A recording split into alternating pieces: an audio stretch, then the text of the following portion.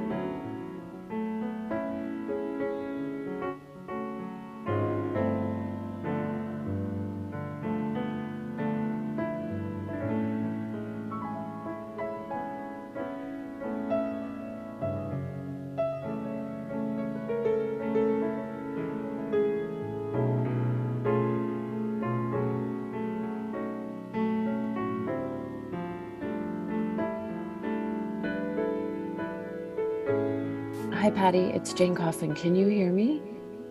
I just want to make sure from a captioning perspective that you've got the audio. I do. Thank you very much. Great. And if there's anything you need us to make sure we don't do, just let us know. All right. Thanks for asking. No, I've worked with captioners and interpreters and others for many years. I just want to make sure all in order. Great. I appreciate it. Thank you You, very much. you bet.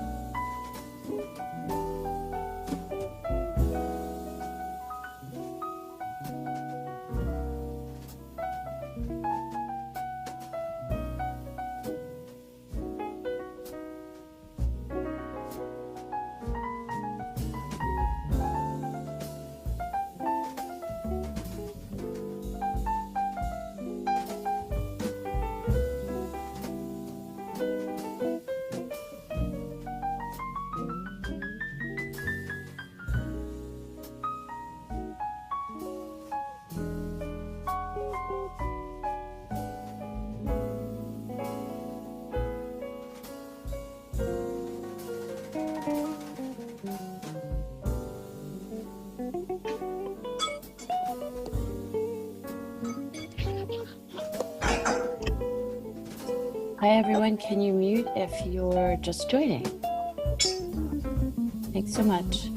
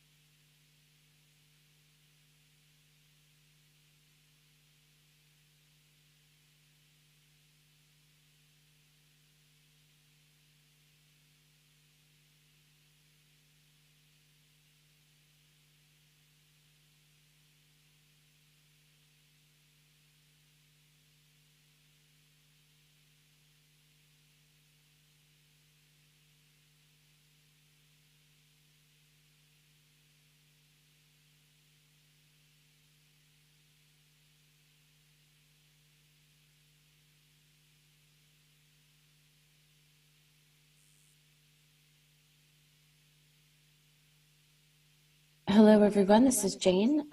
We will get started in 1 or 2 minutes. We're just waiting for some of our panelists to join us. Thank you.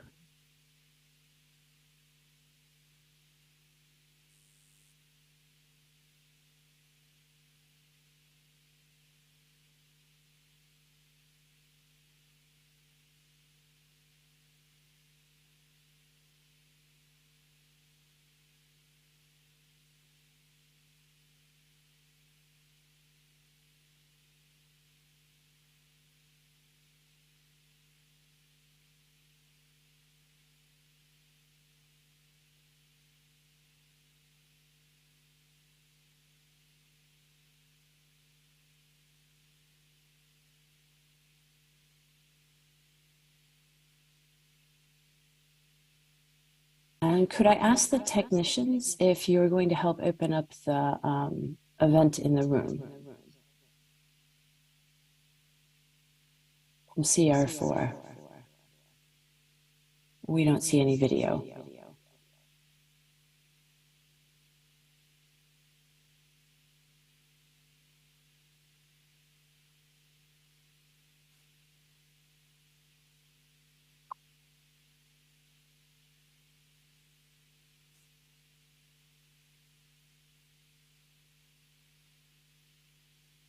Hello, everyone. This is Jane Coffin. We are here at the IGF 2022 for Financing Mechanisms for Locally Owned Internet Networks, Workshop 510. We're waiting for a couple of people to join us, so give us about 5 more minutes. And we'd love to ask the hosts there in Addis if you can open up the video in the room, in room CR4. Thanks a lot.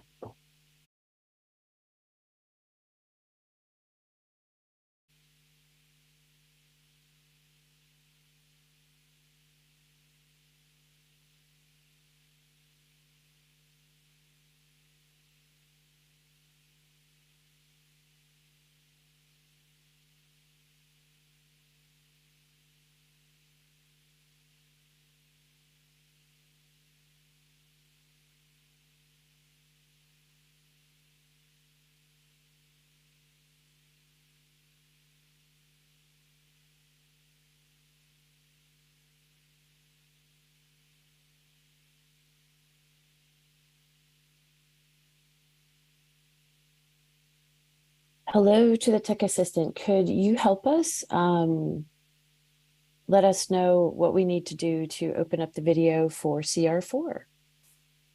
So just asking for help from the tech assistant there. I can see you online here with us. Can you help us open up the room in Addis?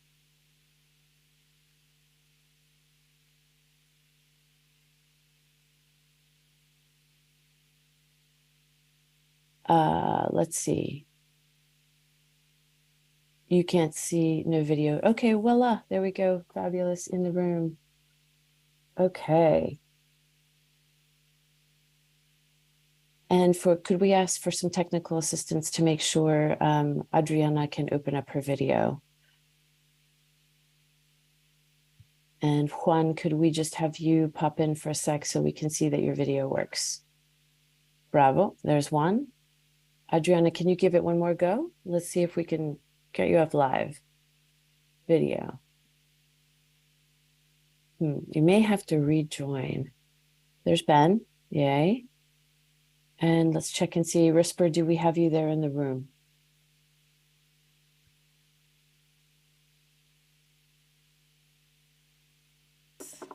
Can you hear me? Yes, we can. Wonderful. Awesome. Okay. We're almost ready to roll. And so thank you to everyone. Thank you to everyone at ADIS for opening up the panel for us. We are very excited to be here with you today. We're going to do one more attempt. Adriana, can you try one more time to see if the video works? Jane, unfortunately, I can't. It's not, the settings are okay. It's a hardware problem. Okay. I'm sorry. No worries. No worries. We're happy to hear your festive voice. We know it's late for you in Mexico. Okay, well then let's get started. We have a fabulous panel here for you today, and I just want to do one quick check. We have captioning, so please don't speak too fast for the captioner who's with us. Her name is Patty. We have technical assistance if we need it. We have Risper in the room. Yay. Thank you, Risper from Tuna Panda Community Network. And we have a great panel here for you. We're very much hybrid. So welcome everyone to the financing mechanisms for locally owned internet networks. You have a great range here today of practitioners from the field, both people building community networks, supporting community networks, both technically, financially, from a policy and regulatory perspective, but also the people who are helping to finance networks like Ben from Connectivity Capital.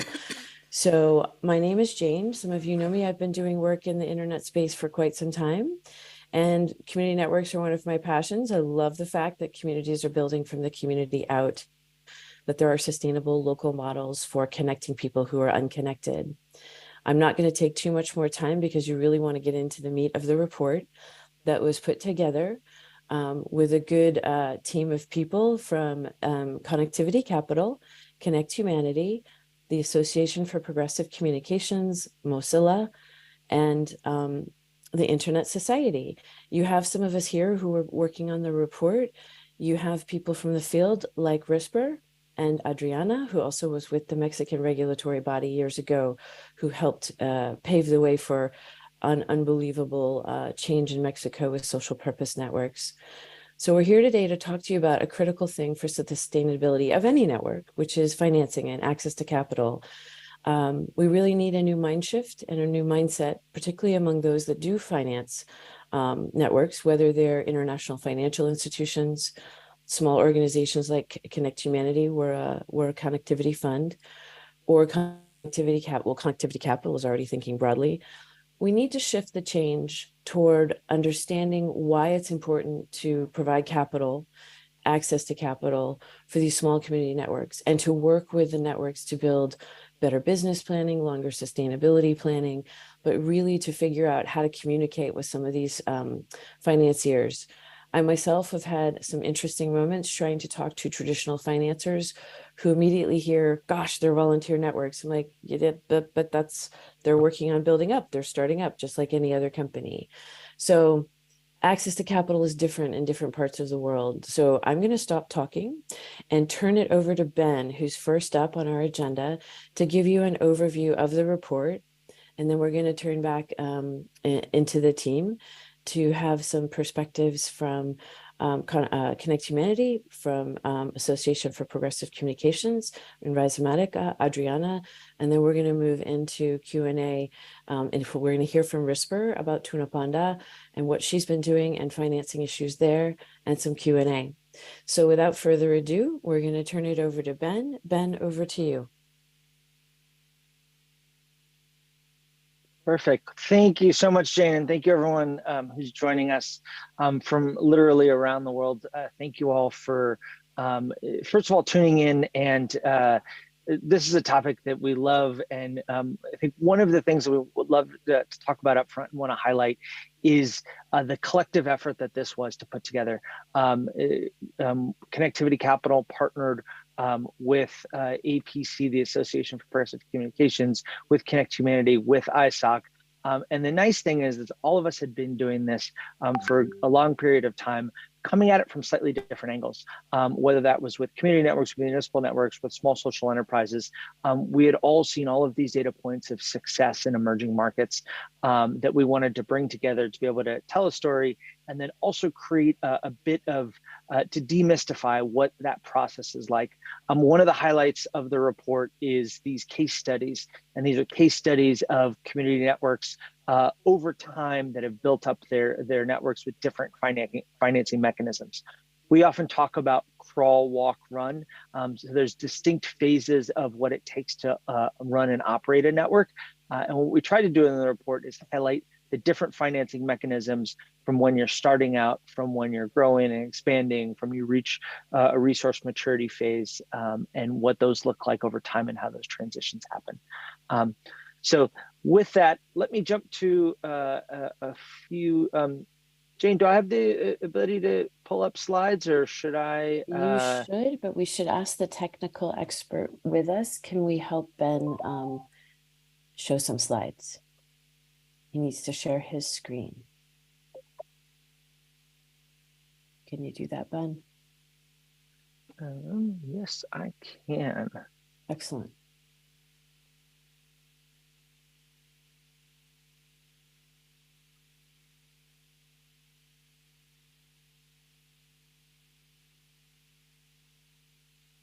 Perfect. Perfect. Okay, great. I think it's really important, first of all, that we level set and just talk about what we were trying to accomplish with the report. One of the first things we were trying to do is demystify and empower. There's so many folks out there building amazing different networks of different sizes and different geographies with a variety of different approaches. And what we wanted to do is level set with a common set of terms and knowledge around what it means to be financially sustainable, what it means, what are the costs associated with running a network, what are some of those baseline understandings that everyone should be able to understand and create that common set of language. Our hope is that people go on offense. And what we mean by that is I think a lot of times there's a translation difference between those that are owners, those that are operators, those that are financiers, those that are users. Everyone can be on the same page, and then community connectivity partners can go on offense, be proactive about what they're saying. They can go to financiers and be proactive about understanding what's their value proposition, how do we make money, what's the impact that we have, being able to be forceful and talk about that in a common set of language. So with that, I did want to highlight first these 11 case studies. We tried to have a global perspective in what we were doing. So these are networks from every continent, from all over the world, from a combination of the global north, global south, different technologies, whether it's fiber, fixed wireless access, a whole variety of different ones, straight municipal networks, anything that you could think of, hopefully is encapsulated here in each of those different phases. So I wanted to stick and highlight with that. And then I wanted to immediately jump to what exactly is a community connectivity partner? Specifically, we like the what we call the big tent approach. Here we go. We like what we call the big tent approach. There are so many different operators with slightly different legal forms, whether you're a social purpose organization, whether you're an NGO, whether you're a government, but you're all somewhat achieving the same end. And what we did is we created this big tent approach, what we call community connectivity providers. It encompasses what would traditionally be referred to as community networks. Those are CNs that are owned by the local community, which are the users. Any of those returns are reinvested back into the community. There's a variety of different legal forms. Sometimes those take the form, often they take the form of a nonprofit, but also often they take the form of a cooperative. But the idea really is that it is owned by the community itself. Municipal networks, slightly different. It has that government ownership at the end of the day. It's within a defined geographical jurisdiction. One of the things that we found in the examples that is quite powerful is when you have an outer bound of the network, right? So you have a political boundary of the area that you're trying to build. It can be really cost efficient to build. You know exactly where you're going to. You have the convening authority of the government. It can, especially when you want to create longer duration assets like fiber, you can really push the cost down when you're able to have those kind of defined scope right off the bat. And the last one we talked about was social enterprises. These are what would be referred to as double bottom line businesses that seek both financial and social return.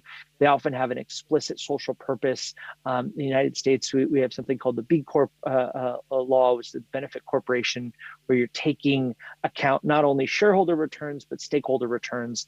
And it's an explicit structure that takes those benefits into account. The key with all of these is an element of local ownership, and with that local ownership comes reinvestment. The idea is that you want these entities to be sustainable, but with the sustainable proceeds, those are then reinvested back, often into new expansion and upgrades. So if you could think about a fixed wireless access network, you're putting up, a main point of presence, you're connecting the immediate surroundings.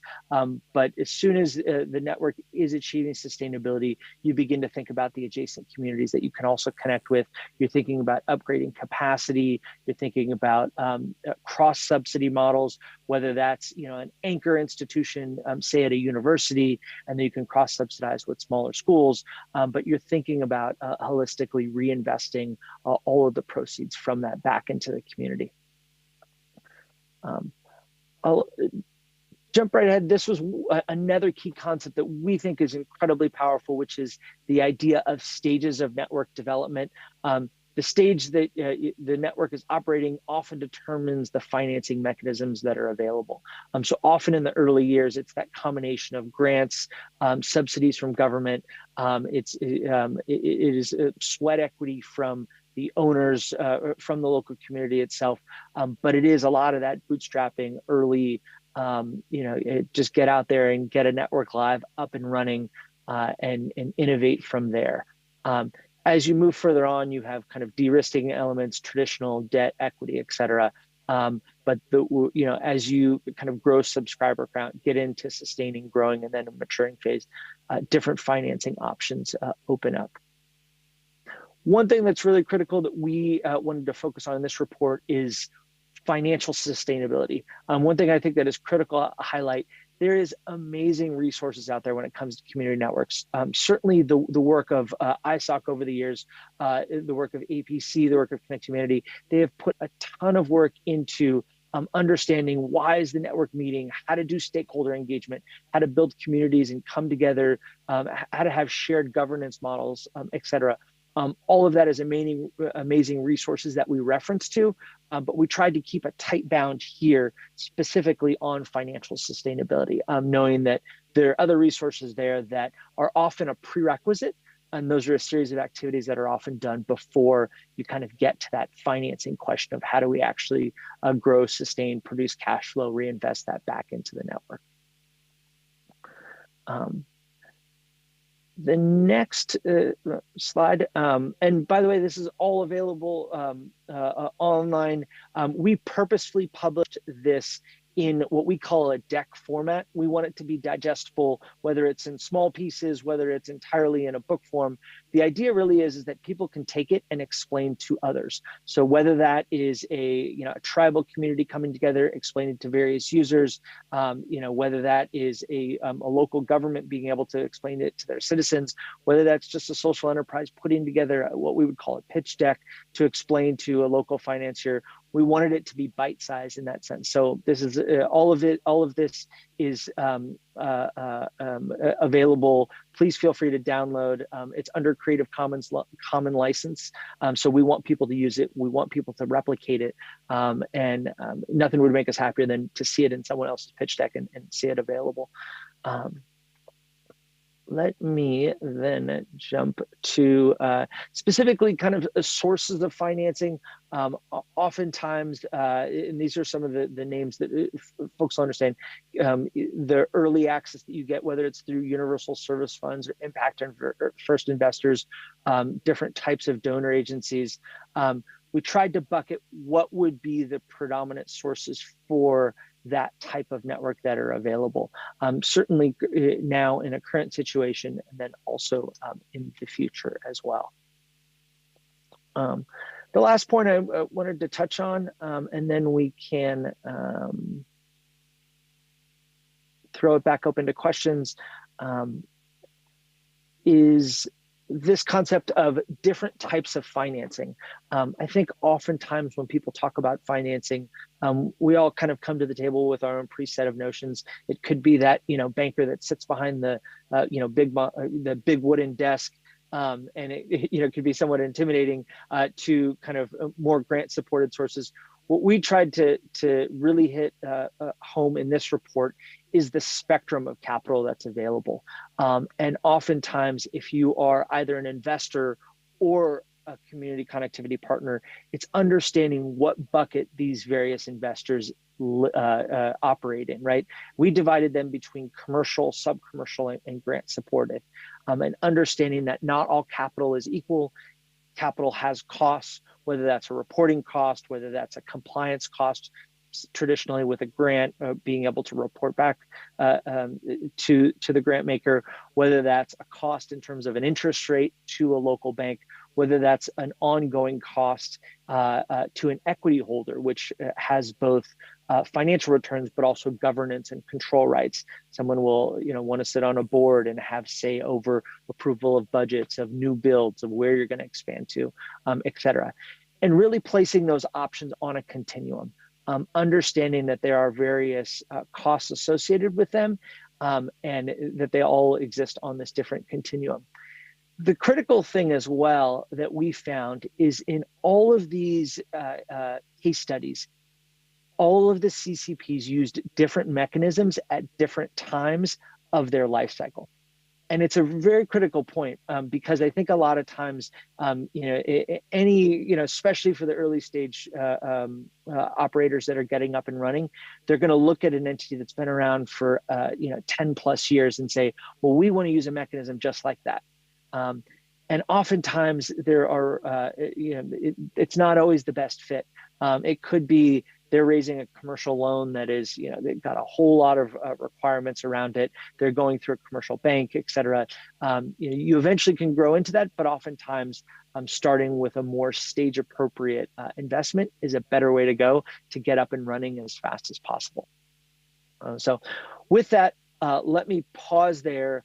All of this information is available online, and please do feel free to reach out to us, to any of our organizations. I know, this is something we all love talking about. So if there's folks out there that have questions, they're actually practitioners in implementing this, please, by all means, always feel free to reach out. Thank you, Ben. And for others that are have joined, we've just popped the link to the report in the chat. And those of us that are here on the panel can also answer some of your questions. And Carlos Rey Moreno, who's from the Association for Progressive Communications, or APC, is our remote rapporteur. And Carlos is helping us keep track of questions you might have and key recommendations or points that you want to discuss in the chat. So next up, we're going to talk about some of the structured pieces of the report and different aspects of the report. I'm going to give about 2 or 3 minutes on why community connectivity providers are uniquely suitable for connecting underserved communities. And then I'm going to hand it over to Adriana for about 15 minutes on owner-operator considerations. And then we're going to go back to Ben for 15 minutes for network financing mechanisms, and just ask everyone to stay on time. We're doing really well. And then Risper will come in for another 15 minutes to talk about practical experience from a community network in Africa, in Kenya, the Tuna Panda Net. So I'm going to quickly say that for those of you that don't know community connectivity providers, which might be community networks, social purpose networks, municipal networks, both for-profit and not-for-profit, these community connectivity providers are uniquely suitable for connecting underserved communities. And why is that?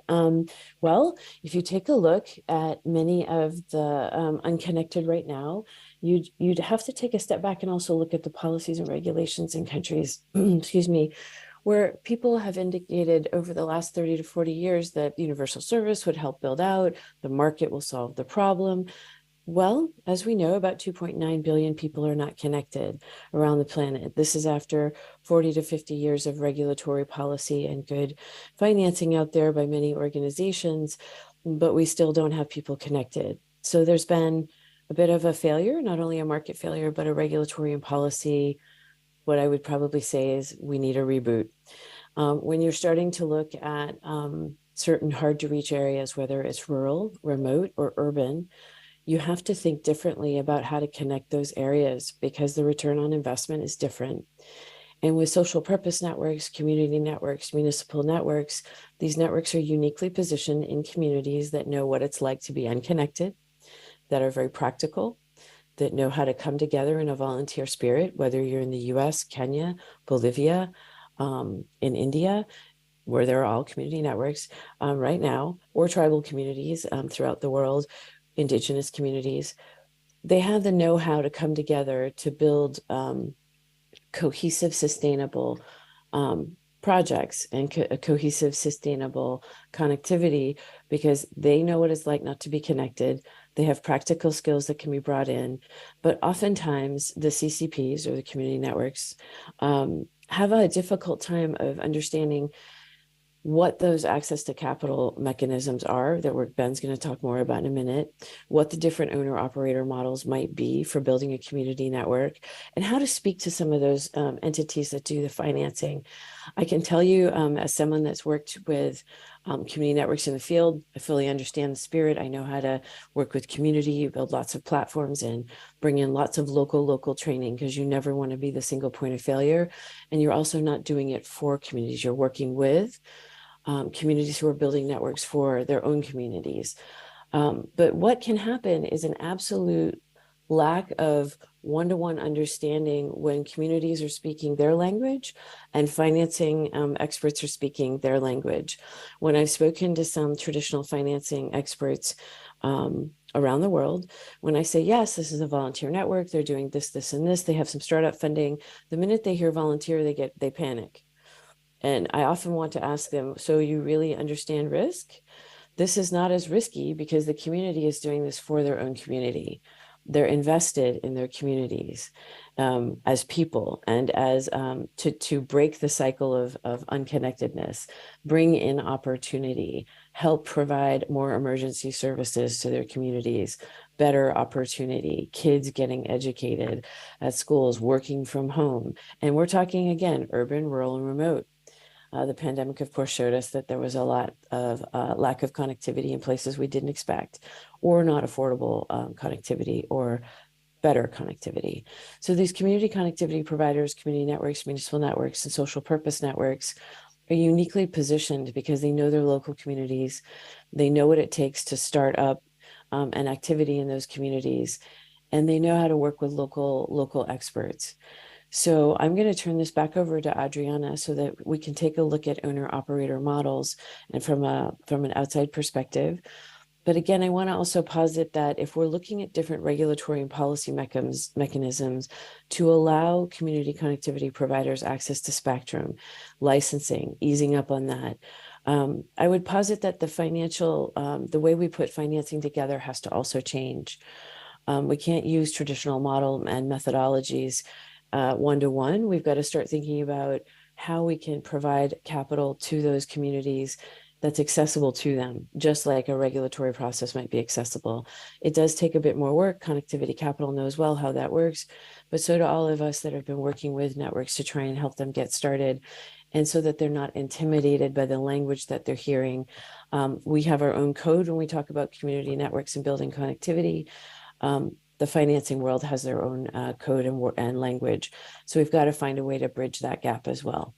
So Adriana, I'm going to turn it over to you. You've got about 15 minutes to give us some perspective on owner-operator models. Over to you.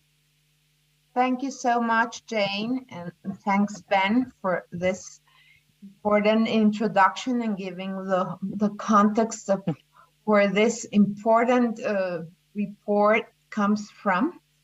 And thanks to the audience for your interest in this very important matter.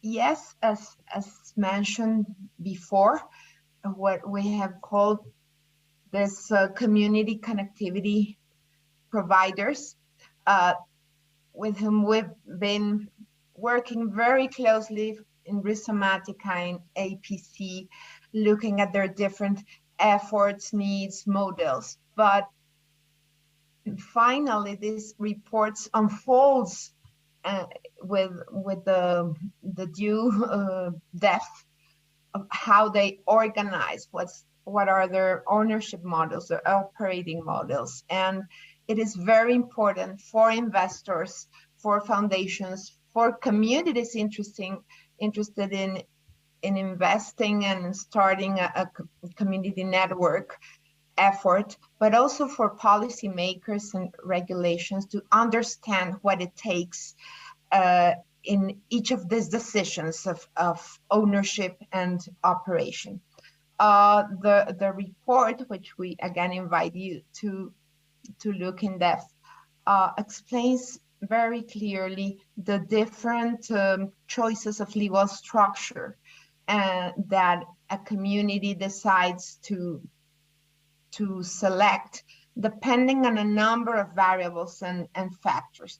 By owner type, a community network can be well, exactly that, a community-owned infrastructure and network where the community members are also the users, and they can also have other anchor users like a health clinic, municipal government as user, but the community invests and deploys these infrastructures and then expects to have returns in the investment made, and also have a triple bottom line or a social bottom line. So that would be a community ownership model. Another model, depending on a number of local contexts, is a public network owned by governments, could be mainly local governments, municipal governments, for a number of reasons, to bring in more competition, or because the available services are not enough or are not affordable, or to have some municipally owned infrastructures that can better serve the community. Finally, we also see local networks that have a double bottom line, that have once a financial return, but also a social impact by providing internet or other telecommunications services, but that are privately owned. And well, the choice of this legal structure depends upon many things, and also impacts in the availability of capital. What is the legal framework available? Is it friendlier for a nonprofit or for a public partnership, or for a private enterprise? That would be an important factor. Or is, from a tax perspective, is it more efficient to set it up as, again, a nonprofit held by the community, or the licensing is easier? So those are important factors, and as we unfold them, we can better understand which of these structures would make it easier for these local efforts to become sustainable.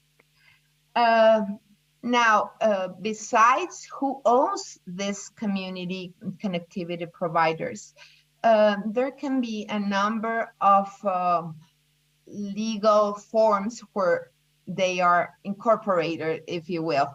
What is the legal entity behind this CCP? So it can be a company with shareholders with limited liability. a private, as I said, enterprise. It could be a government-owned enterprise, or as we have seen many times in the Global South, a cooperative, which is a very interesting model. The first ISP in a cooperative form was Senseleni in South Africa. And also there are a number of nonprofits like the community networks in Mexico, in Argentina, and in so many other countries where they are put together by community members, and most of them initially established in their early stage as a nonprofit so that they can receive grants and a social purpose license. Whenever there's a legal regime that favors non-commercial efforts to connect the unconnected, then some communities opt for a nonprofit legal entity. So there are, depending on the legal context and also the economic context of the different communities, if they are rural or remote, we can see how these different ownership models and legal entities are important choices. I mean, as they mature, they can opt for a combined form, like Senseleni, again, for instance, which I love, by the way, the meaning. Senseleni means do it yourself. And they combine all these cooperatives, which are the different ISPs in different communities, but they are also assisted in other ways by a nonprofit umbrella company that provides some services, capacity building, legal advice to the cooperatives. And so that's what is really important for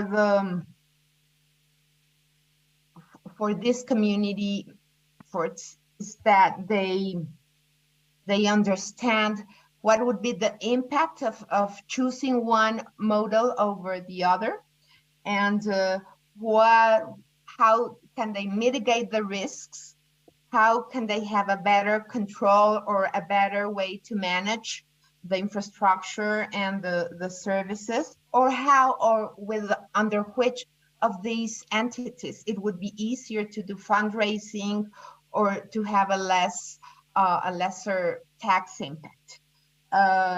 So sometimes these decisions are not made consciously until after they start facing the different challenges of each of the legal entities they chose, or the ownership model. So it is important, and this report allows investors and grant makers and the communities interested in deploying their own infrastructures to have ex-ante information as to how these choices would impact their sustainability. Also,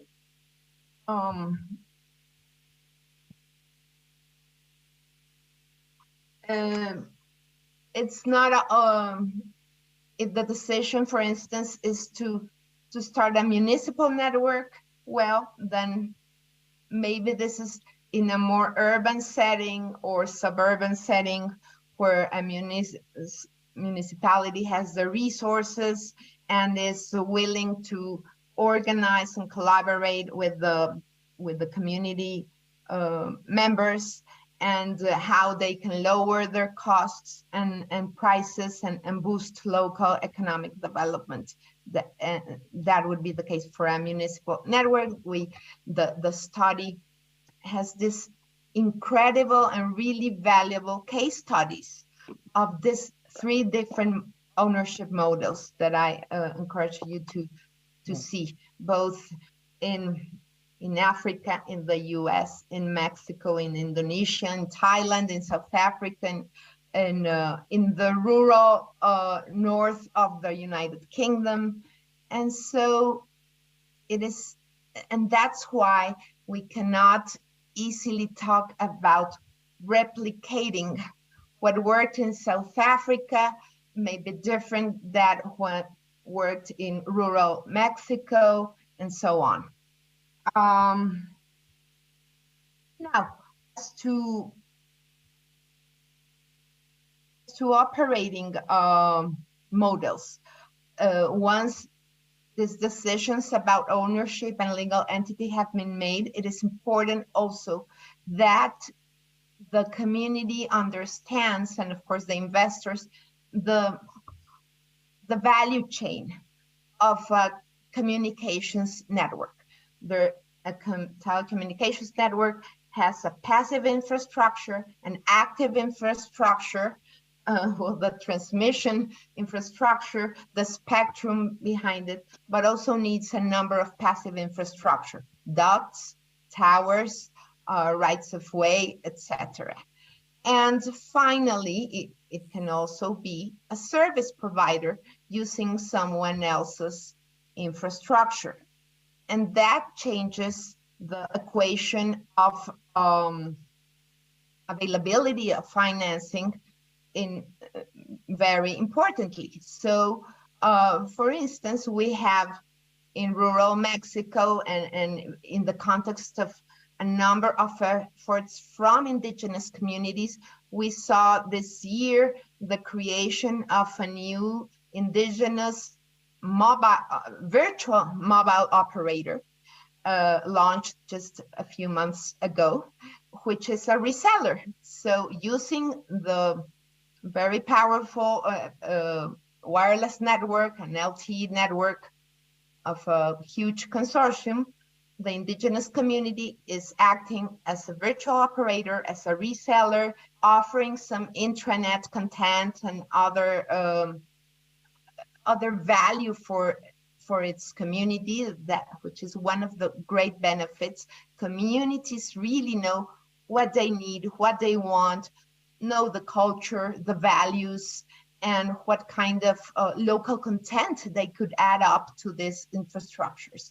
So that would be a model of a community network offering services, but using someone else's infrastructure. But then there's an integrated operator which wants to own everything, all the access network, the transport or backhaul network, and also offer directly the services. That's the case of, for instance, broadband for the rural north and TIC in Mexico, which is a 2G and 4G wireless network that has most of the layers in the network architecture. And a hybrid one would be, for instance, an operator that offers wholesale services through a not open access network to someone else who can then offer it on a retail basis. It is important, given the geography, the availability of backhaul networks nearby in cases of rural and remote areas, what is the best model? It is true that behind the philosophy of community networks, there is a will to manage, to be able to be in control of the services, quality, pricing, etc. Also to be able to offer content that is relevant and meaningful to the local members. But it is important to see how this decision would impact the availability of funding. And finally, because I'm running out of time, the report explains very well how in the different stages of this community providers, they also evolve, and what used to be a very local infrastructure, for instance, a Wi-Fi mesh, then can become a promoter of clusters of community networks and become a meso organization which knows very well a given area, a given country, but supports community networks, providing them technical capacity building, legal advice, providing an effort to how to build and create local content and how to access funding. And so that's a meso organization in the community network model is a very helpful, and we see them in Rhizomatica, Altermundi, Sensaleni, that are the link between the community local network and the investors. So I think I'll leave it there, and we can later come back to see how these different operating models and layers of the network can be managed to reduce risk and to make sustainable financing more likely. Thank you so much. Thank you so much, Adriana. That was fabulous. For those of you joining us, that was a nice overview of different owner-operator models and some of the regulatory policy, other considerations, and legal. For those of you that don't know Adriana, she was a regulator with the Mexican regulatory body IFT and has been a big supporter of community and much more. So up next is Ben Matranga from Connectivity Capital, one of the key authors of the report. Ben is going to talk to us about network financing mechanisms. Ben, you're up and you have 15 minutes. Perfect. Well, thank you so much, Jane, and thank you, Adriana, for laying the groundwork and understanding what are the variety of owner-operator models out there. What I'm going to do is jump into financing, talking about kind of how networks generate capital, and then hopefully demystify a little bit about how they are able to raise capital. What are the sources of capital? What are the trade-offs of those various sources? So with that, I'm going to share some slides and jump right in.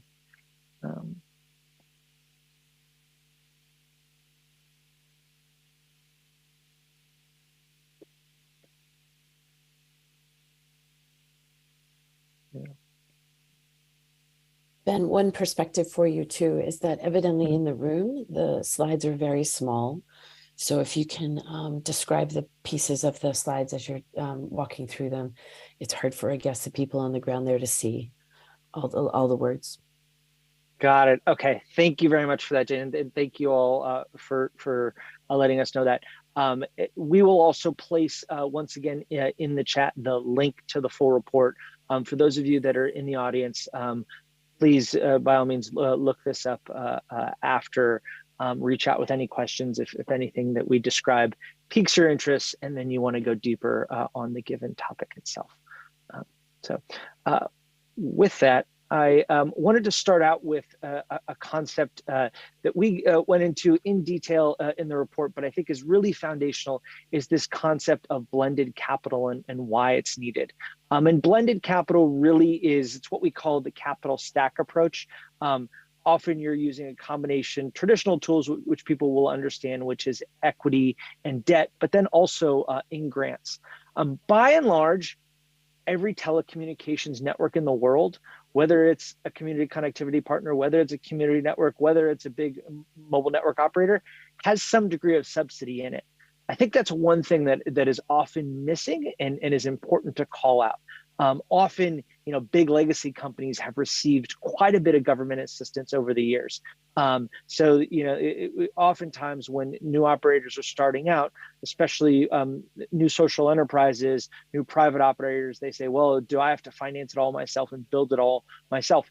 At times, there will be moments where you will have to find personal sources of capital, but by and large, there is kind of an expectation and a norming in the sector, and certainly with all of the case studies that we covered, there is access to what we broadly defined as a subsidy. And I'll go into individually some of those specific mechanisms of what a subsidy is.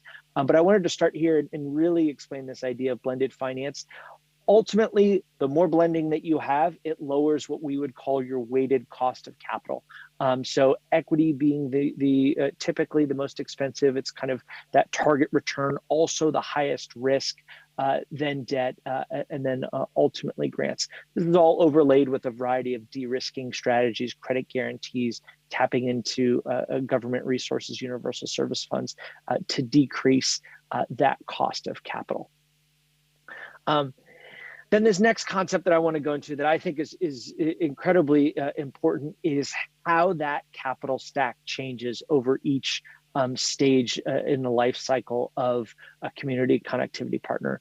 And it's a very critical point, because I think oftentimes when we have the luxury at Connectivity Capital, we have financed over a dozen different ISPs in 15 markets, mostly in sub-Saharan Africa. And a lot of times you'll meet an operator who feels stuck. They have grown a business to a certain size. They know they have ambition, opportunity, certainly a need to grow to another town, city, community over, but they don't quite know what are the resources available. What we tried to do in this report is describe holistically what are those various tools, and then give some guardrails about how that changes over time. So one of the things that we talk about here are 4 distinct stages of a community connectivity provider. The first one being starting, then sustaining, then expanding, then maturing. The idea being that what is the focus at what time of the life cycle of the company will change. So in the early years, they're often grant supported entities. Those could be grants from government to get started. Those could be actual pre-funded from members of the community. One of the examples that we highlighted was Barn, broadband for the rural north in northern England. And one of the ways they started was they sold interest in the cooperative to users at the beginning, right? So people would put up a bit of money. They would also then trench some of the initial actual civil works to put in the ducting to lay the fiber, but they would put in that initial capital. It would then guarantee them a connection once the initial network got built. It kind of gets over that first kind of hump. Oftentimes people will talk about the chicken and the egg, what comes first, the capital or building the network. This was one of the innovative strategies that we saw around actually your users become your investors. And having synergy in that. That's one way of doing it, and that we thought was quite unique, and that we went into detail. In that first starting phase, there is the initial capital expenditure cost and the OpEx. Over time, as you move towards sustaining, that changes. You're talking more about core and distribution CapEx as opposed to the initial, your first point of presence is up. Now you're talking about what are your sources of backhaul? How are you optimizing the cost there? How are you putting up more points of presence? How are you building out the human capital side of the business to be able to sustain the supporting crews?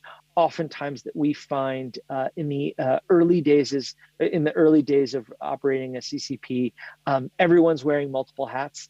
So the CTO, the network engineer, can oftentimes be the installer, is also the help desk, is kind of a variety of roles. And one of the amazing things that we always see is kind of how all of those people evolve their role over time, and rely on users and rely on members of their community that have all these different skill sets and are able to adapt. One of the things that we also tried to unpack a little bit was a little bit of a train the trainers model. Oftentimes there is one technical lead at a CCP when it gets up and running, but that individual can't be the installer on every new customer that comes on network. And they've developed systems around training about how to do some of that more basic knowledge transfer And as an organization evolves, you then get specialization of skill and role. So you have kind of, what you would perceive as kind of the traditional kind of telco model, where you have the installer, the network engineer, the help desk, et cetera. We were right there at stage 2, sustaining, then on to stage 3, which is expanding. This gets into the more kind of market rate commercial sources of capital, both combination of debt and equity. Oftentimes, enterprises that have CCPs that have high social purpose, that are going into communities, will still use a bit of grant funding at this phase. Certainly, one of the things that we encourage every CCP to do is to be able to benchmark the cost of their service against alternatives into the market and begin to quantify that social benefit. It's incredibly powerful. We see it all of the time. All of these amazing CCPs that kind of just do the work, right? They provide these amazing services at below cost because that's what the community can afford. And they're so focused on just getting the connection live, getting the school connected, they don't always kind of collect all of that information to say, well, here's the value that we provided that community. And that value was funded by something. It was funded, whether it was a cross subsidy from an anchor tenant, whether it was actual members of that community agreeing to subsidize the local school, et cetera. But it's really important as entities, as CCPs grow, to be able to quantify that. And then when we talked about earlier being proactive, being able to tell people that story. We connected X number of schools, residents, low-income residents, at this cost. We subsidize this number of connections, and what it does is it builds that case that this is not just a regular kind of for-profit provider looking to kind of grow at all costs. That there is, it's a quantifiable measure of impact. This last phase is kind of the maturing phase. At this phase, you tend to get into what we would say would be kind of 25,000 plus subscribers. The financial markets, by and large, begin to function a lot better at this phase. You can get traditional sources of capital. It's still kind of always tough, in general. There's, investing into internet service providers, into mobile operators, et cetera. It's a bit of a specialized field, so there is still challenges here, but the investment risk is vastly decreased. What we like to explain to most CCPs is, your goal should be to take the go to zero risk off the table as soon as you can, right? Once you're at a network of a sustainable size, 1,000 subscribers or so, you're not going to just kind of completely go kaput. Usually it's a matter of the rate at which you scale, the rate at which you're able to bring more capacity online, and the rate at which you can connect more customers, but you are a business that's going forward. We like to call that the calisthenics part of growing a CCP. It's, kind of basic, muscle training, and every day you got to get up and run 5 miles. And then hopefully after a year, 2 years, 3 years of operations, you kind of put your head up and then you see, wow, we've got 25,000 customers on network. We're covering all of these different areas. And that's really where the social mission begins to shine, because you can kind of see, all of the digital transformation that has taken place because of that. Let me then jump to this next slide. This is something I talked about a little bit earlier in the initial introduction, but I want to go a little bit deeper. This is the difference between a grant-supported capital, sub-commercial, commercial, and then some of the de-risking strategies. One of the things that is critically important to understand is that the typical financing pathway for CCPs, it depends upon the financial sustainability of an operator. We went into some basic, for those of you that took microeconomics, you'll see some familiarity in the charts, but we just tried to describe kind of revenue and returns to revenue and different points along that revenue curve at which sustainability occurs. And I think what's so critical there for any operator is to benchmark where you're at today and directionally understand where you want to go and what are some of the ways to get there. And it's a combination of user growth, decreasing costs, et cetera. But ultimately, hopefully it gives you a directional sense of where you are today and what are some of the most immediate steps you can to get to that next level. Specifically under these 4 broad buckets, grant supported, these are kind of traditional mechanisms that many you have heard of, certainly tax exempt donations, in-kind infrastructure, what we like to call vertical assets. So, the school that got a subsidized connection also let you put a tower on top of it. That is a vertical asset. Let you put a high side on top of it. That is a vertical asset. There is often a cost to that. And that's where kind of the buy-in from the community and the connectedness make it possible, because it is it's a collective effort. People see, we need to grow this network. We need so many high sites. This building, this municipal building, this school, this library, this health clinic it has that asset, has is on the grid, is connected to power, et cetera. It allows you to cross subsidize that in a different way by providing a vertical asset and then trading it for that connectivity. Some of the other mechanisms, just to go through quickly, a combination of tax credits, impact incentives, certainly universal service funds, startup subsidies, and broadband vouchers was another example that we went into as well. One of the things that I think is really important to call out, which is obvious, but I don't think it gets enough attention, is when you look at the large scale CCPs that have grown in the rural North, they often required a degree of subsidy from government that by and large does not exist in more developing countries.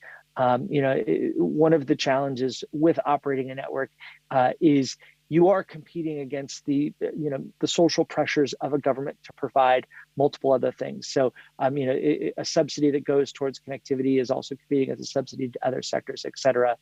So kind of the financing ability of government to be able to fund those different voucher schemes comes into play. Who provides that? How does it come to bear? I think it's an important thing to call out, and it's an important realization for a CCP to understand, whether they're going directly to their government or an international NGO, et cetera, to be able to provide that. The next category, and I'll move a little bit quicker because I want to make sure we have time for questions at the end, is sub-commercial capital. Sub-commercial capital, this is what we would call patient equity, recoverable grants, quasi-equity, revenue-based financing, convertible loans. In the municipal sense, it's the bonding capacity of the local government. It's concessionary loans, guarantees, government equity in different instances, but it is often sub-commercial capital. What we like to think about is take the risk-free rate in any given market. The risk-free rate is usually a general obligation bond, which is priced by any government. That usually becomes the risk-free rate, and then you can move down from there. So you take a geo bond, for example, in Kenya right now, it's priced somewhere in the 10% range. So we would be just below that, and then you get a sense of that is what sub-commercial capital looks like in that market. The last one is commercial sources of capital. I'll leave less time to this because it's something that broadly folks are aware of, but it is bank loans, commercial credit, vendor financing, everything from private equity, venture capital.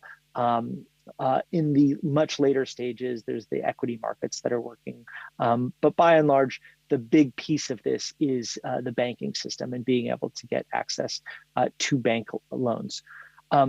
On the bottom of this chart, one thing I do want to talk about is de-risking strategies. These de-risking strategies broadly overlay all of the different financing mechanisms, but there's some very critical ones, and we tried to go deeper on the ones that we saw were most prevalent in markets. Two that I want to highlight, one is demand aggregation. It's kind of the wholesale, you get wholesale with scale. So as you're buying more, you get a better price. So a lot of times when a community connectivity partner is aggregating demands, for backhaul service, for example, they can get better pricing. You just have more pricing power. You're able to bid that out at a much more cost-effective price and pass that savings on to further advance your social mission. The next one, which we think is very critical, is this idea of pre-sale and down payments.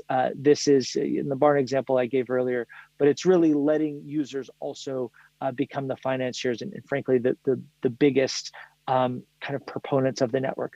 One of the examples that we thought was so powerful was from Thailand, where they had users actually put down a $3 to $10 deposit, depending on size of connection they needed. But it was relatively low dollar, but meant a lot for those folks. But it absolutely showed kind of the buy-in and the commitment and kind of the demonstrated need that those people were willing to do because they saw the value in the service and getting that kind of reliability and affordability of connectivity. The last thing I'll mention here is this idea of anchor tenants. A lot of times, and one of the common themes that we saw across all of these networks is being able to have an anchor tenant relationship in the very early days of running a CCP. An anchor tenant is usually a large capacity consumer on the network. So for a long time, and many of you might be familiar with the NRENs, university networks, et cetera, but they are those high capacity users, which become the anchor customer, the base load, if you will, of the community connectivity partner. They really enable kind of getting up to that minimum viability scale. Just to throw out a specific rule of thumb that we see, somewhere around 20 to 40%. So if you're a CCP and starting out, you can cluster together anchor tenants around 20 to 40% of your total capital outlay. It really does begin to de-risk your investment. So just to actually put a number on that, if you're doing, say, a $100,000 build, if you can secure contracts over, say, a 2 to 3 year period in that $20,000 to $30,000 range, that becomes great baseline revenue that you're then able to invest into, begins to kind of get the motion running of other folks to buy in and gives you kind of more confidence in going forward with that build. Let me do this last slide and I will stop here and take questions. This is what I think is one of the more powerful slides, but it is this idea of different types of financing at different moments. And this was really written from the point of view of the community connectivity partner. If you literally look at your financial statements, you're able to calculate what is called operating break-even, total cost break-even, financial break-even. We map that against different sources of capital. By and large, if you figure out where you are at that phase and then move over to the right-hand side of this, you're able to see what are those grant-supported sources of capital, whether it's philanthropy, impact-driven, ESG, that's environmental, social, and government-led type investors, and then traditional sources of capital as well. So with that, let me send it back over to Jane and encourage anyone that has questions to please feel free to put those in the chat and ask away. Thank you, Ben. This was great. Thank you for that excellent overview. We are now going to turn to a practitioner in the field of a different type, someone who's actually working on a community network in Kenya. We have the pleasure of Risper Akinyi being with us today. She's with Tuna Panda Community Networks, Tuna Panda Net Community Networks.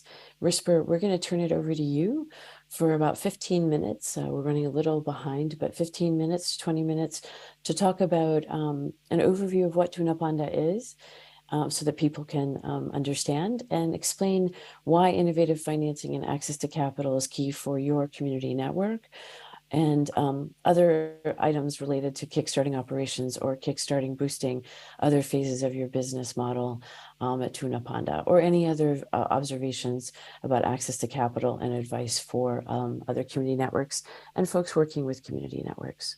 So Risper, who's there on the ground in Addis, we're going to turn it over to you. Oh, I also got a flag that folks can't read the link from the chat, evidently. I'm going to pop another link in the chat and read it out after Risper speaks so that you all can download the report. Evidently, I popped in a link for a PowerPoint presentation. So my apologies. What I'll do is send you a PDF link. Risper, over to you to hear more about Tuna Panda and financing. Thank you so much, Jane Coffin. It's really great to have this conversation at this time when community networks is becoming gaining popularities, and even communities are really getting to understand the importance of having and starting their own networks that serve their needs and their problems. Just to also really build on what Jane you mentioned. Communities will always organize to solve their own problems. So, for example, in Kenya and where Tunapanda Net we work, where our community network is located, we have seen. First of all, it's in the informal settlement of Nairobi, Kenya. And we have seen how communities have always organized to solve their problems. For example, with something called Chama, where women have came together and decided to have a way of banking in the local setting and having a way to just finance themselves. And also, we have also seen the community really organizing to have affordable, even electricity that serve their needs. And with such innovations, it lacks a couple of things that really investment would really take care of. For example, the quality of the services that are that come across when community organize themselves. For example, in offering electricity that is coordinated by themselves. We are seeing a lot of, we've seen a couple of dangers with that, and also just the safety around it is not well, and even the impact, as much as it is well, the intentions are well, but because of the lack of financing, the lack of support, then you find that the quality is very, very low and can even cause issues, dire consequences to the members of the community. And that is why for internet, it's very important to support members who would want to start connectivity for their community, so that the connectivity is very affordable in the sense, and also very safe for the community.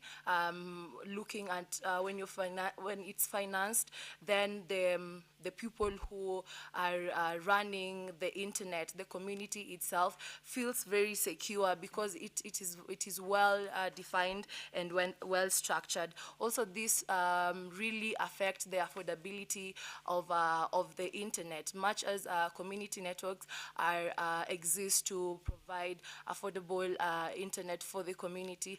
There are these costs that could potentially affect that, but then if the whole initiative is well financed, then that really caters and reduces the price of internet connectivity for the community. So just to talk a little bit about Tunapanda Net, we are low-cost community network based, as I mentioned, in the informal settlement of Nairobi, Kenya, and our goal is basically to provide internet access that is really take into consideration or reflect the realities of the community. We aim to build a digital ecosystem in education, health, business, and CBOs around Kibera, where we are located, and we do this just to enable that even as people are connecting in the online space, it really speaks to their social economic advancement. And our focus areas, we have 3 focus areas. That is community connectivities. So we actually connect the centers with internet. We also focus on digital inclusion. That is the after access. So how the internet is beneficial to the community. We do a lot of digital literacy just to help the members of the community to understand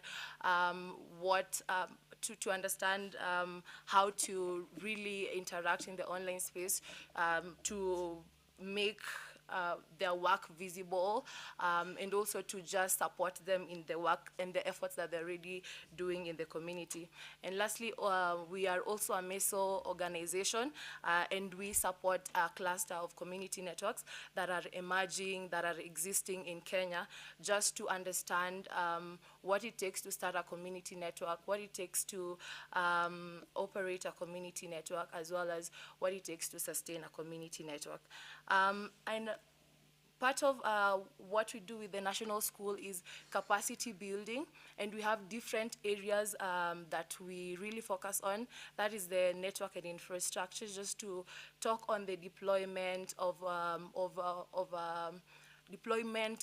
the network, and also look at what it takes to sustain the network. And we were lucky for this year to also have an expert from APC who just talked a little bit about the financing mechanism for the paper that has just been presented.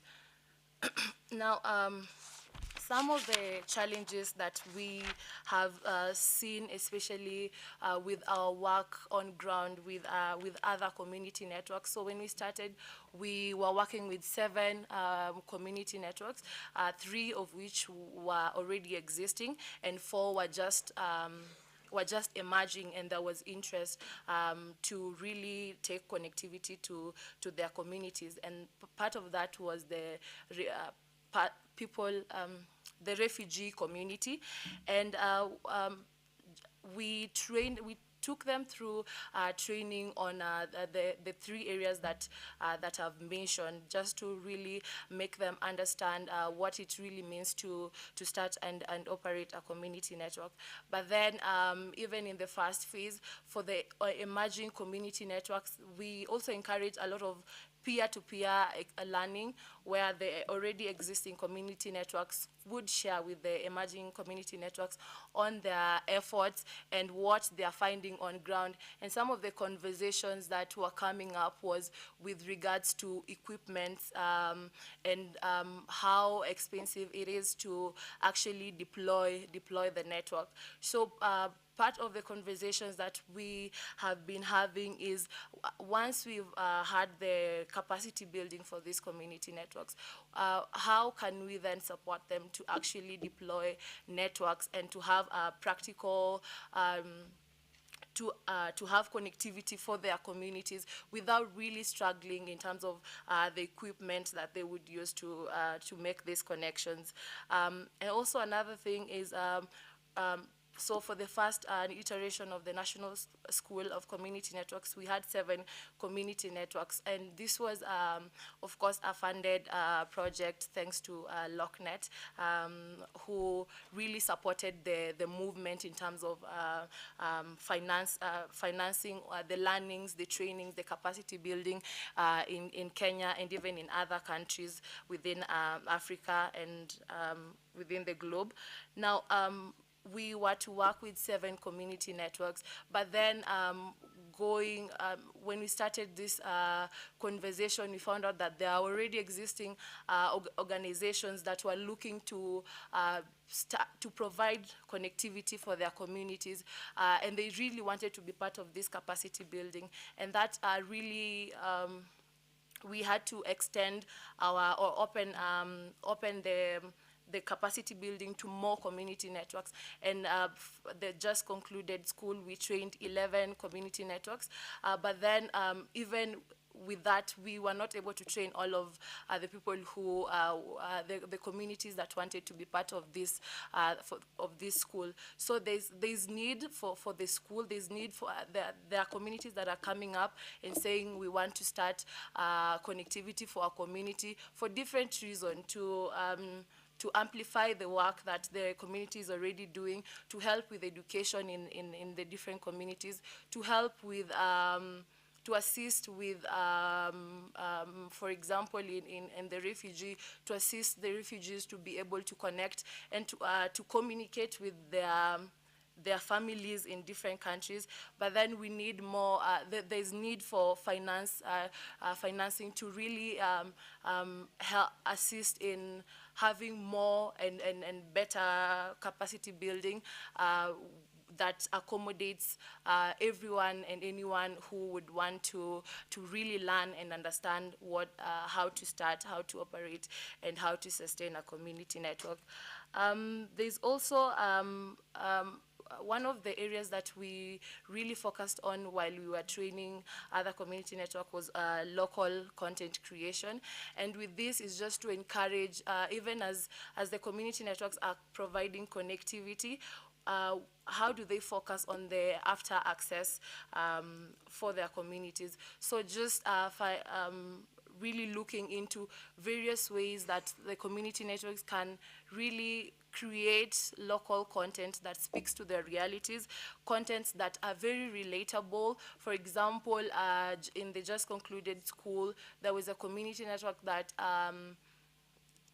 really was very much interested and had expertise to create animations that really speaks to their community, animations to just highlight the culture, to highlight the heritage of the specific community. And this needs one of their ask was support in terms of equipment and tools that will help them to create such creations that would be that will speak to their community, and that not only is animation. There are tools around podcasting, tools around just creating local content that focuses on what the community is all about, and that promotes the cultures and promotes the work that the community is doing. And then another challenge that we saw when we were doing the National School of Community Networks was a lot of the community networks work with volunteers from the community. So it's very, so they have another job that really sustains their living, but then also they volunteer there some part of their time to work on providing internet to their community. Now this is divided attention, and as much as they would want to support their communities, they say they also want to sustain themselves beyond, to sustain themselves and sustain their families. And so this really is a problem, because when there's a lucrative opportunity, then there's shift in focus, and that really affects the quality of engagement with the community, even as there's effort to engage them in the online and provide internet that will allow them to engage online. So just to say that there is definitely a need to really look through the different ways that community networks can be able to sustain itself. And part of the conversations that we've been having is really drilling into the community ownership, because there's the in-kind support that comes with from the community when the community network really speaks to the needs of the community. So really encouraging the different community networks to understand the values, to understand the strengths of their community, even as they deploy the network, and also that there should be investment going towards community networks, being that they are really helping efforts that the big ISPs are already doing in connectivity, and helping efforts that also really bring about interaction and bring about the last mile population to the last mile population to the conversation that is already happening online, and just to help to connect, which is the overall goal, connecting the unconnected. So yeah, I think I will end with that, and back to you, Jen. Thank you so much, Whisper. That was an amazing perspective. And we want to give a call out to you and the team at Tuna Panda Net Community Networks for focusing also on the community itself and what community networks can do to sustain people, for businesses, and growth inside the network itself, the community of the community network. I'll stop talking, turn it over to Juan Pirano from the Internet Society. He's going to give us some of the recommendations from the report and likely ask each of our panelists for a quick Q&A, and we'll probably do that in a speed round fashion. Over to you, Juan. Yes, thank you very much, Jane. Speedy indeed. Just first to say that at the Internet Society, we are very, very happy and very excited about this report, because this gives us another tool in our toolbox for us as an organization, but also for our community, and especially in the context of sustainability of connectivity providers. This is a great way of us bringing more to the movement. So we are really, really excited about this. And just to go over very, very quickly over the recommendations, Ben, Adriana, Jane already mentioned many of this, so I will not go over the recommendations in detail, but just to highlight that in the framework of this report, we have three main stakeholders: the CCPs, the community connectivity providers, governments and policymakers, and funders. And within those three categories, the report highlights some of key recommendations. In the case of governments and policymakers, this is something that the Internet Society and our partners have been doing for a while now, for many years actually, advocating for CCPs and community connectivity providers to be within the connectivity frameworks of the country, and the legal frameworks and the licensing frameworks, and for them to be able to access spectrum, and to be able to access government funding or subsidies like other connectivity providers have out there.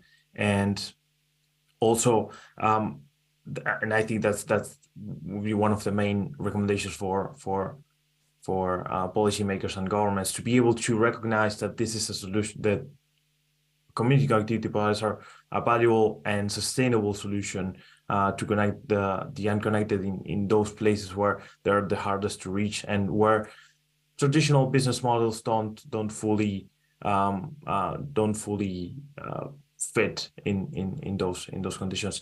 And in the case of funders like the Internet Society, we are a main stakeholder in this report, in the sense that we are a grant-giving organization. So we are in the early stages of the deployment and development of a connectivity provider, or community connectivity provider, or community network, or municipal network, or whatever shape or form it takes. And I think for us as a funder, this framework of stages is key, and being able to focus on these stages, and recognize our place as funders in the different stages of the timeline or the growth of the connectivity provider is key. So we know where to step in, where to step out, and help to get to the next stage. So as grant givers, we are really keen to make sure that community connectivity providers can evolve and become sustainable as quickly as possible, but also to make sure that we can provide that support to get to the next stage. And finally, to connectivity providers, community networks too. And I think it was mentioned before, make sure that you know where you stand, make sure that you can tell your story, and make sure that in the context of sustainability and financial sustainability, make sure that you can tell your financial story, that you know what you have, their equity, you can recognize the value that you have as a community and as a community provider, so you can tell that story to when you go down that line of stages and be able to unlock different streams of fundings. I think with that, I will encourage everyone to look at the report. This is a great report we have learned so much building this report. We had a lot of fun, and we can talk about this for hours. So what I would like to do now is just to invite again our great panelists, and maybe we can start with Risbert in just 30 seconds. Just what would be your message to our audience about this report, and about any of your expertise about how to get to that sustainability and unlock financing mechanisms. Risbert, back to you. 30 seconds, please. Okay, thank you. For me, it's just to say that great work with the report, and of course it really outlines the different ways a community network can leverage to be able to finance themselves. Maybe just to also encourage you to simplify that report just for intake on ground, because even when it was presented, there was still a lot of questions and a lot of room to for the CENs to really understand the different ways that they can use the report to leverage on it and really support their work. So thank you. Thank you very much, Risbert. Then maybe Adriana, 30 seconds, highlights, anything that you want to say to close this. Thank you, Juan. Well, because these recommendations are both for funders, for policymakers, and for the CCPs, I think given the wonderful work that APC, Risamatica, and all their partners and peers have done in supporting capacity building, in supporting the movement, in supporting the infrastructures, the CapEx, that it is important for us to convey to the communities that from the very early stage of a community network, they have to align their mission with the financial sustainability. The support we've been giving them through grants, I think, has been extremely valuable, but from the very beginning, they have to walk towards sustainability in any of the models we talked about. And the other message, as a former regulator, we have to keep insisting at the international and national level that regulation should never be a barrier, that the digital transformation we talk about globally needs not to be exclusive. We need digital inclusion, we need bottom-up connectivity models, and eliminate barriers to access spectrum licensing and affordable backhaul. The communities are doing a great job to manage their own destiny, but they need enabling policies. Thank you. Thank you very much, Adriana. Now, Ben, your closing remarks and recommendations for everyone.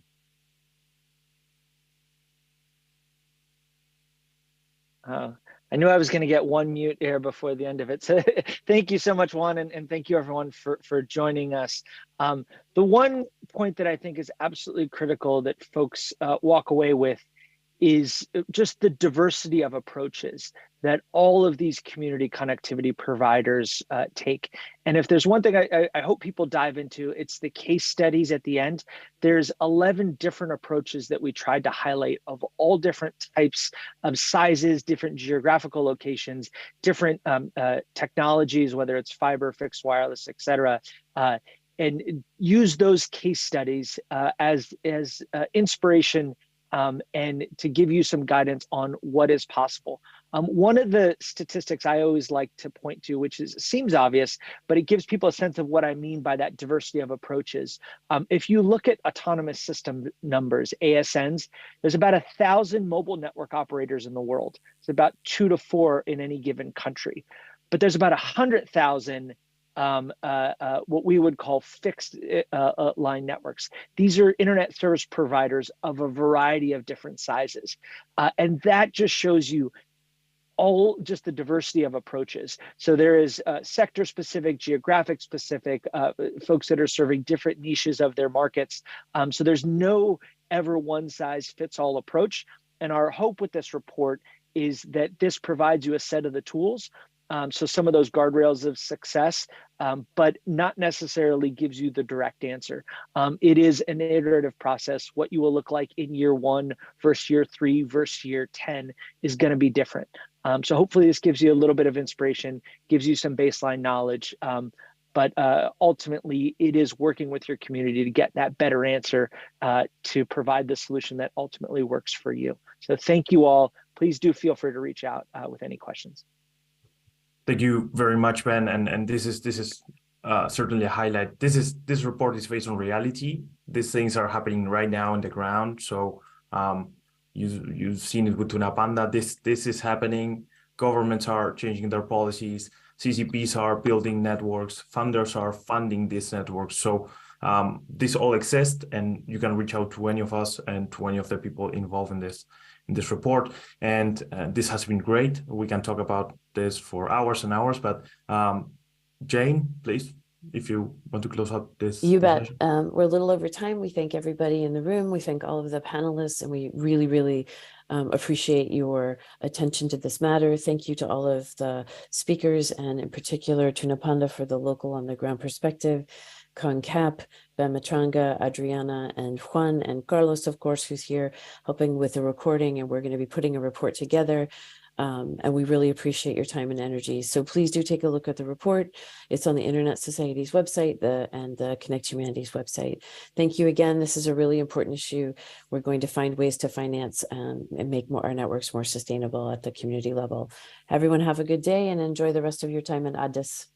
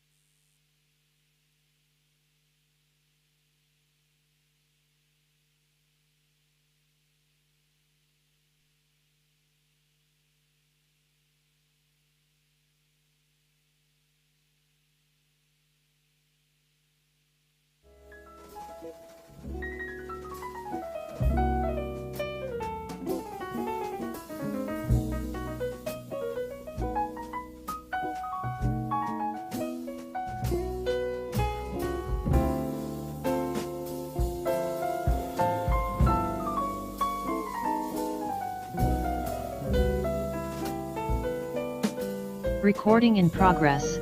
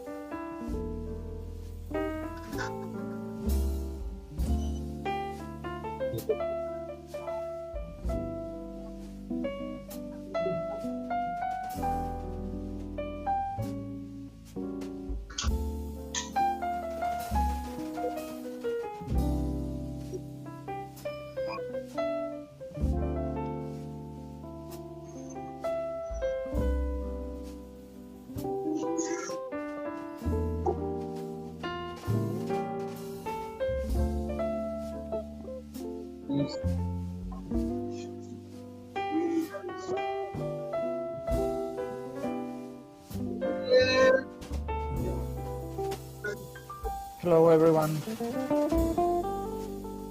Not sure who is in charge of the music. It's very nice, but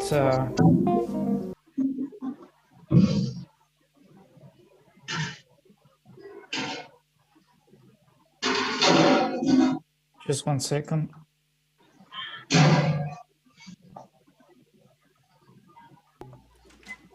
Hello, hello from Addis. How are you all doing today? João Pedro speaking.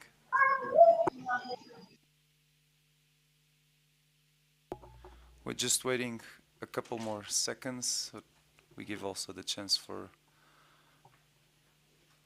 more people to join and see if everyone from the remote are ready to take the stage. We are happy to have you here.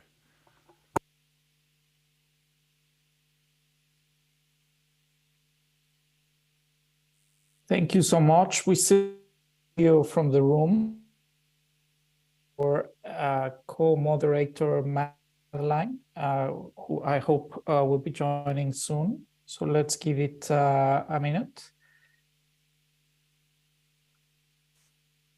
Great to see all of you in Addis.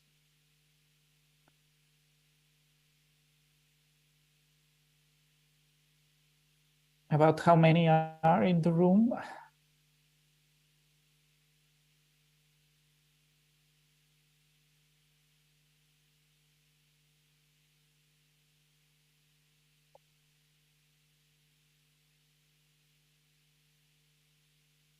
Can you hear me well? Yes, all good. Can I also ask support to make Madeline co-host, please? Definitely.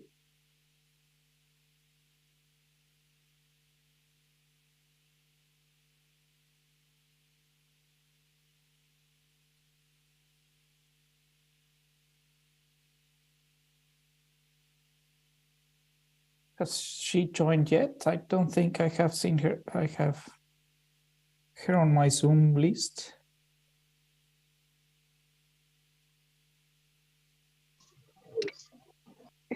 Good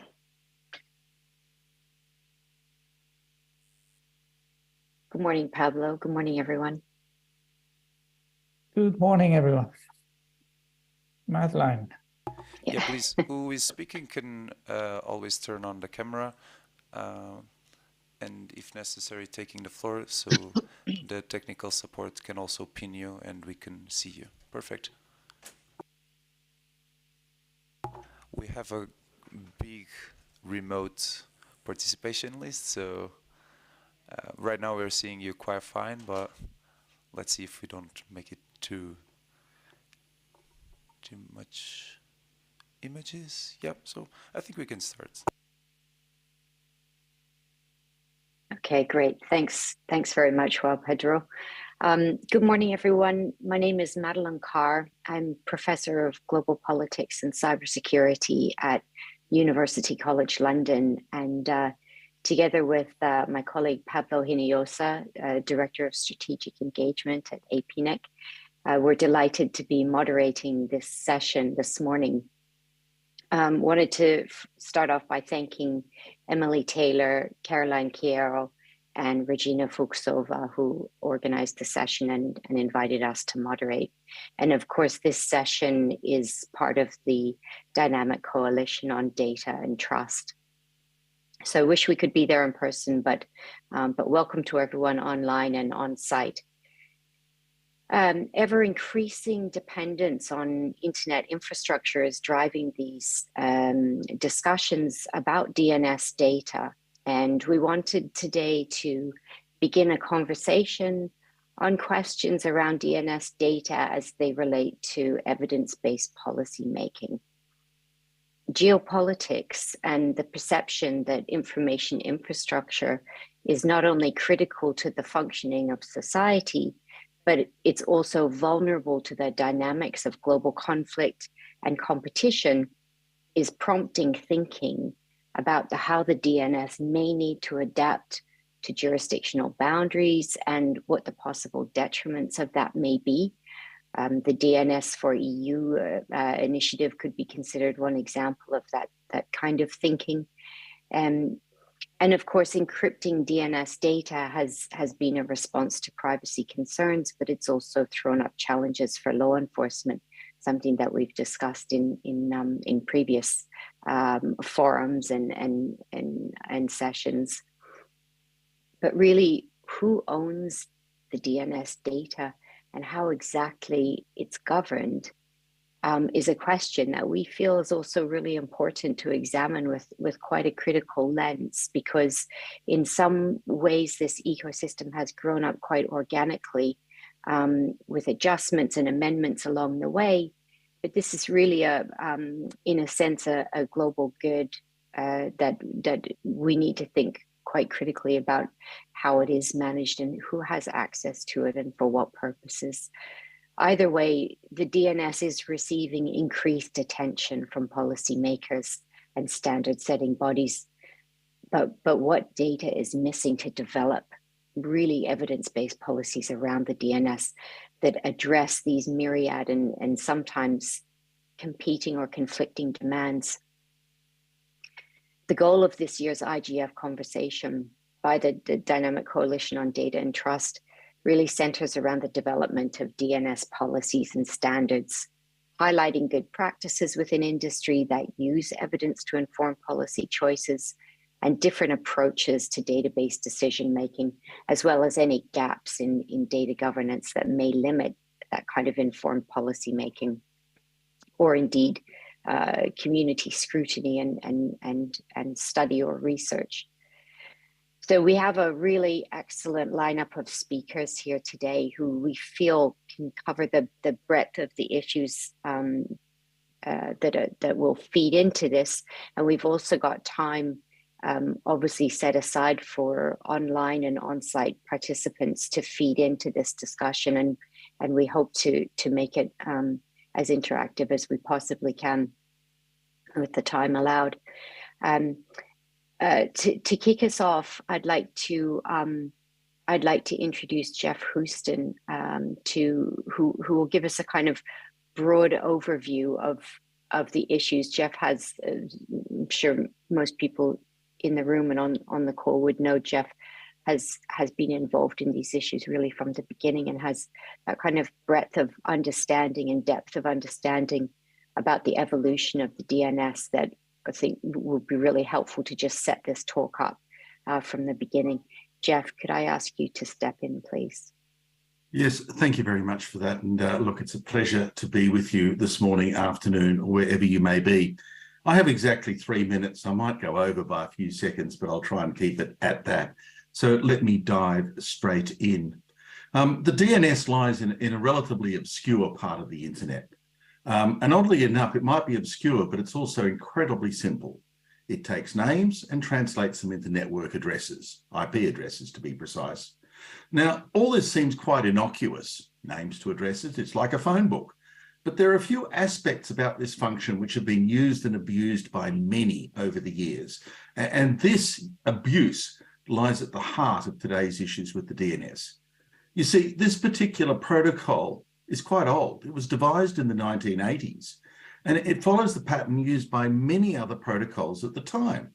It was completely open, not crypted, didn't bother to authenticate who it was talking to.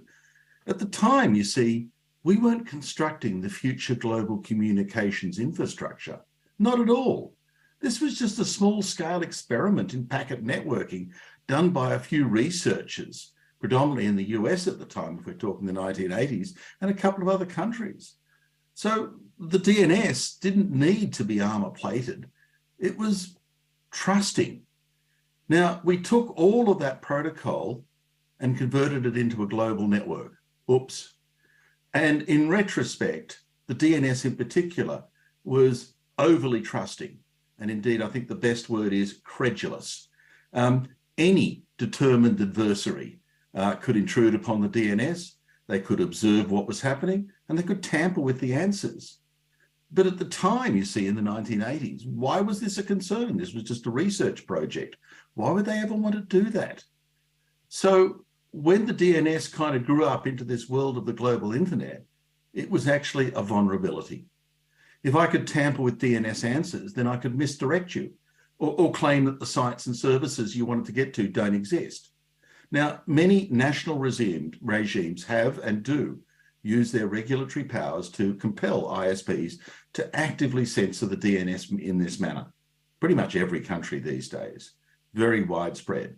But perhaps more disturbing, particularly to the technical community, was the revelations of 2013 from Snowden, which showed that the DNS was being used by some US agencies to perform mass surveillance at an unprecedented scale.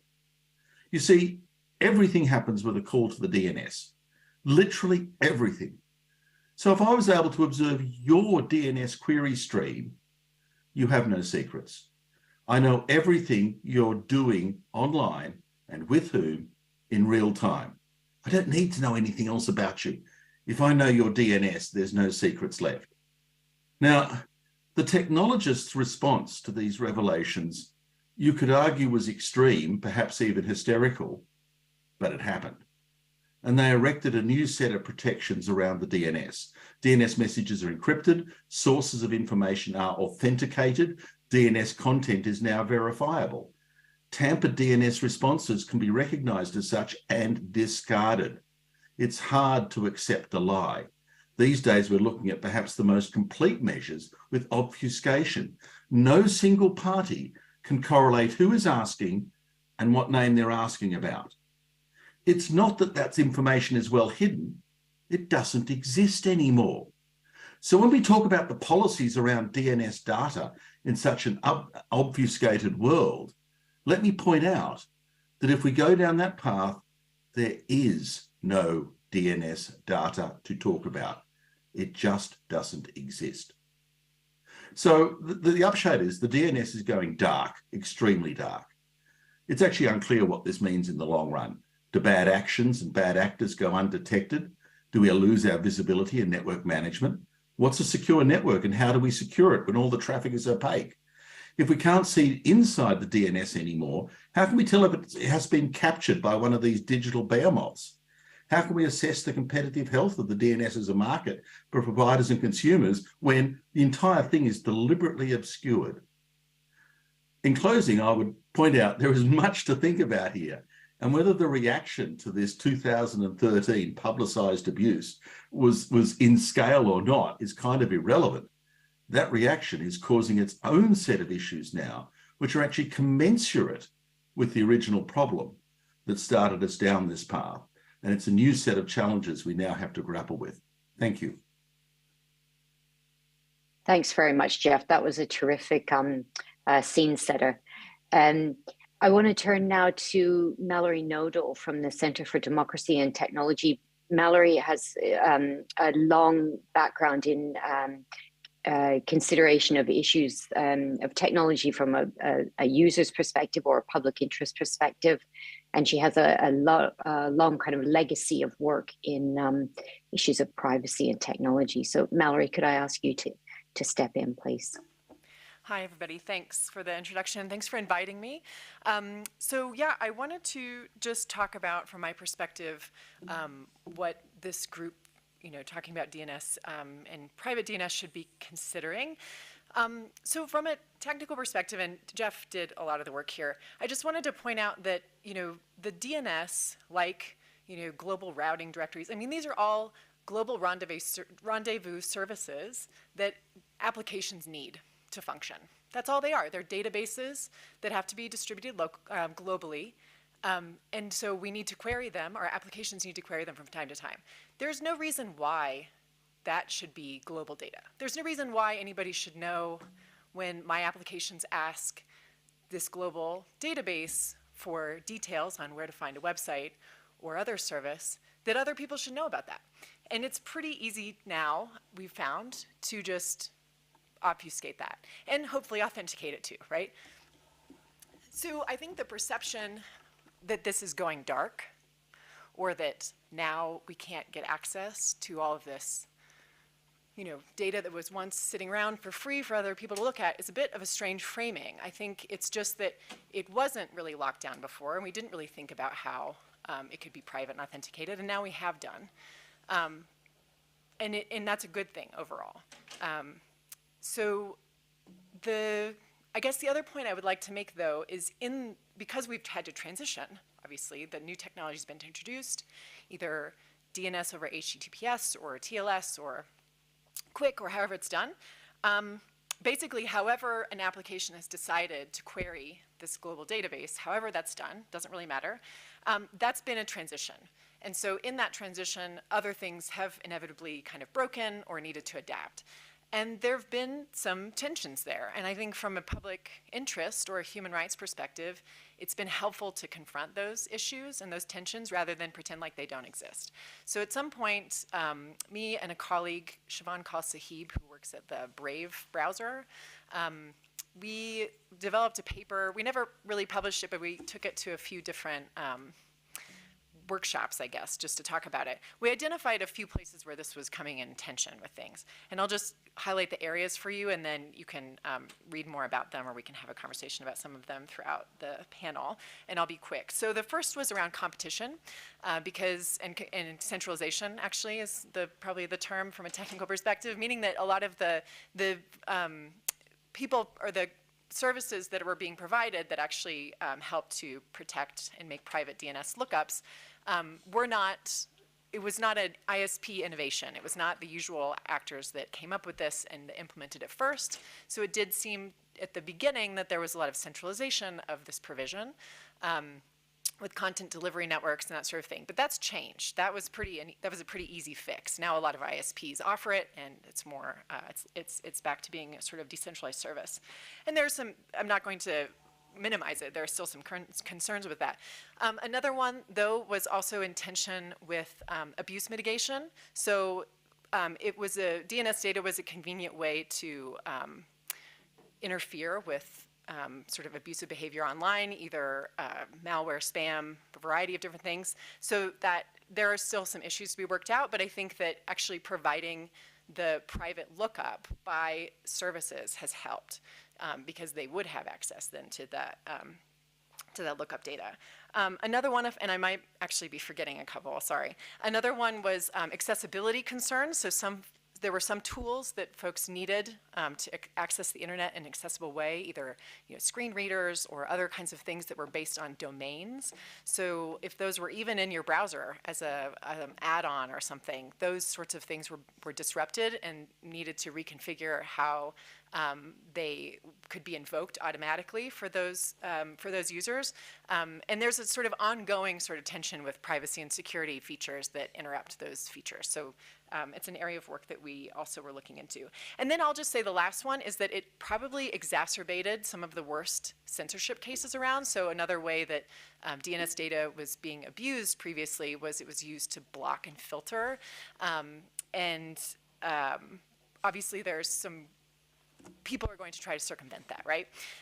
So I think what happened was when there were censorship regimes really used to using DNS as an easy way to block and filter, they then had to sort of ratchet up their censorship. This didn't happen everywhere, but in regimes that are very motivated, they're now just wholesale blocking certain kinds of traffic because they can no longer interfere with the DNS. So that was an unforeseen consequence, and I think something that could have been thought through a little bit more to avoid that, because it's now, I think in some places it's worse. DNS blocking or blocking in general is worse than it was when it was just DNS blocking.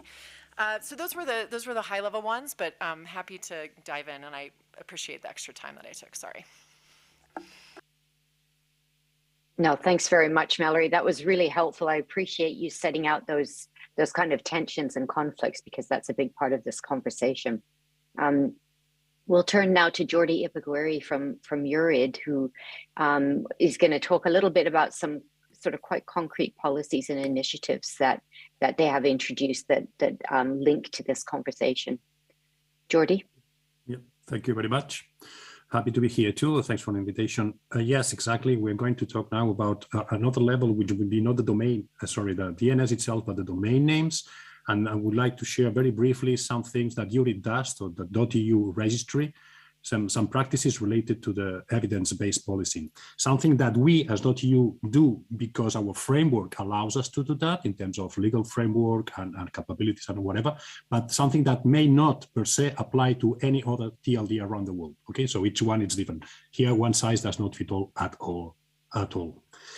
So we have maybe two different things here. The first is the external factors. On one side, the legal framework in which URID has to work, for instance, the contract with the European Commission, our local law in Belgium, or the European law, or GDPR, or whatever. Another one is our own concern about customer care. That is, we would like to prevent as much as possible harm to users of the .eu space. And then also the brand protection of the .eu space itself. That is, if something happens with the .eu domain, that somehow is also harming our brand. So we want to take care of that and prevent it as much as possible. Then the internal factors, what's inside the domain, space, and all that. So usually, well, we do take care of that, and we look to different activities that have taken place into the .eu space. So from time to time, we see exchange activity, okay, let's call it exchange, web domain names and websites that may look abusive. That would be, the definition of abuse would be something that we would not recommend to family and friends, okay? We are not going to get into the content as for free speech. We get, if need be, in content in terms of possible harm to third parties, okay? Harm to your health, harm to your consumer rights, harm to your savings, and all that. So these are maybe the two sides that we have to take into account. And then how do we develop that? Well, different ways there. The first one, for instance, keyword detection on domain names itself. During COVID, the European Commission sent us a list of strings that we had to look for in order to find out what was happening with those domains that contained those strings, basically to prevent consumer harm and health issues for, I don't know, web shops, for instance, selling fake masks or vaccines or whatever. So that would be one way to go, okay, keyword detection. Another one that we have running since a couple of, almost 3 years already, is abuse prevention and early warning system. That is analysis of the domain names at the registration time and also after registration, trying to identify which of those can be harmful or are, based on our expectation, knowledge, harmful. And then we start the know your customer procedures. That is, do we need to, we ask the registrant to verify, to provide some proof that that person is the one that they say it is. Okay, we need to know who is behind that domain name. Not because we are curious, but because of the agreement between the registry and the registrant is based on that. Okay, you are an owner or you are renting a space of the internet, and we need to know who is behind there. So for that, we have different developments there. Maybe the latest ones are checks with sending an SMS or a micropayment to a bank account, or asking you to use the electronic ID card to know who is behind that domain name. And finally, in parallel to those checks on the who is data, who is the person that's behind, or the company that's behind that domain, we may share certain domain names that we deem suspicious of harmful activity to third parties, like, for instance, law enforcement and cybersecurity professionals. Okay, we do not have the mandate to suspend domains based on content. We don't do that, but we do share domain names that could be seen as abusive based on the definition before, okay, something that you would not recommend to your friends and family. So we share that with the professionals of cybercrime, and they will decide what to do with that. If block them at the DNS level, if bring that to court, if sending that to the police and then asking us to suspend the domain. So those are the 4 branches in which we develop those policies based on the content and the data on the DNS and the registry. And that's all. Thank you very much. Thank you very much, Jordi. I will take the moderating role for a bit here to introduce Adebiyi Oladipo. Biyi, welcome. You have been involved in Nigeria CCTLD operations, and we welcome your perspective here. Thank you very much. I'm going to look at this from also looking at them from 4 basic points. And first, it's a perspective not just from Nigeria, but across the African continent, which is, first of all, how are CCTLDs managed in Africa?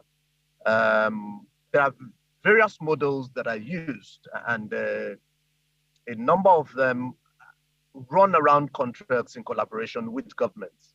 So we have a model where you have multi-stakeholder organizations running the CCTLDs,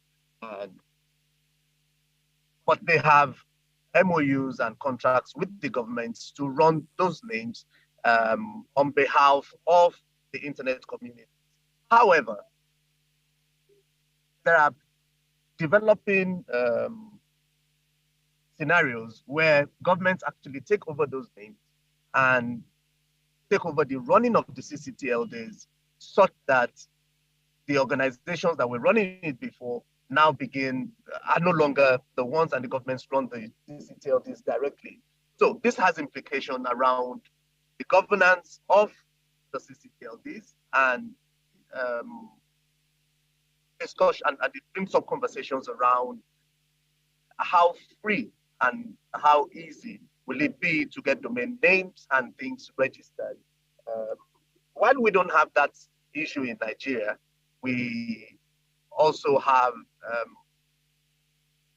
of course, we need to start thinking about what if it happens and how this would run. And this brings out concerns on how we want to ensure that the DNS is free and domains are free and easily accessible for people. Second issue is around data privacy and protection.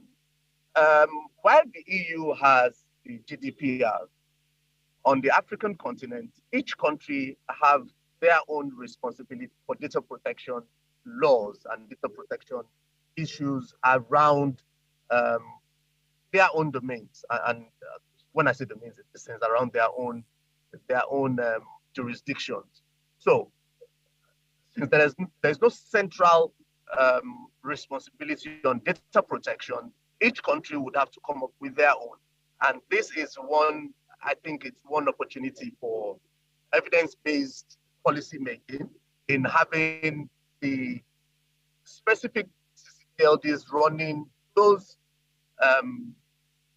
the DNS system in those environments to come up with proper data protection regulations that would assist people who use the internet in those places to know, or who buy domain names and use the domain names to know what data they want to put out there.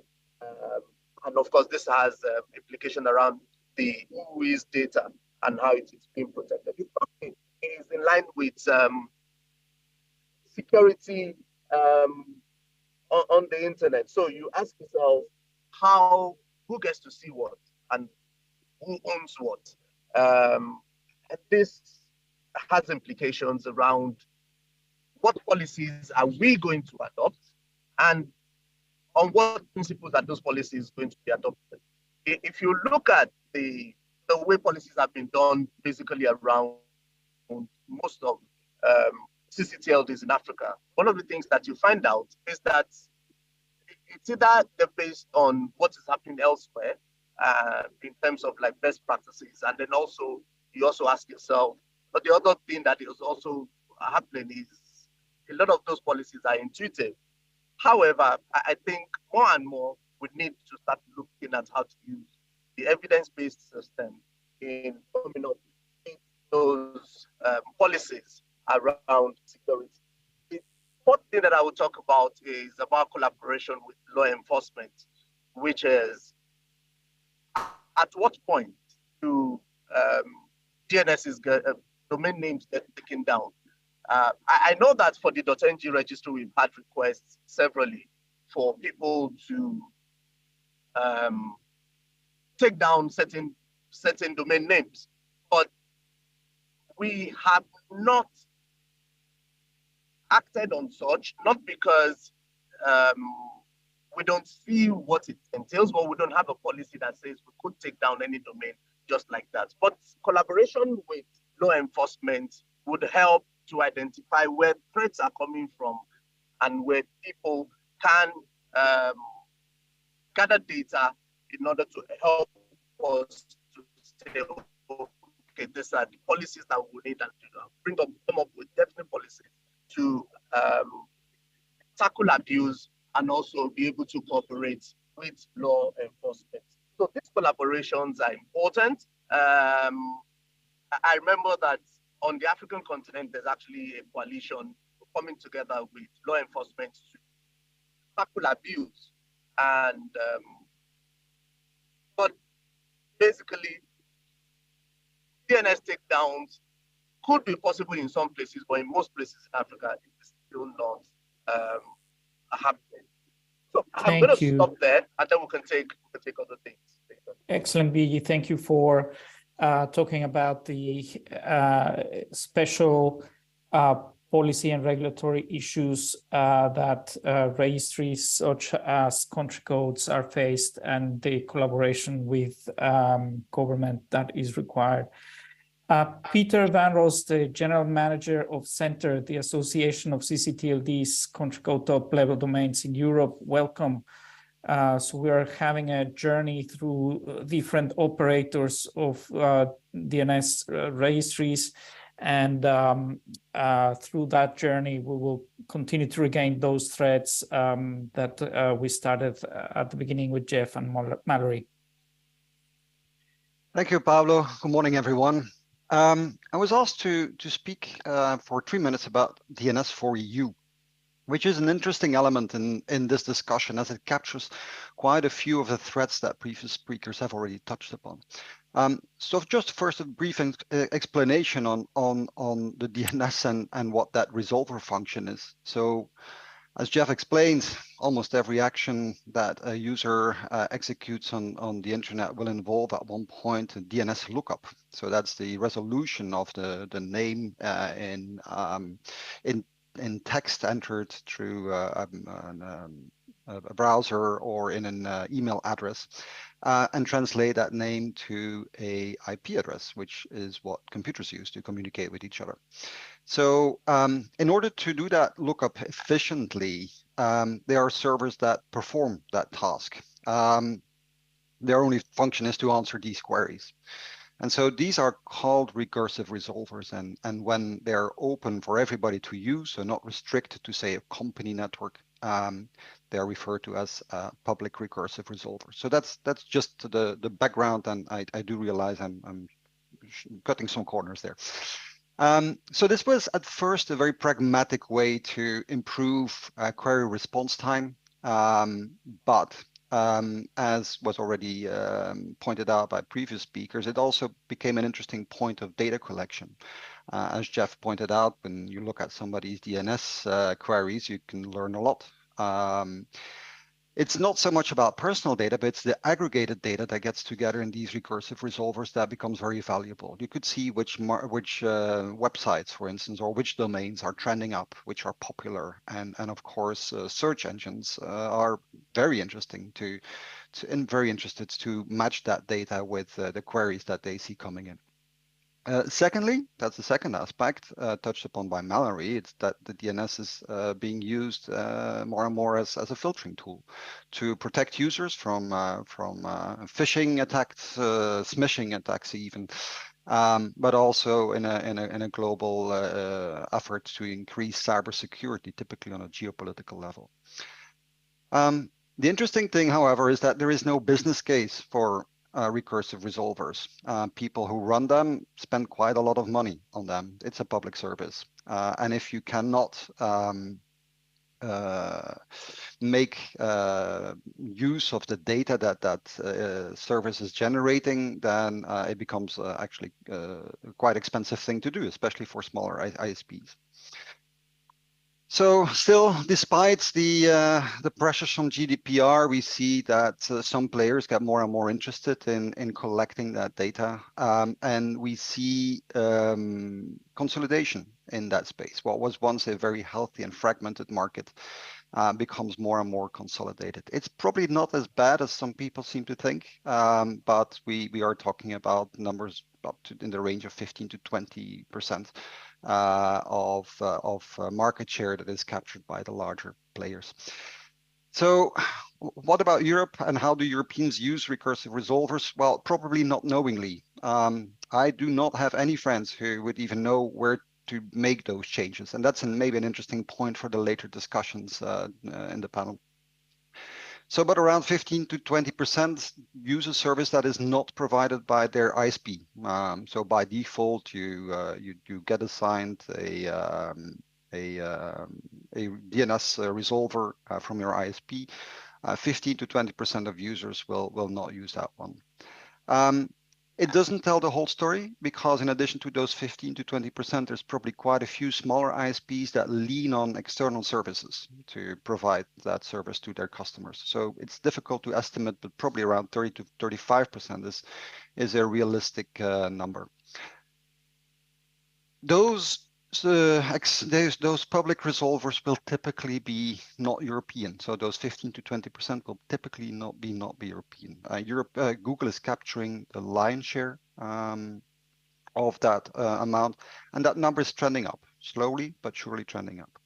So enter the DNS4EU. Suddenly the European institutions realized that what they consider to be critical infrastructure, the DNS and the operators running it, was seeing an interesting and from their perspective a scary market effect.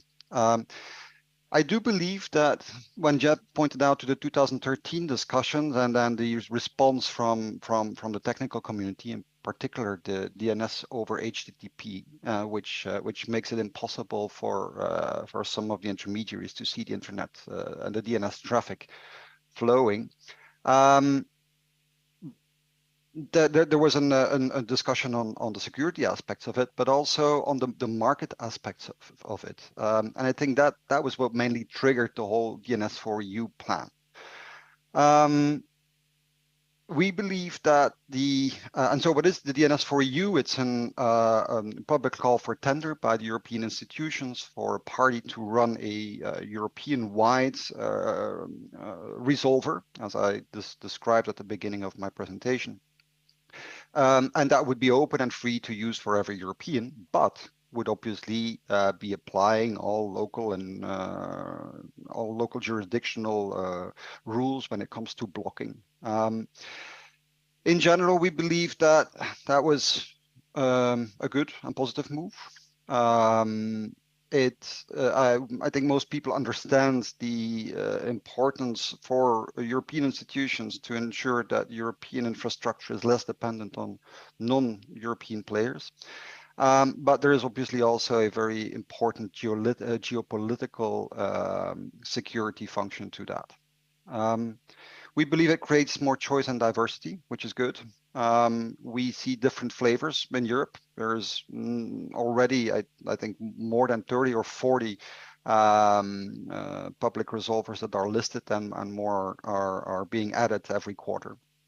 So the DNS4EU will be just another one instance, and that can only be applauded. However, it's important to know that this can only be applauded as long as nobody gets an ID to make some usage of that DNS4EU server mandatory. That would undermine completely the point of the diversity and the resilience, that's for sure, but it will also undermine user's choice. The good thing is that, at least as far as I know, nobody in Europe is even considering that ID, but an important pointer to make on this. Finalizing, center members looked into the opportunity to jointly bid during that call for tender, but in the end we decided not to do it because we believe that we can add to the diversity without having to rely on the bid. And so even add more diversity, more localized functions and resilience to the system. The latest, to add on a positive note, the latest instance that was just announced, I think last week, was a Lithuanian initiative.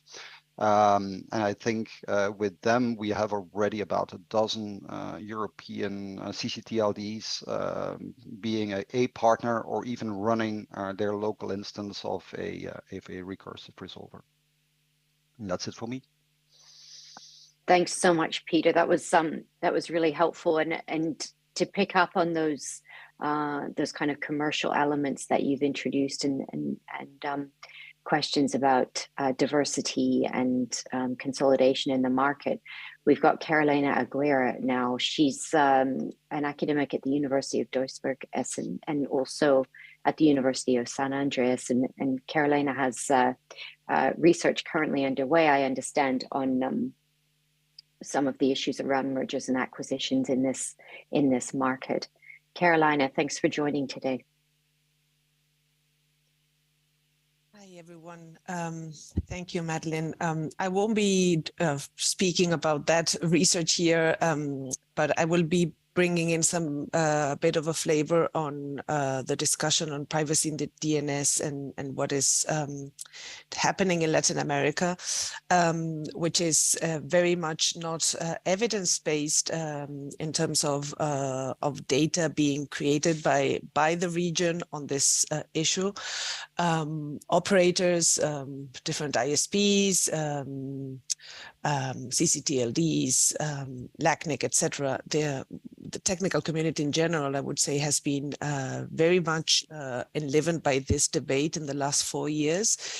And there are very cautionary notes to be said about this trend from a developing region, very much in line with a bit what Peter and Jeff and Marjorie developed earlier. I mean, there is this. I mean, in a region that still relies very much on a very large international providers, etc. There is this awareness that the internet is becoming more and more centralized by the big tech and behemoths, and so the concerns, which are very legitimate, concerning privacy in the DNS, is not being coupled with an architecture, with a possibility of actually enforcing that privacy or generating that understanding. So while there is, I mean, I think that APNIC has done a fantastic job in mapping some of these trends of concerning the adoption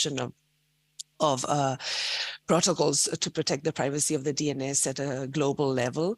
In the region, there are some experiences in Brazil, in Chile in particular, and but there is still not enough data. So one of the actually, there's very little data. So one of the issues that is being raised is actually working on raising at a citizen level, but also at the policymaking level, a greater case for this particular issue, which is, of course, very much in conflicting views with practices that are not widespread of DNS blocking and internet shutdowns at a regional level in Latin America. There are some experiences still, as you may be aware, but still the intellectual property protections over DNS blocking and the World Cup recently has sparked these debates again and again. So I would say that we are still at a very early stage in terms of getting reliable data for evidence-based policymaking, but there is a scattered community that is getting a bit stronger and pushing for a better approach at understanding what privacy in the DNS can and may mean for operators in the region. Thanks very much for that, Carolina. Really helpful. I'd like to bring in Keith Drazik now from VeriSign. Keith, I think you could perhaps speak a little bit about the different roles, responsibilities, and capabilities of the various actors in the DNS ecosystem, which might help at this stage. Yeah, thanks very much, Madeline. Hi, everybody. My name is Keith Drazik. I'm Vice President of Policy and Government Relations at VeriSign. VeriSign operates two of the largest top-level domains, GTLDs, in .com and .net. We participate regularly in the ICANN community as GTLD registry operator. We have contracts with ICANN to operate these zones, these top-level domains. I'd just like to sort of reinforce as we talk about data and as we talk about engaging in the DNS from an operational perspective, that there are a number of different layers, there are a number of different operators engaging at different layers of this hierarchical engagement, right? This ecosystem. And it's very, very important as we start talking about data and access to data, tracking data, using data for things like DNS abuse mitigation, that we recognize that these different actors have different roles, responsibilities, and frankly, operational capabilities. And that we need to make sure that we, as we engage in DNS abuse mitigation strategies and policy development and regulation, that we understand and recognize what those various roles, responsibilities, and capabilities are. And whether it's a registry at the top level, selling domain names at the second level through registrars and resellers, whether it's hosting providers, hosting service providers, maintaining the content, IP address registries, that there are a number of different operators and actors in this space, and each one of those actors has a different role, responsibility, and capability. I can say that over the last several years, I've been very much involved in the ICANN community, working to try to identify improvements around DNS abuse mitigation. And I say DNS abuse, that's a term that's being used quite broadly, and it's probably not specific as it needs to be. But in the ICANN space, as it relates to GTLD registries and registrars, we're very much focused on DNS security threats that are not content related. But there is a need to focus on content related abuse. But largely, there needs to be further engagement, I think, in those conversations in a multi-stakeholder way around the abuse that relates to content that actually belongs outside of ICANN. So I think there's a range of actors and a range of responsibilities. And I will say, I'll drop a link into the chat here in a moment, but the GTLD registries and registrars have recently, at the beginning of November, sent a letter to ICANN organization, ICANN CEO, basically saying that we are prepared to take on additional obligations in our contracts in the GTLD space to require further action as it relates to mitigating DNS security threats.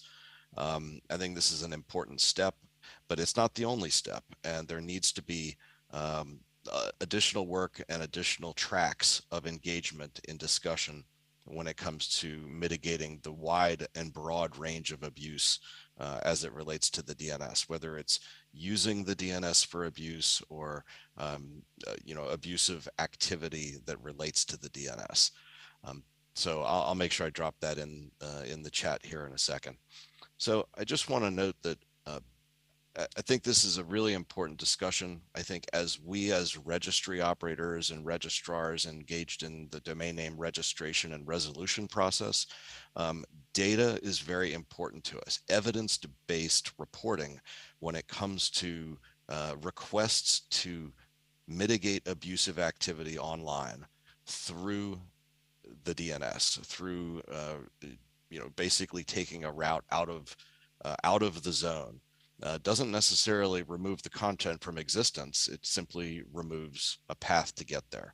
And we need to make sure, as registries and registrars, working closely with hosting service providers, law enforcement, civil society, other groups, that we understand what it means to take action at the DNS level when trying to mitigate a broad and wide range of abuse. So I'm going to stop there. Definitely look forward to the Q&A and the engagement. Happy to take any questions as well. Thank you so much. No, thank Thank you you. so much. Go ahead, Pablo. Madeline, I think we have a very widespread of DNS-related issues here. We started with DNS data and also how the DNS has evolved from sort of open secrets to absolute obfuscation in terms of technology, but also in terms of human rights and competition and concentration. We then kind of moved towards the registry side of things. So we have Jordi at URID, doubly regulated by the European Commission and ICANN. Then we moved to the CCTLD space in Nigeria. Sort of they are mostly ruled by the set of agreements within their own jurisdictions. We went to Peter talking from a perspective of the call on the DNS resolver and how it works. We went from the heavily regulated contracted party at VeriSign and good questions from Carolina. So what do we do with it, Caroline? Madeline, how do we work an open mic, but also in order to steer the conversation towards something useful for the dynamic coalition? Well, I think we could start by perhaps bringing in Emily Taylor, see if Emily's got a question that she'd like to kick off with. I can see some hands going up in Zoom. We've got Regina online moderating and also Wow in the room. So let's throw to Emily Taylor first, and then we'll start picking up some other questions.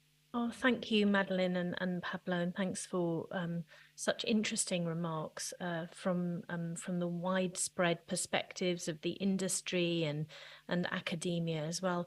I had a question about, picking up on Keith's point and Jeff's earlier in the session about the availability of data for researchers. And Madeline, this is something that you and I have encountered, isn't it, in trying to understand the impact and uptake of encrypted DNS data, is that you have this real patchy landscape. So the ICANN contracts compel the publication and the public availability of a lot of data, which is brilliant for policy researchers, possibly not understood enough. And on the other hand, if we want to understand what's going on in the resolution space, it's so hard to get hold of that data. And I wonder whether that, I'd like to ask the panel's views on whether that, is almost like attracts policymakers to the wrong thing, because, we inevitably get drawn to where there's data, right? Or where there's information. And there's this big sort of very, very opaque area, which is so vitally important to understanding behavior. So I'd really welcome the panel's guidance and views on that. Thanks, Emily. I think we've got, let's collect a few questions and a few comments, shall we, Pablo, to get the Q&A going. I saw Mark's hand for a little bit, but then I'm not sure if you would still like to participate. Mark, go ahead, and then we will go with Nigel in the room. Mark, that is God speaking. Nigel, would you like to speak first? Yeah, and let's keep a queue then. Go ahead, Mark. Then Mallory also wants to give a few points on this direct subject, and then Nigel also have another subject to touch upon. Let's do it that way. I have broader points, so if you'd like to keep on this discussion and then come back to me, that would be fine. Yes, I'd appreciate that, Mark, please. Thank you. So then, Mallory, if you could address the topic, and then Nigel. Yeah, sorry about the queue confusion. I just wanted to respond to Emily's question because it was one of the things in my when I was recounting the sections of my paper, I forgot to mention, which was measurement. Of course, like in the transition to more private encrypted DNS, we've disrupted a lot of key measurement functions. And the measurement community that I'm familiar with, it's very robust. There's the UniProbe, the MLab, the Censorship Planet. A lot of those folks feel very strongly that this is a challenge that they can overcome technically to continue to measure network effects, in particular censorship. Even though DNS is encrypted, they understand that it's made their job slightly harder, but they're up for that challenge. And I think that that's important to discuss in terms of the trade-off.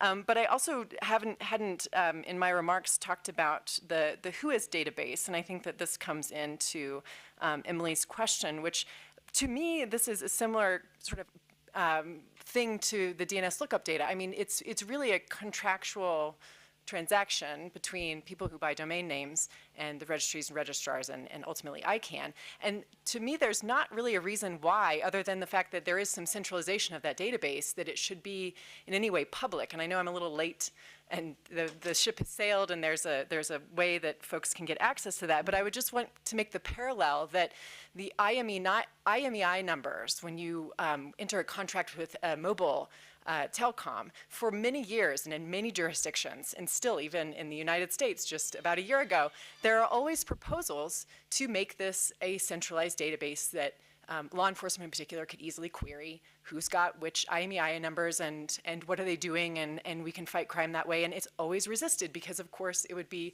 a gross violation of privacy and have a lot of implications. So why we resist that, but not domain registrant data, I've never quite understood. But those would be my points on that. Thanks. And back to I guess, the rest of the intervention. So thanks for that. Thanks, Mallory. I'm sorry, between Mark and Nigel, did we settle on who wanted to speak next? Yes, and now Nigel, I think he'll present some points that he was actually invited to speak in. So if you go ahead, just. Thank you, Nigel. Yes, thank you very much. And thank you very much, Pablo and Madeleine, for inviting me to say a few words in this in this session. How many governments are there in the room? Oh, yeah.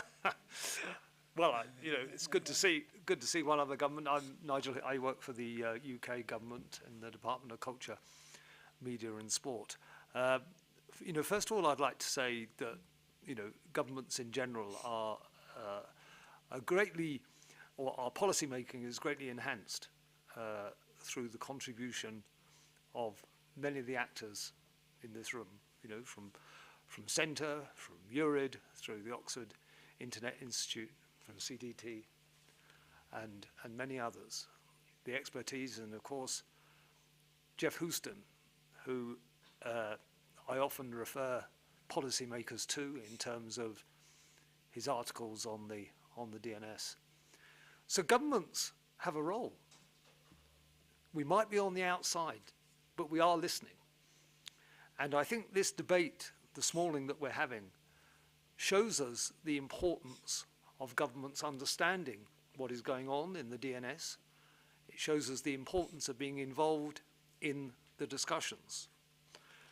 Now, my minister in the UK, and I've had many internet ministers that I've had to deal with in my time in the UK government. Ministers change rather more frequently than officials in the UK. But if I went to my minister and said, oh, I want to tell you about DOH, and I want to tell you about Quick, and I want to tell you about Apple Relay, he'd probably say, Nigel, I'm really fed up with you. Can we discuss the cricket or the football? Policymakers, ministers are not necessarily interested in these acronyms. They're not necessarily interested in the standards being developed, but they are interested in the effect of those standards and those protocols. They are interested when they're told by me or someone else that, Minister, some of the adoption of these protocols will affect the implementation or the effectiveness of the legislation you're putting through on online safety, that some of these protocols may affect the long-standing policy that ministers have signed up to in eradicating child abuse images. If we tell them that, they'll say, well, why don't you do something about it? You know, I pay you, don't pay you much, but, you know, I pay you to be officials and to intervene and to do something about this. And of course, we say this is a multi-stakeholder process, this is bottom-up, and there are many different players in the room. And of course, there are many different players in the room. But we have to be there. We have to be part of this discussions. The second point I want to make is on choice and the very informative presentation that, you know, Peter gave, and I heard some other presentations on this. And again, if we told ministers about choice in terms of selecting your recursive resolver, he'd say, again, please, you know, don't tell me what recursive resolvers are. So, you know, let's not talk about choice. You know, people don't have a choice. It's like the net neutrality debate, you know, that we had 25 years ago. You know, I remember being told, you know, when we were discussing net neutrality in the European Union, you know, that there was a choice, that consumers had a choice, that, you know, if you had an internet service provider that blocked social media, don't worry, dear boy, you can go and choose another internet service provider. You know, what tosh? You know, years contract, 2 years contract, 3 years contract, come on. So it's important that we don't, you know, hide behind choice in terms of the quality of our systems. And to finish with, because I've probably gone over time, I want to say that it's fantastic the work that has been done, that is taking place. And I've mentioned, you know, the great work of academic institutions, etc. But the fact that we can meet in ICANN as the Government Advisory Committee, the fact that governments can interact and work with people like Keith at VeriSign and the ICANN board, that we can have our say in terms of the involvement of the DNS, that we can work in the IETF, that we can work with the experts in the IETF. Yes, it's complicated and it's far too complicated for me sometimes, but the IETF is open to governments participating in their processes, and that is to be welcomed.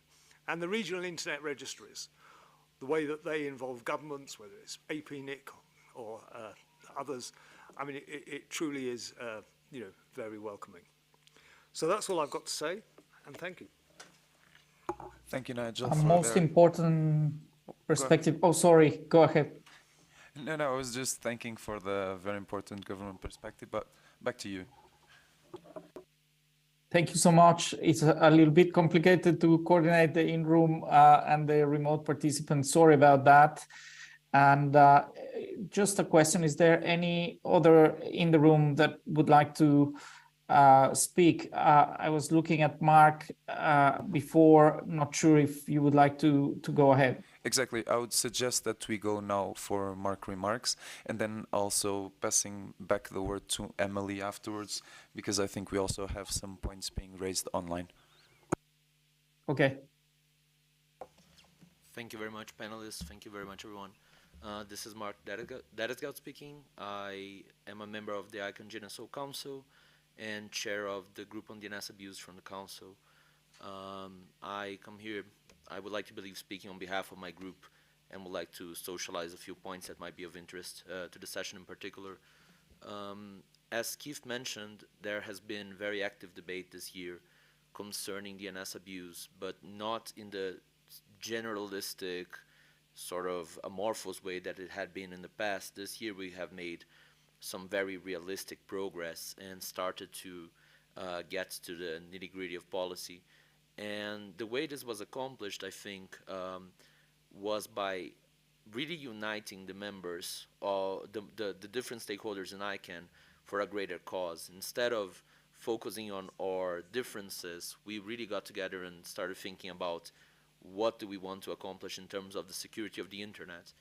And this was fortuitous because it united both the non-contracted parties, so civil society, businesses, end users, and the contracted parties represented here by Keith, but we have many of them here who are the registries and registrars. We managed to get together in this group and reach some consensus, which is, supposed to be the broader point of what we're doing, but very rare. So we are moving ahead with a letter from the council to the contracted parties and ICANN to renegotiate, asking them, it's an ask to renegotiate contracts, to change the responsibility, because something we didn't know at the beginning of this process was ICANN doesn't have the power to actually enforce anything. They can send very strongly worded letters to malicious actors saying, what you're doing is very evil, which, I won't be soft here, it's completely useless. So the team was really working towards how can we change this reality. And the letter that the contractor party house sent a few weeks ago was very encouraging, because they even preempted their own letter. So this made us actually very happy, because it signifies that everybody's on board, that we want to start moving ahead and start cornering these malicious actors with not, strongly worded letters, but with actually talking to them as in, this has consequences. You have to do something. This is not a problem for someone in the cloud to solve. It's your problem. We sell a product. The DNS is a product. It is a technical standard, but at the end of the day, it is a commercial product that is employed across the world. It is our responsibility to keep it intact, because there are many competitors arising. We don't want to make it easy for all these different competitors, many different resolution systems that are emerging, to just say, hey, the DNS sucks, so come use ours. We need to keep making this product better, and we need to work together as a community to do that. And this is more of a partially an update, partially a big thank you to the ICANN community for being so involved, the contracted parties for being so generous in their time, and hoping that next year we can bring another update saying, hey, we accomplished this, things are going better than we thought. So thank you very much for the space, panelists, organizers. It's a pleasure to be here and for sharing all this information. Thank you. Mark, thank you. Let's go back to second round with the panelists, starting with Jeff. Jeff, a reply, your views? Thank you, Pablo. And I'd actually like to start with Emily's question and make a more general observation and move on from there. Emily asked about query data. And in actual fact, it's important, because the DNS is actually two parts. One is provisioning, zone files, publishing the information. And oddly enough, it's really easy to talk about provisioning, and there's a lot of data around, but that's not what's important. What's important is query data, how it's used. And the problem there is query data is extraordinarily hard to find. And I know that only too well as a researcher in this space. The issue is that real query data has incredible privacy implications. And most operators just simply don't release it for extremely good reasons. And now some try and obfuscate the data to make it, well, we can publish this, but you can't see any personal data. But the obfuscation makes it largely useless. And so our efforts at APNIC in looking at the way queries happen, who resolves names, etc., have had some limited success in exposing query patterns, even the emerging centralization in DNS servers. But that behavior observation is peeking through a window that I think is getting smaller every single day, as more and more of these privacy efforts just shut that down. I actually believe that where we're heading is an outcome that there'll be nothing less to see in the DNS. No data, nothing. And in my view, no policy, no regulation can alter this trajectory. What we're talking about here are the actions and behaviors of applications. And frankly, trying to exercise regulatory impost on the way the DNS behaves as a protocol is about the same as trying to regulate the fine-grained behavior of Microsoft Word, or even the fine-grained behavior of the Chrome browser. We've never tried it in the past, and I don't think it's ever going to happen in the future. So oddly enough, what we're finding now, it's been a convenient coincidence of motives for both the large operators in today's internet, Google, Apple, and so on, and their perception of what users want in terms of privacy, that has led to this push to change a lot of the technology landscape in the DNS. And with this ascendancy of applications as the dominant factor in the internet system and the suppression of networks, they're no longer important. There is a strong aversion by applications to allow any part of the network to gain any insight at all into the behavior of the application, its content, or any information that it's gathering. And if you want just one example, and I'll go back and quote back to Nigel, quick is really important, because this is an excellent example, the best we see today, of taking the entire function of transport, application, and content and loading it up into the application and hiding everything from the network, the platform, and anyone else. It's lifted it up and then hidden it entirely. So I think the DNS is heading in the same direction. DNS over HTTPS is incredibly important because at some point, if you think about it, with server push, there are no more queries. They just disappear. The server pre-provisions the DNS to the user. The server asks for nothing. There is no query data left to find. So if you thought this DNS is a common piece of network infrastructure, then I think that view is being superseded by the view that the DNS is just an application artifact. Now, the implication of that observation is profoundly disturbing. It enters into areas of splintering and fragmentation as each application customizes their view of the namespace to suit their purpose. And the residual value of a common namespace with a single root declines inevitably. And all of this operates behind a veil of encryption and obscured traffic. It's going to be highly challenging to even see what's happening, let alone try and prevent these forces of destructive entropy. And so the inevitable outcome here is something that, where I said was highly challenging. By highly challenging, I really mean impossible. Thank you.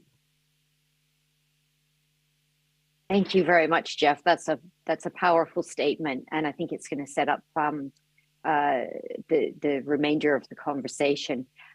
We'd like to just cycle back through the other panelists for final remarks now. Mallory, could I throw to you, please? Yes, and I endeavor to take less time because I've already spoken too much. But just two additional points that I failed to make clear before as well. So just a slight quibble with the direction of travel for encrypted DNS. I don't think it's only that users have asked big providers for more privacy. I think that the engineers at the IETF and elsewhere have made better protocols. They have understood where DNS filtering is basically a hack, to use a technical term. It doesn't work well, it's easily circumvented, and the protocol needed to evolve. And this is actually just better engineering overall. And that filtering by DNS was never really a good approach anyway, and mitigating other kinds of abuse, they need to come up with different approaches. So wanted to make those additional points on that, but otherwise really appreciate this panel and the discussion from everyone. Thanks. Thanks, Mallory. Peter, final remarks from you?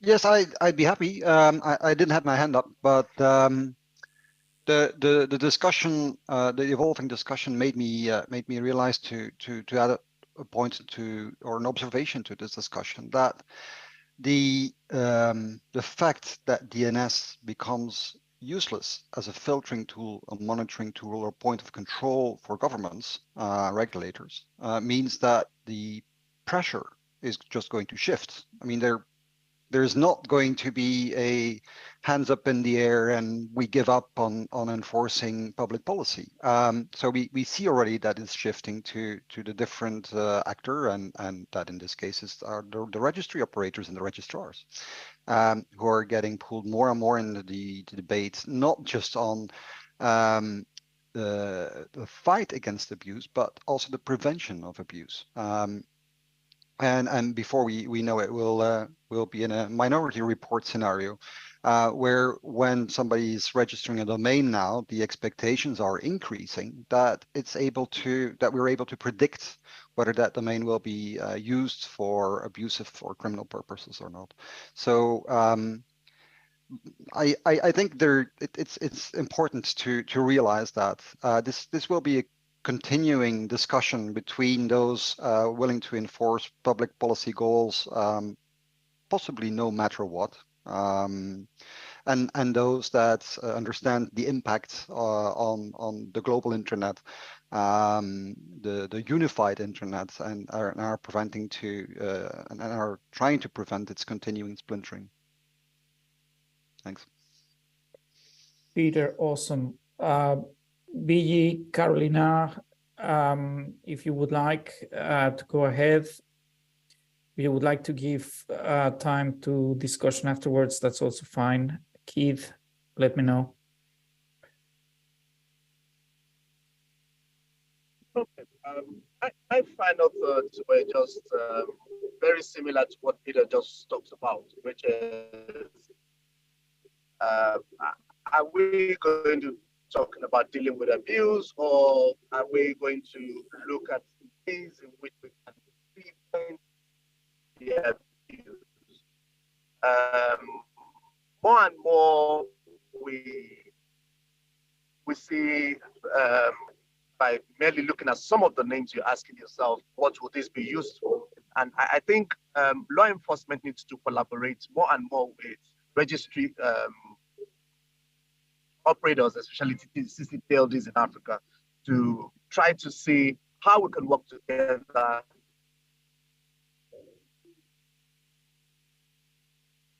We're having a bit of trouble hearing you well, B.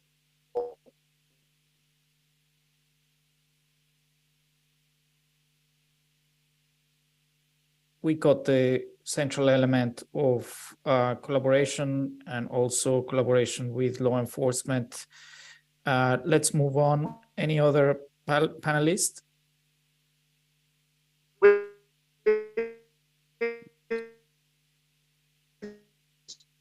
If not, Pablo, there's a question in the online chat from Andrew Campling. Oh, wait. Oh, Keith has his hand up as well. Madeline, let me just ask the IT support to mute the delayed reception of the stream, and then also Nigel wants to take the floor for a final remark. Keith and then Nigel. Okay, thank you very much, and hello again, everybody. So I think when it comes to collaboration, I think there is very good work going on right now, as Mark Dataskeld mentioned a moment ago, in the ICANN community, within the GTLD space, registries, registrars, and other parts of the community. But as I said earlier, there are so many different aspects to the operators of DNS or those associated with DNS that I think we need to start thinking a bit more broadly about how we can expand our multi-stakeholder dialogue about better information sharing, better collaboration across the various actors that I described earlier with different roles, responsibilities, and capabilities. And we really need to make sure that we include governments, law enforcement, civil society, especially as it relates to, actions that are being requested or demanded or regulated on DNS operators to mitigate abuse. I think that there are some real questions about transparency, recourse for those that are negatively impacted. We have to make sure that we're designing policies and regulations and laws that are focused on proportionality and provenance being as close to the source of the harm as possible, right? So we don't end up with disproportionate negative impacts across the ecosystem and to potential end users. So I think that there's some additional work that we need to do as a multi-stakeholder community to carry on these conversations, and especially when it relates to content, where we need to bring in the right the right players, the right operators, including the hosting service providers, to make sure that they are part of the conversation. Because generally speaking, they are not engaged at ICANN today. ICANN's bylaws, for everybody's benefit, actually restrict ICANN from developing policies and contractual requirements related to content. So I think that there's a gap here that I think we are starting to see about the need for better collaboration, better communication. Perhaps there's some systems that could be developed for better collaboration and communication across the various actors. But we really need to continue to expand this multi-stakeholder dialogue to include the hosting service providers, governments, civil society, and the other actors in the DNS ecosystem to make sure that we're raising the bar and sharing information so we can mitigate DNS abuse as a very broad concept, right? DNS security threats are one thing, DNS abuse is a very broad term. And in order to be able to address that, we need to have more people at the table, and we need to have that multi-stakeholder dialogue so we can find the right balance. So thanks very much. I really appreciate the opportunity to be here today. No, thank you, Keith. Really, really glad that you could join us. Nigel, you're next in the queue, I believe. Yes, thank you very much. And yeah, I mean, following Keith, yeah, great work. I just really wanted to reflect on one point I didn't cover, and that is the importance of this debate, not just to national governments, but also to the sort of global internet ecosystem, if I might put it that way. As you know, there are UN discussions taking place on cybercrime. There are UN discussions taking place on cybersecurity. We have the UN Global Digital Compact, and the tech envoy, who has been here with us in Addis this week, is considering what elements, what policy issues on the internet should be covered in the Global Digital Compact. And then, of course, in 2025, we have the WSIS plus 20 review process debate at the UNGA. And that will be very important indeed. It will probably use terminology that's equally as confusing as quick and NATL relay or whatever. But it will set the agenda going on from 2025. And some governments will no doubt reflect, whether for good reasons or bad, that, that the internet has had enough of multi-stakeholder cooperation, that all this chaos, the inability to perhaps to do things that governments thought they could do, is a result of this bottom-up multi-stakeholder process.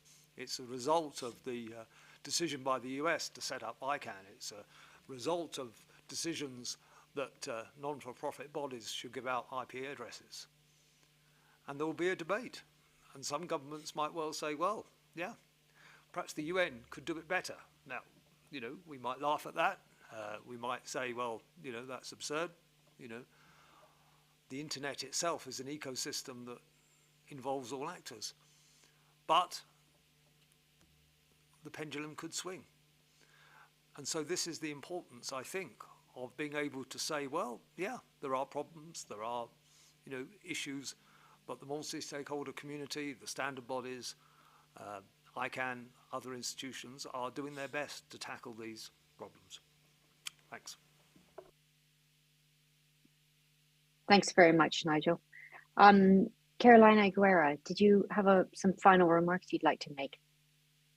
Just the final remark is to embed this debate into the broader debates around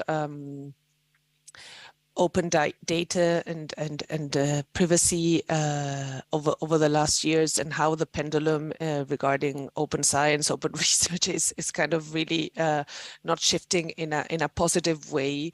And I'm glad that this is being addressed in the Internet Governance Forum, because the closing of spaces is kind of knowledge and data sharing and understanding is really not productive for these meaningful multi-stakeholder dialogues and engagements based on an evidence-based policymaking space. So it's very contradictory what we are seeing here in terms of what we want to aim 17 years on in the IGF with what we are actually seeing happening at the internet architecture.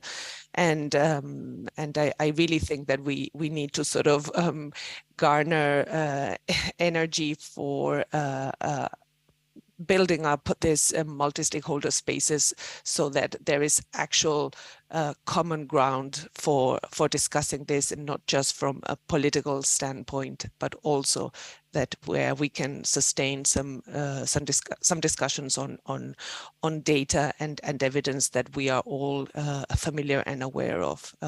Thank you. Thanks, Carolina. Now, we're almost out of time, but Andrew Campling has been making some really interesting comments in the chat, which we thought it would be nice to introduce to the room as well. Andrew, would you like to just take a minute and sum up your thoughts? Surely. Thank you, Madeline, and thanks, panelists, for a really interesting discussion. I'll rattle through these really quickly.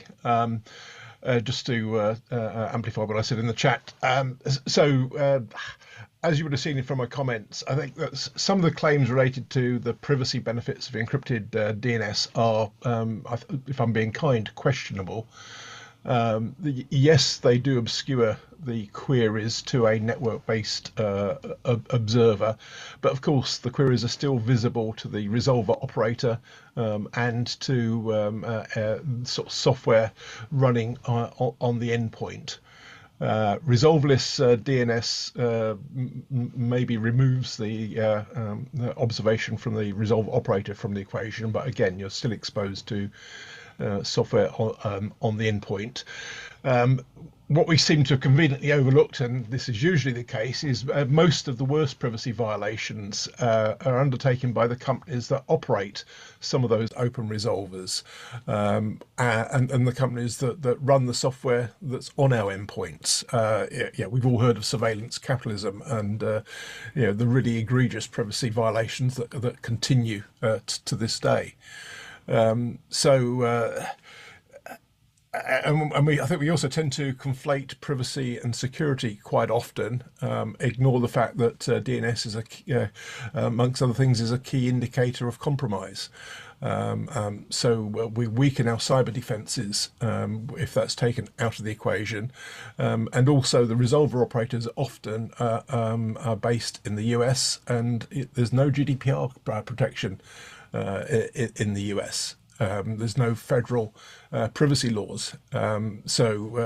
Again, we lose legislative protections as well, which is unhelpful. So if we are to talk about the security of the internet, let's get to grips with the real underlying issues. Let's talk about surveillance capitalism and how we deal with that. Let's address the issues increasingly posed by centralization and the loss of resilience of infrastructure, which is being aided and abetted by things like encrypted DNS and centralization of the sort of DNS infrastructure. And frankly and finally, a lot of the internet standards developments have significant policy implications, and we need, as Nigel said, we need more governments, more civil society groups, more representation from industry within standards bodies like the IGF. These standards are far too important to leave to the tech industry. Because that, as I said at the start, has got a vested interest. It's operating the surveillance capitalism. So we need other voices in there to make sure we get better solutions. Thanks. Thank you, Andrew. I think we're soon to arrive to the end. I hope we were able to meet expectations of Emily and Carolina, the ones that proposed these. Madeline, I learned quite a bit here. I would like to just ask you quickly, what are your key takeaway? And also for the purposes of the report, we need to add a couple of actions to take. So one takeaway, one action, and then perhaps we close after you revert that question to me. Thanks, Pablo, and thanks to everyone who participated today. I think my takeaway is that it's really important that we think when we arrive at these problems or questions, we always arrive at them at the current point in time, and we think back on what's happened and how we've arrived at where we are. But I think from the conversation today, it's really important that we think ahead to the next 20 years or 50 years and kind of look back at this moment from the future and consider what steps did we take now.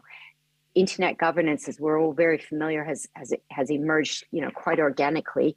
And when we've made mistakes or when things haven't worked out as we expected them to, it's really important that we can go back and or that we can address those and rectify them. So I think we need to be considering our actions now in the context of the future. And I think the action is that we've really, I just think that IGF is such an important forum for bringing together government, industry, the tech community, civil society, and academia to really have these conversations. So I think we need to think about a follow-on discussion for next year. What are your takeaways, Pablo, and your call for action? Well, I take it from what Mark said. It is a commercial product, he said, but it is actually a massive collaboration of different entities that ultimately operate this very important infrastructure at the technical level. So while this collaboration performs well technically, it also has many layers of policy making. It's a very heavily regulated industry, but at the same time, I do feel that there are important governance and policy questions that still remain, that they are out from the ICANN sphere, that they are subject of a very good conversation at the IGF. And as you said, I think we need to explore a little bit more about it. And key actions to take, well, more of these discussions at the IGF in Japan. And what do you think? I think another session in Japan. Thank you very much, everyone, and all the very best to all. We can close the session here. Thanks, everyone. Thank you, Pablo. Thank you. Bye. Madeline. Ciao.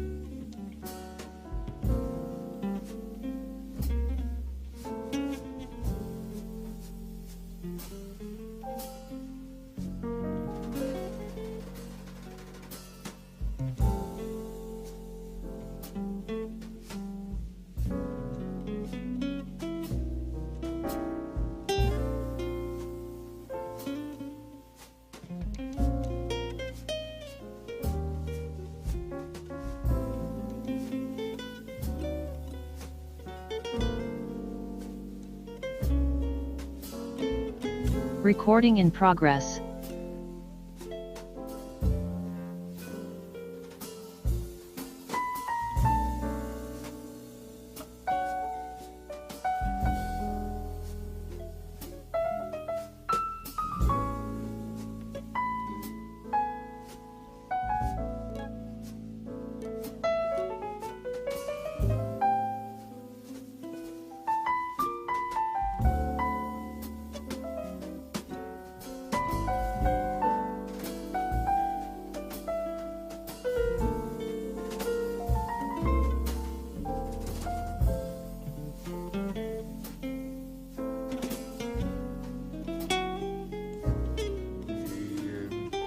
Bom dia, Mariana. Bom dia, Michel. Boa tarde, talvez. Não sei se vocês estão presentes aí. Não, eu tô remota aqui, mas acho que Jamila deve estar por aí daqui a pouco. Ah, perfeito.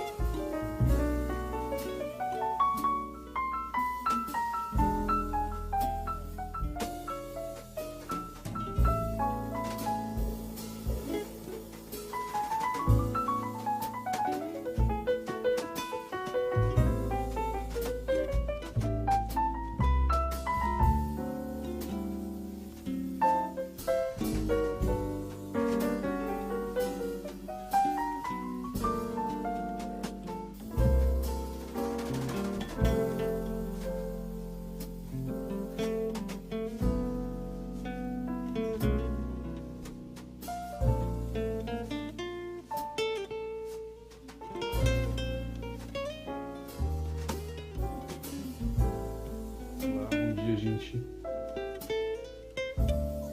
Bom dia, Michel. Bom dia, Michel.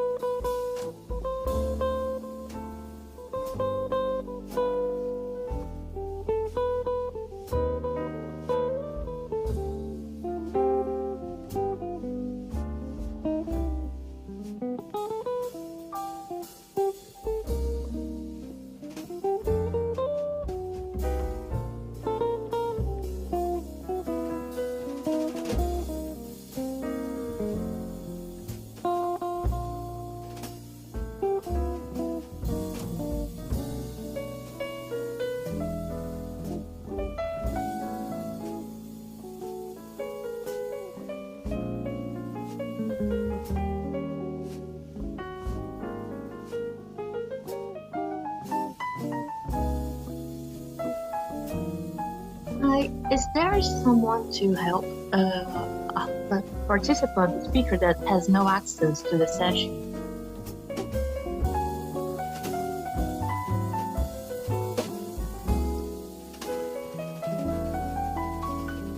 Oh, I think he managed.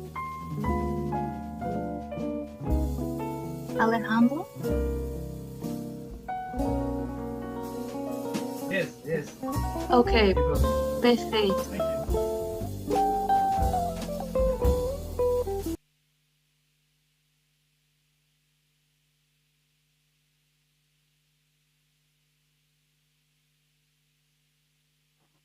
Bom dia. Hi, Bom everybody. dia. Can you hear me? Let me. Acho que já temos um quórum aqui. Quase todos presentes. Mariana, você me escuta? Acho que podemos iniciar já. Mariana, você me escuta? Sim. E agora? Ainda? Ótimo. Eu vou dar início então aqui, tá bom?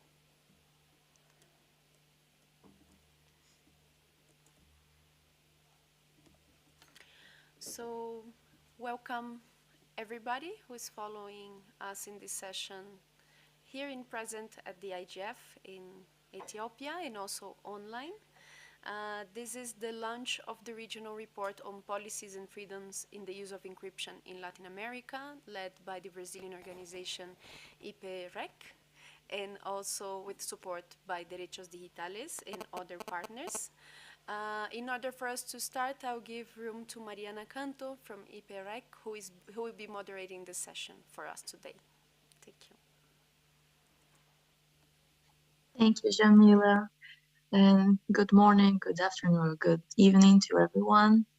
It's a pleasure to be here and presenting this work that has been for the last couple of months. We've been working on this report in order to present a very brief panorama of what's going on in Latin America in relation to encryption and policies and everything. I'm doing my introduction in English, but the session is going to be mainly run in Spanish and Portuguese. So we are going to be open to whatever the language the speakers choose to and feel more comfortable to use. And yeah, so now I'm going to change to Portuguese. Bem-vindo a todos e a todas. Muito obrigada por estarem aqui. E eu agradeço mais uma vez aos nossos palestrantes e relatores, porque é uma hora bastante ingrata agora na América Latina, muito cedo. E, enfim, a gente aprecia muito vocês terem poder estar aqui. Esse relatório, como eu disse mais uma vez, é um breve panorama sobre a situação da criptografia na América Latina e também dos direitos digitais e direitos civis relacionados a essa tecnologia. E como temos pouquíssimo tempo, eu já vou dar a palavra aos meus companheiros aqui, companheiras, e aqui eu já aproveito para também apresentar todos os nossos relatores. A gente tem aqui com a gente Lucas Domingos Rubio, que é o autor do relatório da Argentina e membro do Conselho Nacional de Investigação Científica e Técnica, o CONICET, e do Centro de Documentação e Investigação de Culturas de Esquerda, que é o CEDINSE.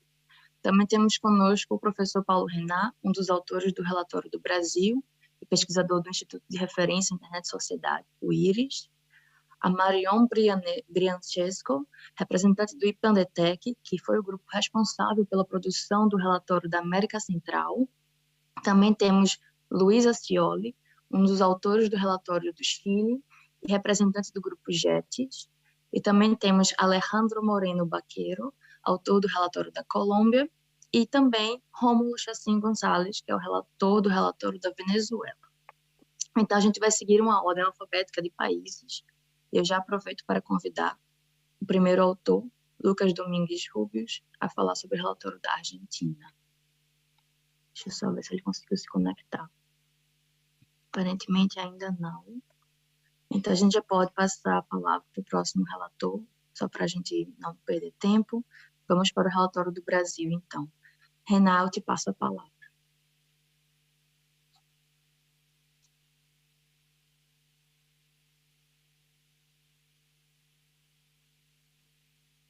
Então, um ótimo dia. Mariana, perdão pela demora. Você poderia me confirmar se eu consigo fazer uma apresentação? Consegue o quê? Desculpa, tá um eco. Apresentar a tela? É só você compartilhar a tela aqui, se você quiser. Renan, deixa eu só te interromper um minuto. May I ask you, the tech advisors, to please raise a bit his sound, because it's very low? Thank you very much. Lembrando que cada autor tem 5 minutos de apresentação, então eu peço para vocês respeitarem o tempo.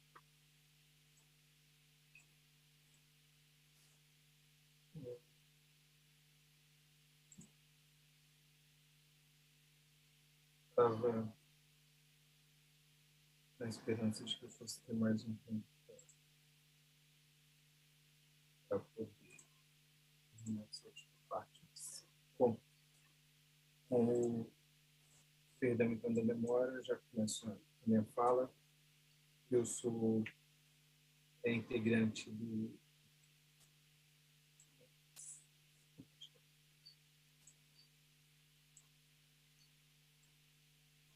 Vou falar então pelo relatório, né, Políticas Públicas e Organizações Sociais sobre criptografia no Brasil. Então quero primeiramente cumprimentar, né, as pessoas do Dom Carlos, da Mariana e do Michel Roberto, as pessoas que acompanham esse painel no 17º IGF.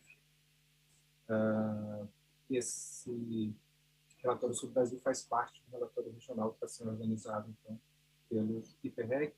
Eu sou Paulo Renato, pesquisador do Instituto de Referência Internet e Sociedade, e fazem parte da nossa equipe na produção desse relatório sobre o Brasil a Luísa Dutra, o Vitor Vieira e a Wilson Guilherme. Então, primeiramente, falamos sobre as ameaças no Brasil, né? Quais são as ameaças à criptografia que a gente identificou.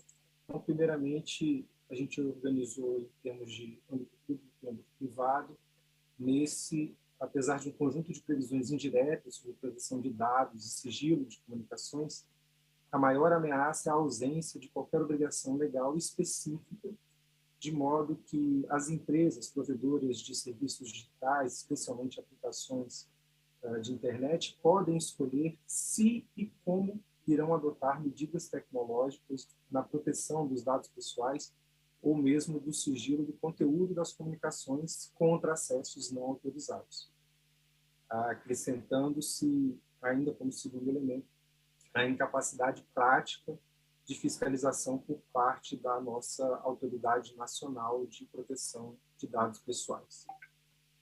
Passando para o âmbito público, a gente também organizou de acordo com os poderes, né, o Poder Executivo, o Poder Legislativo e o Poder Judiciário, e nessa perspectiva, no Poder Executivo, a gente identificou, além da ausência, né, de iniciativas de promoção ou defesa, como ações educacionais, ou de capacitação, ou mesmo de divulgação da importância da criptografia, prevalece a violação cotidiana nas políticas públicas de segurança pública por meio de técnicas de investigação sem critérios mínimos previstos em lei de forma objetiva, o que banaliza diversas práticas inadequadas, desde a vulgar criptoanálise de mangueira de borracha, em que a autoridade na rua impõe ao detentor do dispositivo a obrigação de liberar o aparelho sob ameaça de violência física,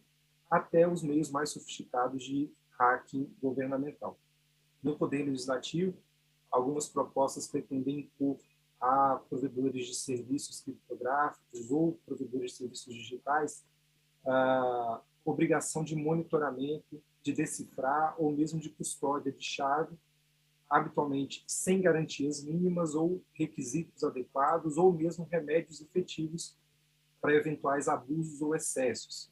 A gente destaca 3 projetos de lei: a reforma do nosso Código de Processo Penal, que traria a possibilidade de interceptação telemática, um projeto de lei 2418 de 2019, que altera o Marco Civil da Internet para inserir obrigação de monitoramento ativo pelos provedores de aplicações, e o projeto de lei 2630 de 2020, que exige a rastreabilidade de mensagens instantâneas, mesmo que protegidas por criptografia de ponta a ponta. E no Poder Judiciário, o Supremo Tribunal Federal, ao julgar algumas ações de controle de constitucionalidade, pode vir a legitimar a queda da criptografia como método investigativo ou mesmo validar provas digitais produzidas em inquéritos policiais sem autorização judicial. Então, essas seriam as principais ameaças. Uma das descobertas que a gente destaca no relatório é um mosaico de iniciativas da sociedade civil que atua como a missicure nas numerosas ações judiciais referentes ao tema, as criptofestas, né, e vários eventos descentralizados que têm sido realizados em muitos locais no Brasil, e a conformação de coalizões, né, e a participação da sociedade civil em várias organizações brasileiras e regionais na criação então de grupos em volta do tema. Então a gente tem, no âmbito da Coalizão de Direitos na Rede, um mês dedicado ao tema, anualmente, chamado Cripto Agosto. A gente tem várias organizações brasileiras fazendo parte da Global Encryption Coalition e também a formação desse novo grupo, né, que é a Aliança Latino-Americana e Caribenha pela Defesa da Criptografia. E, finalmente, né, como descoberta, não é descoberta em destaque, é uma ação prioritária que a gente aponta, seria justamente a necessidade de que a sociedade civil se voltasse para atuação nas diversas frentes, considerando a mudança de orientação no governo federal recém-eleito. Então, seria central e urgente que as organizações de sociedade civil se articulem para estimular, nos 3 poderes, a promoção de uma agenda positiva para a proteção e defesa da criptografia forte, promovendo debates, eventos, seminários e audiências públicas. Então, pedindo desculpa pelas dificuldades técnicas, agradeço pelo tempo e fico à disposição para eventual contato. Obrigado, Mariana, me devolvo a palavra. Muito obrigada, Renan. Apresentação maravilhosa, e acho que o relatório de vocês foi bastante, digamos, abrangente, eu diria, e muito detalhado a respeito da situação brasileira, político-social em relação à criptografia. Então, a gente agradece mais uma vez a participação do Iris e o trabalho de vocês, um grande parceiro do IPREC. Então, a gente segue para o próximo país, que a gente vai chamar o IPANDETEC agora, que ficou responsável pelo relatório da América Central, que acho que a Marion não está presente aqui. Sí, muchísimas gracias. Muy buenos días a todo Latinoamérica, porque la diferencia horaria es bastante marcada, ¿verdad? Y buenas tardes a quienes nos están acompañando acá. Mi nombre es Marion Brianchesco, soy coordinadora de proyectos en la organización IPANDETEC Centroamérica, la cual trabaja en derechos humanos en el entorno digital en Centroamérica y en República Dominicana. Me permito hacer referencia a este informe trabajado por Lía Hernández, que es la directora ejecutiva de la organización, y mi compañero Abdías Zambrano, que es investigador asociado de IPANDETEC. Y pues este informe enfoca su mirada en 4 países en particular. Estos son El Salvador, Cuba, Nicaragua y Panamá, y cada uno, ¿verdad?, con contextos muy diferentes a nivel político, sociopolítico y también a nivel de legislación, que vamos a ir dando como un repaso en cada uno de ellos. Para iniciar con El Salvador, en este caso no existe una ley que regule la utilización del cifrado. Sin embargo, en materia procesal y de telecomunicaciones, los operadores de telefonía están obligados a asegurar la decodificación de las comunicaciones de cualquier cliente. Aunque esta norma no es aplicable a los servicios de mensajería móviles globales, ¿verdad?, más populares, como podría ser WhatsApp, Telegram, al no ser un servicio manejado y ofrecido por las compañías que operan en el país. En el caso de Cuba, que es bastante crítico también el contexto, en 2008 fue aprobada una resolución que prohibía expresamente la criptografía. Sin embargo, una reforma del 2011 y 2017 permite el uso de encriptado a través solamente de un permiso que recibe el proveedor de Internet. Esta medida claramente fue muy criticada por organismos internacionales y por la misma sociedad civil, pero el uso de plataformas como WhatsApp y Telegram son ampliamente utilizados por la ciudadanía en Cuba, aunque en 2020 Telegram estuvo bloqueada por al menos 5 semanas y en 2021 el gobierno presentó un decreto que incorpora multas a quienes utilicen encriptado sin la debida inscripción. Luego tenemos el caso de Nicaragua y Panamá, que no hay una regulación específica sobre el tema de encriptado, pero ambos países mantienen la privacidad de las comunicaciones a nivel constitucional. Para comentarles un poco el caso de Nicaragua, que nuevamente es un caso también bastante sensible, acá en Nicaragua pueden interceptarse comunicaciones de cualquier clase si cumple con ciertas características relativas al delito investigado y si cuenta con una orden judicial. A pesar de ello, se puede interceptar las comunicaciones aún sin la orden si después de las siguientes 24 horas lo solicita un juez. En Panamá, la norma penal permite la interceptación de comunicaciones con una resolución judicial motivada. Cabe destacar que de los 4 países, Cuba y Nicaragua, ¿verdad?, como les decía, el contexto político bastante sensible, son países cuestionados por tener gobiernos ilegítimos, mientras que el gobierno de El Salvador es considerado autoritario e irrespetuoso de garantías fundamentales. En estos países, por ejemplo, los periodistas y los activistas son los que hacen un uso extendido del cifrado para proteger a sus fuentes, sus investigaciones y en general su trabajo. Así que nosotros como organización de la sociedad civil, parte de nuestras principales recomendaciones en este contexto es que países como Cuba y El Salvador deben reformar sus leyes actuales o derogarlas para dar paso a nuevos textos legislativos con estándares de derechos humanos.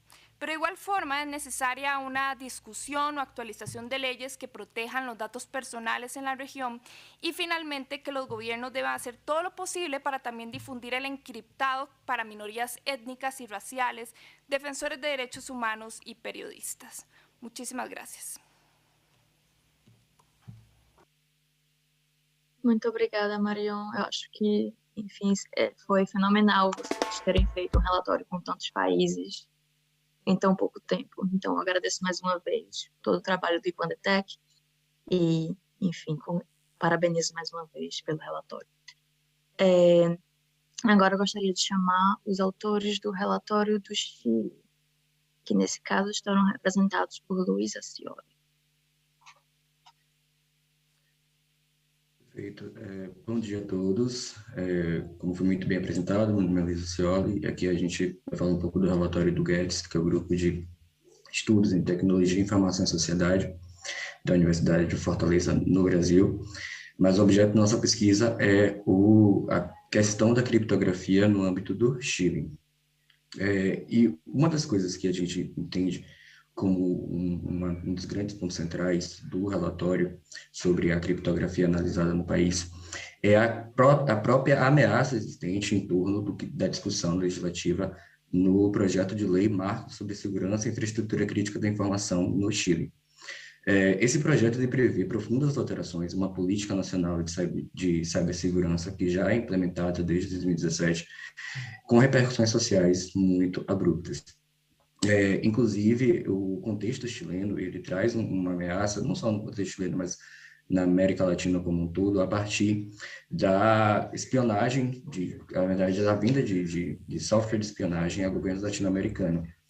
E a própria discussão em torno do tema prevê a criação de uma Agência Nacional de Cibersegurança para a repressão de crimes cibernéticos, o que gera, na realidade, um estado permanente de vigilâncias de vigilância digital, o que vai contra, na verdade, a própria garantia da criptografia. E um dos pontos centrais, uma das principais críticas, é a inexistência, na verdade, de uma expressa menção no texto sobre a criptografia. Esse é talvez um dos principais focos de ameaça no país sobre o escopo sociolegal da criptografia. Além disso, a gente também teve o próprio rechaço à Constituição chilena, que trazia em si um rol de direitos digitais, propriamente dito, como um sistema, uma ausência de proteção constitucional para a própria privacidade digital e, consequentemente, para a criptografia. A partir do relatório, a gente pôde também identificar, na realidade, uma complexa rede sociolegal de debate sobre criptografia no contexto chileno. A própria noção de criptografia no Chile se destaca de outros países justamente por essa rede complexa, inclusive formada pela Aliança Latino-Americana de Criptografia, a CELEC, e outras organizações. A própria inclusão, na verdade, da privacidade digital e da proteção de dados no projeto de Constituição Política do Chile, da nova Constituição que foi rechaçada, na verdade, já demonstrou, na realidade, uma organização própria da sociedade civil para que se possa positivar e trazer consequências sociolegais, propriamente ditas, para o contexto chileno. Então, a gente teve esses pontos, na verdade, que foram bem destacados no contexto chileno. Agora, o que a gente, na verdade, acredita a partir do relatório é que, nesse momento, é necessário que haja, em verdade, uma necessidade de projetar o engajamento e o apoio populacional, porque a questão e a discussão legislativa para trazer segurança jurídica para o contexto da criptografia no contexto do Chile não se aparta, na realidade, do conhecimento populacional. É necessário que haja uma inclusão da população civil nesse contexto, a partir realmente de demandas por promoção, seja ela virtual ou física, da população na discussão. E, a partir disso, fortalecer realmente um sistema de negociações, fortalecer esse complexo que já existe, para que se possa garantir a criptografia no contexto chileno e resguardar, diante dessa ameaça, a privacidade digital e, consequentemente, o livre desenvolvimento da personalidade, os direitos civis, os direitos fundamentais de âmbito digitais naquele país. Desde já, esses são os principais pontos que a gente elencou sobre o nosso relatório, mas agradeço e passo a palavra mais uma vez à Mariana. Muito obrigada, Luiz, mais uma vez por um trabalho muito difícil a gente estudar um outro país que não seja o nosso, então eu agradeço também mais uma vez o esforço de vocês por tentar entender um pouco do panorama do Chile. Agora eu vou passar a palavra para o nosso próximo relator, Alejandro Moreno, nosso relator da Colômbia. Buenos días, soy Alejandro Moreno, como dijo Mariana. Buenos días, buenas tardes, buenas noches a todas las personas que nos acompañan hoy. Yo les voy a contar el estado actual en Colombia de las regulaciones políticas e iniciativas sobre encriptación. Quisiera empezar por contarles que efectivamente sí hay regulación en Colombia que se refiere a la encriptación. No obstante, la regulación más directa que tenemos en Colombia fue expedida primero en 1993, y quisiera un momento que nos como mentalmente viajáramos a 1993, cómo estaban las comunicaciones y sobre todo el estado de Colombia. Colombia es un país que ha atravesado una lucha contra las drogas muy fuerte, que ha tenido la intervención de actores internacionales. Entonces, en esa época se publicó una ley, que es la Ley de Orden Público, y la ley intentaba implementar una serie de medidas para la lucha contra las drogas. En temas de encriptación esto fue relevante porque se incluyó una disposición que mencionaba que los usuarios de telecomunicaciones no podían enviar mensajes encriptados o en lenguaje inteligible. No obstante, esta norma pues ya tiene casi 30 años, ya tiene más de 30 años, y los tiempos han cambiado. En 1995 la Corte Constitucional ratificó la postura de la ley, hizo una revisión de la ley y dijo que efectivamente esto era una norma que se ajustaba al ordenamiento jurídico, pero nos dejó con una norma anacrónica. Esta norma precisamente genera un peligro para la sociedad, porque si uno se pega a lo que dice la norma, las personas en Colombia no podríamos utilizar WhatsApp, no podríamos utilizar mensajes instantáneos. Y además es importante tener en cuenta que hoy en Colombia tenemos varias crisis sobre violaciones masivas a derechos fundamentales de muchos grupos, y también tenemos lastimosamente cifras récord de asesinatos a líderes ambientales, de derechos humanos, entre otros. Es decir, que en Colombia la norma que tenemos, la letra muerta que tenemos actualmente, pareciera ser desfavorecedora a la protección de los derechos fundamentales de la sociedad civil y de grupos especialmente vulnerables. No obstante, de tiempo acá, de los últimos 5 años para acá, las prácticas del gobierno y de la misma Corte Constitucional parecieran contradecir su propia posición. Por ejemplo, en 2019, decidiendo un caso importante en relación con libertad de expresión, la Corte establece la importancia de las tecnologías de cifrado y dice que sin esta tecnología no podría garantizarse los derechos fundamentales de libertad de expresión y de privacidad. Es decir, que, pero no hace referencia a la ley anterior. Es importante también tener en cuenta que la ley de 1993 es una ley un poco, tiene particularidades legislativas. No es una ley que perdura el tiempo constantemente. Es una ley que ha tenido múltiples renovaciones. Su periodo inicial era de 2 años y cada 4 años ha sido renovada. De hecho, ahorita en diciembre sería renovada. Y no se ha hecho una revisión sobre el contenido de las limitaciones que existen al cifrado. Muchas de las organizaciones, digamos, muchos de los entes gubernamentales, ministerios, los mismos jueces, autoridades, parecieran desconocer esta norma, porque en sus decisiones, en sus actuaciones, incluso no solo ven a favor, sino promueven y en algunos casos incluso exigen la utilización de cifrado.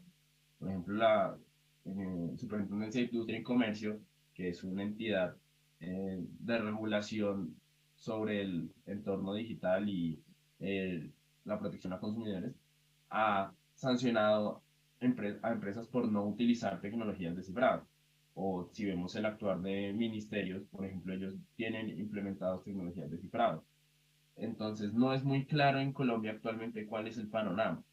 No ha habido una revisión o un análisis juicioso de esta norma 93 que si uno lee descuidadamente podría indicar que las tecnologías de cifrado están prohibidas en Colombia. Entonces, actualmente vivimos en una ambigüedad que genera riesgos a los derechos fundamentales de no solo la sociedad entera, sino además especialmente a grupos vulnerables que se beneficiarían de la utilización de tecnologías de cifrado. Te devuelvo la palabra, María. Muchas gracias. Obrigada mais uma vez, Alejandro. Trabalho também extremamente minucioso e, eu diria, detalhado sobre o panorama colombiano. Por fim, eu quero chamar o autor Rómulo Chassin, que também está aqui representando o relatório da Venezuela. Hola Mariana, buenos días, buenas tardes, buenas noches, dependiendo del lugar en donde se encuentren. Mi investigación básicamente se centró en estudiar lo que era el cifrado en Venezuela, así como el impacto que han tenido las políticas en los derechos fundamentales. Para comenzar, me gustaría destacar que Venezuela atraviesa desde el año 2014 una de las más profundas y complejas crisis a nivel global, especialmente en lo que respecta a la situación de los derechos humanos. La violación de estos derechos, como bien es sabido, es una práctica sistemática e institucionalizada en Venezuela. Y quizás la mejor prueba de esto es que actualmente la situación de Venezuela está siendo investigada ante el sistema de la Corte Penal Internacional. El régimen de Maduro se vale de numerosas herramientas para incidir de forma indirecta en lo que son las libertades fundamentales. Pero hoy me gustaría concentrarme especialmente en dos de ellas, las cuales son las que más se relacionan con mi objeto de estudio. Estas herramientas o tácticas del régimen son, en primer lugar, destaca la vigilancia, que hacen sobre las comunicaciones y sobre la información las agencias del régimen a todo nivel. Esta vigilancia masiva es realizada tanto por las organizaciones o las empresas o las agencias del sector público, bien sea el FAES, el SEBIN, la Dirección de Contrainteligencia Militar, así como otras instituciones del sector público que se encargan de regular lo que son las telecomunicaciones en Venezuela. En este caso puedo citar, por ejemplo, CanTV y Conatel. Pero no solamente las agencias públicas se encargan de estas actividades, también lo hacen otras actividades del sector privado, como por ejemplo Telefónica, quien en su informe del año 2021 reconoció que a pedido del régimen interceptó más de 1.500.000 líneas telefónicas en Venezuela. Y esto demuestra un claro y constante aumento desde el año 2016. Esta grotesca y alarmante cifra refleja nada más y nada menos que el 20% de los suscriptores en Venezuela. Si esto se compara con otros países, otras regiones, donde Telefónica tiene operaciones, esta cifra no logra alcanzar ni siquiera el 1%. La otra herramienta de las cuales les quería hablar es la censura. La censura se realiza en Venezuela a todo nivel y en todos los espacios del quehacer diario, bien sea en radio, en prensa, en televisión y en general en todos los medios digitales, especialmente todos aquellos transmitidos por medios de Internet. La censura representa, en lo que va del año 2022, el 39% de las violaciones a la libertad de expresión. Ante todo esto, es claro que Venezuela fue catalogada como uno de los países con menor libertad de expresión en Internet en el mundo, con una valoración tan solo de 30 puntos sobre 100. Y esta especial calificación la hace acreedora del penúltimo lugar en toda nuestra región latinoamericana. Puntualmente hablando de lo que son ya las amenazas del cifrado en Venezuela, me gustaría destacar, por ejemplo, el bloqueo de la red de Tor y otras herramientas para elevación de la censura, como por ejemplo las redes privadas virtuales y el protocolo HTTPS. Estas herramientas que usa la población hacen un uso inherente de lo que es el cifrado, por lo que son impensables sin este. También me gustaría destacar que existe evidencia razonable para creer que la firma israelí Celebrity vendió tecnología de piratería telefónica al régimen de Maduro. Esta tecnología permite desbloquear y extraer datos móviles, incluyendo los datos cifrados. También, Venezuela inició negociaciones tendientes a la adquisición del Remote Control System. Es una herramienta de hacking team que permite tener acceso a comunicaciones y correos cifrados. Ante todo este panorama y ante el evidente desprecio a los derechos humanos en Venezuela, ante la ausencia de un régimen integral de protección de datos personales, ante la elevada cantidad de agencias gubernamentales dedicadas a la vigilancia, al control, a la censura, ante la indeterminación de sus facultades en decretos que no se coinciden con lo establecido en el artículo 202 de nuestra Constitución, es claro que la situación es bastante alarmante en el caso de Venezuela. Y es por ello que hoy me gustaría traer a colación dos recomendaciones puntuales.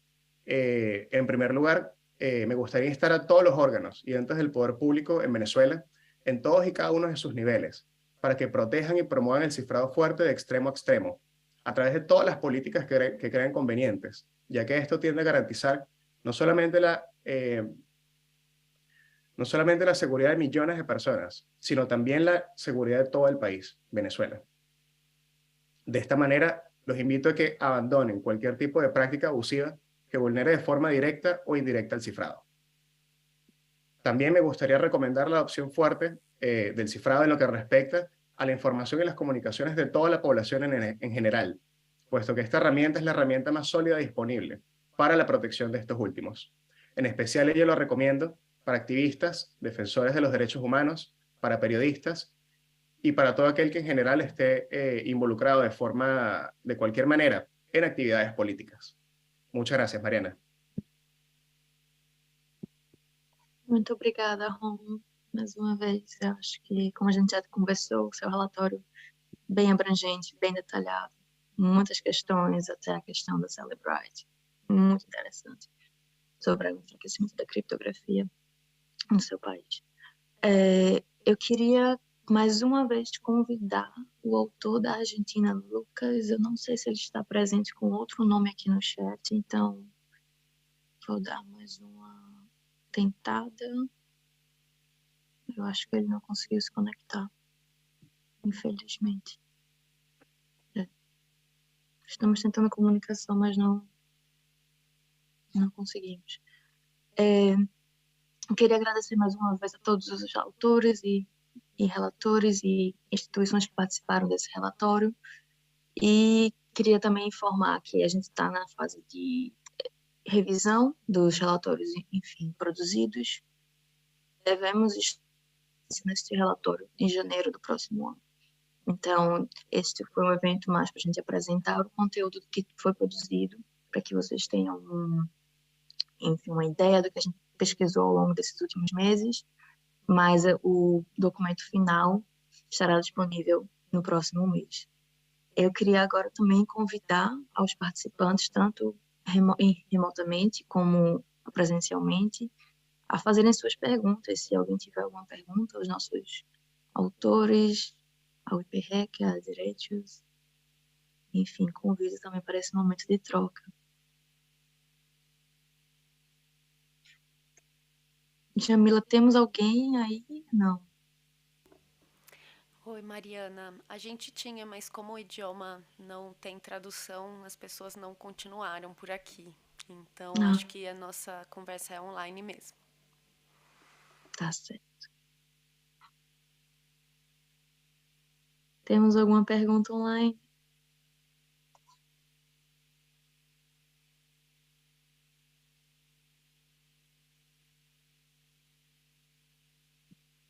Eu acho que não.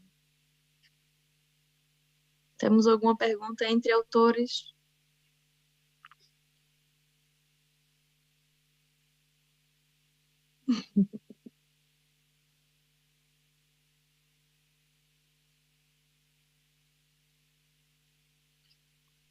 Bem, oi. Mariana, a gente deve ter um momento de compartilhamento, né, dos relatórios antes da publicação. Sim. Imagino, eu eventualmente creio que a gente vai poder até nos espelhar, né, nas produções dos demais pareceristas e também adequar, né, a nossa própria produção para tentar ter algum paralelismo aí nas produções. Mas acho que aqui a gente vai ter um quadro bem interessante, né? Sim. Acho que conseguimos também enxergar muitos paralelos, né, entre os relatórios. A gente tem um cenário bastante, digamos que é bem icônico regionalmente, nosso cenário em relação à criptografia, eu diria. E aos riscos. Oi. A minha questão para você que está tendo acesso a todos, né, seria se você percebeu algum ponto que seria transversal a todos os países, assim, alguma questão que frontalmente assim, já se mostra de relevo em todos os focos de atenção. Eu acho que, devido ao nosso passado histórico, eu diria que a América Latina, enfim, de forma geral, a gente ainda tem uma grande preocupação em relação à liberdade de expressão e privacidade, em como esses dois direitos, digamos assim, eles estão intrinsecamente relacionados com a criptografia. Eu diria que muitos dos relatórios vão tocar nesse ponto da liberdade de expressão, especialmente, e que é um ponto bastante sensível na América Latina. Enfim, devido ao cenário, por alguns dizem, politicamente instável, ou uma democracia um pouco mais jovem do que em outros países. Então, a gente vai ter, digamos, que a gente pode observar em vários relatórios, essa questão tanto da vigilância estatal crescente e como, enfim, políticas de enfraquecimento da criptografia muitas vezes vão ganhando força por parte de autoridades e governos. Acho que, não sei se Michel quer acrescentar algo. Hola, buen día a todos y todos. Yo creo que sí, yo creo que la cuestión más que yo veo es que las discusiones no están, no se hace, no se tiene una discusión de protección al cifrado, se tiene discusiones para vigilancia, para poder tener vigilancia por parte del Estado. Entonces, yo creo que esta es una discusión importante de tener una agenda que sea más positiva y yo creo que los informes nos ayudan con eso, porque nos ayudan a tener también los espacios, los riesgos, pero también espacios que nosotros podemos tener una agenda propositiva, o sea, una agenda de protección a los derechos humanos, una agenda de protección a la libertad de expresión, y yo creo que en los países también las ganas de no tener cifrado son muy similares, yo creo. La forma como las policías y la forma como los proyectos de ley están se discutiendo, nosotros podemos ver eso. Entonces, yo creo que este reporte regional va a ser muy importante para tener este mapeo, pero también para servir como un primer diálogo, una primera conversación, de tener agendas que sean más propositivas por parte de la sociedad civil y de otros actores también. Entonces, agradezco mucho a todas las relatoras y los relatores también, porque creo que tener este mapeo es sumamente importante para nosotros. Entonces, agradezco a ustedes, agradezco a IPREC, en la persona de Mariana acá, pero también a Raquel, a Ramiro, que están involucrados en este proyecto. Y yo creo que lo importante ahora, claro, es publicar el relatorio, el reporte final, pero también mantener este diálogo entre nosotros, porque yo creo que esto es importante para tener esta agenda en América Latina. Esos son mis comentarios. Obrigada, Michel. Eu concordo, enfim. Não poderia ter dito de forma melhor. Eu acredito que um dos resultados finais propostos por a gente, quando a gente pensa nesse projeto, é essa troca, esse momento de troca de experiências, não só do que se passa no panorama nacional de cada país, mas também de experiências de advocacy e de próximos passos, enfim, passos de ação. O que podemos fazer e como podemos ajudar um ao outro, para que a gente consiga preservar uma criptografia forte na América Latina, ou buscar essa política, digamos assim, criptografia forte. Enfim, mas eu acho que é isso. Alguém mais tem alguma pergunta? Não.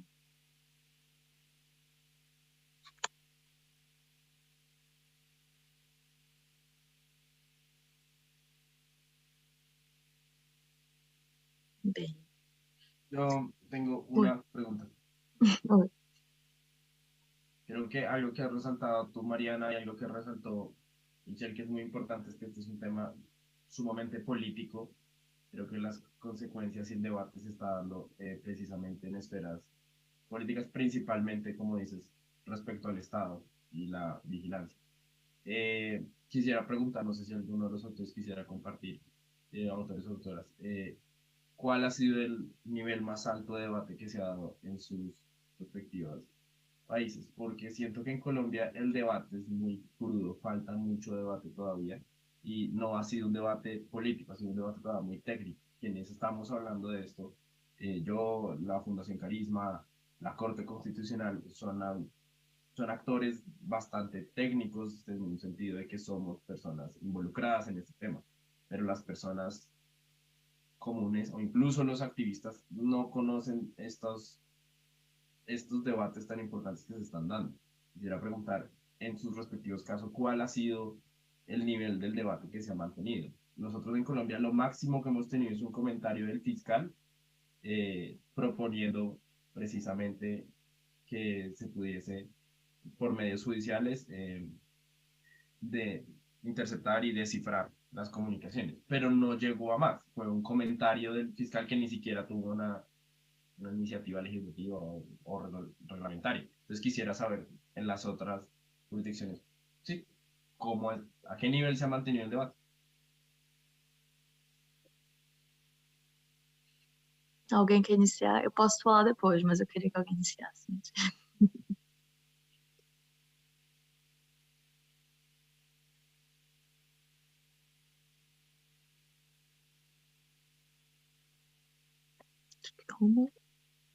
Muchas gracias, Alejandro.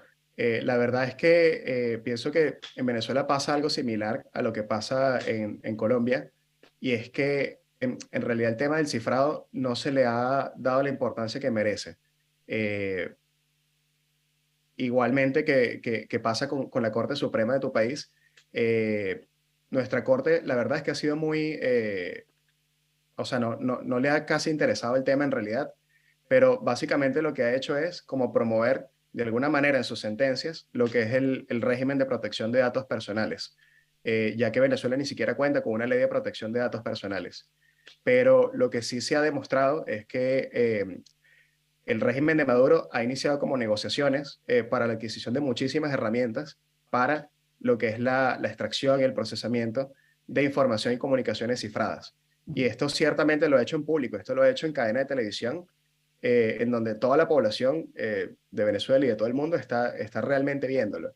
El nivel de preocupación es tan alarmante que se atreven a realizar esto a Vox Populi, en donde todo el mundo se entera en realidad cuáles son las actividades que ellos realizan. Y no solamente es una agencia, en realidad es innumerable la cantidad de agencias que ellos tienen para lo que es la incidencia en estos derechos.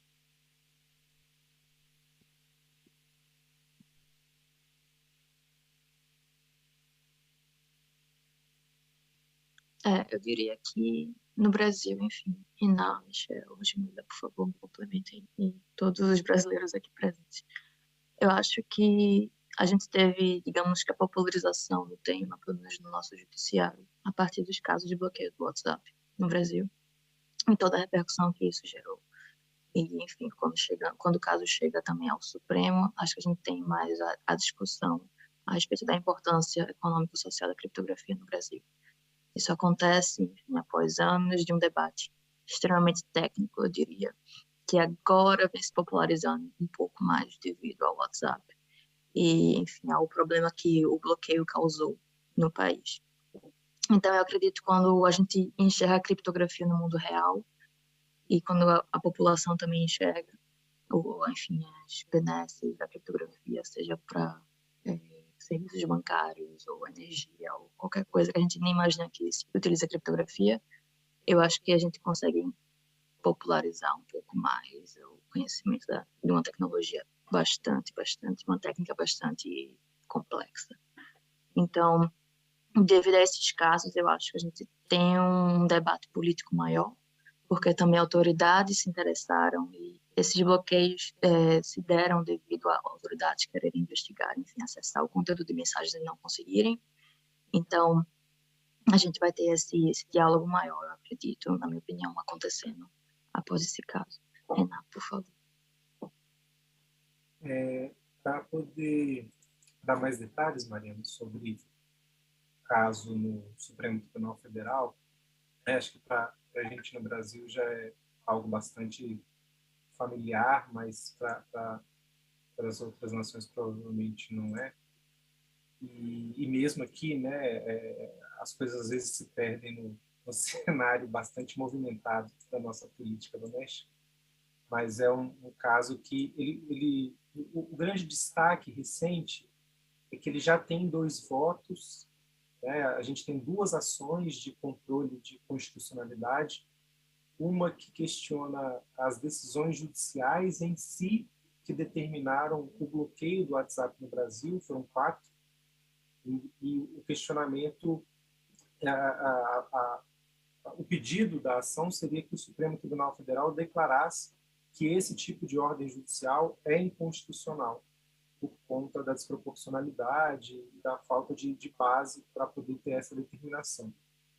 E nessa ação, o relator, o ministro Edson Fachin, já afirmou, né, que ele entende sim que as decisões são inconstitucionais. E tem uma outra ação que questiona a base legal usada nas decisões judiciais, com o intuito de dizer que a lei utilizada seria inconstitucional, né, que nessa medida deveria ser declarada a inconstitucionalidade das normas da norma que autorizou a decisão. E a relatora, a ministra Rosa Weber, também disse que não o texto é inconstitucional, mas que a interpretação de que essas normas autorizam o bloqueio de aplicações, né, que não colaboram com investigações por meio da quebra da criptografia. Então, essa interpretação é inconstitucional.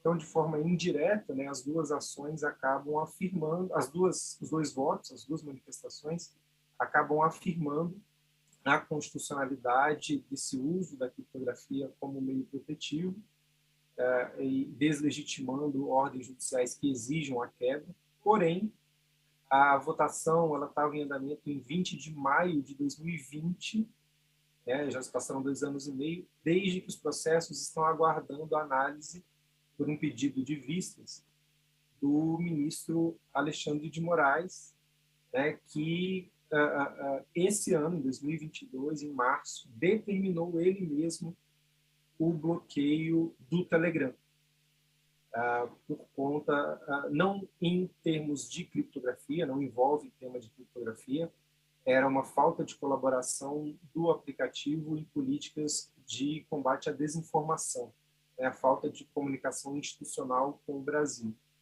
Teve uma determinação de bloqueio, mas que revela que o ministro não era, pelo menos no começo do ano, antipático, né? Ele tinha uma simpatia ao bloqueio de aplicações, não em termos de criptografia, mas em relação à falta de colaboração. Então a gente tem não tem nenhuma garantia de que o resultado final do julgamento vá seguir o voto das duas relatorias, né, nos dois processos que estão tramitando de certa forma em conjunto. E a gente tem uma sinalização ruim de um dos ministros, pelo menos. Mas a gente também não tem um prazo para quando isso vai acontecer, né? Então, esse é o cenário. E a criptoanálise da mangueira de borracha, né, esse nome jocoso, mas que traz uma coisa absolutamente cruel e que acontece muito no Brasil, né, também está em discussão nessa viabilidade, validade do uso de provas produzidas sem ordem judicial, né? Provas digitais sem ordem judicial. Então, é comum no Brasil, a gente tem vários casos de abordagem policial em que o policial exige da pessoa que ela desbloqueie o telefone para ele acessar e verificar se aquela pessoa está se comunicando para traficar drogas ou cometer qualquer outro crime. Essa é a justificativa supostamente legítima, né? Mas os abusos são incontroláveis, não há uma supervisão prática para esse tipo de abordagem, não há registro por parte das forças policiais de que essa abordagem acontece, então não tem como avaliar excessos, abusos ou mesmo equívocos, até porque não tem parâmetro objetivo para fazer essa análise. Então, o judiciário se coloca como uma possível barreira a essas quebras da criptografia e da proteção da criptografia e do sigilo dos dados de maneira geral, mas com a qual a gente só espera poder contar, mas sem nenhuma garantia de que esse resultado virá a tempo ou que ele virá favorável à nossa perspectiva. Mariana, posso complementar a fala do Paulo? Licença, que é a Luísa do Íris também. Oi, Paulo, obrigada pela tua colocação. Só para complementar a questão da abordagem policial também, dessa questão do desbloqueio, né, e o acesso a dados, né, que seriam criptografados na abordagem policial, eu acho que é bem importante quando a gente está aqui também num evento que envolve outros lugares da América Latina, lembrar que isso também tem uma tendência a uma vigilância maior, né, e alguma forma de persecução penal maior, né, do judiciário e das instituições de segurança pública do Brasil, a população preta aqui também, porque a gente sabe que as abordagens policiais e toda a vigilância, né, do Estado, né, tem uma tendência a ser para uma população específica aqui no Brasil, que normalmente são jovens negros, né, e de periferia. Então, também a quebra, né, da criptografia e o acesso a esses dados traz uma tendência muito forte de uma persecução penal maior, né, e de um acesso maior dessa população a uma máquina muito cruel no Brasil, que a gente sabe que a gente tem e que é extremamente racializada também. Perfeito, Luísa. Obrigada, gente. E nice, Luísa. Mais alguém? Não.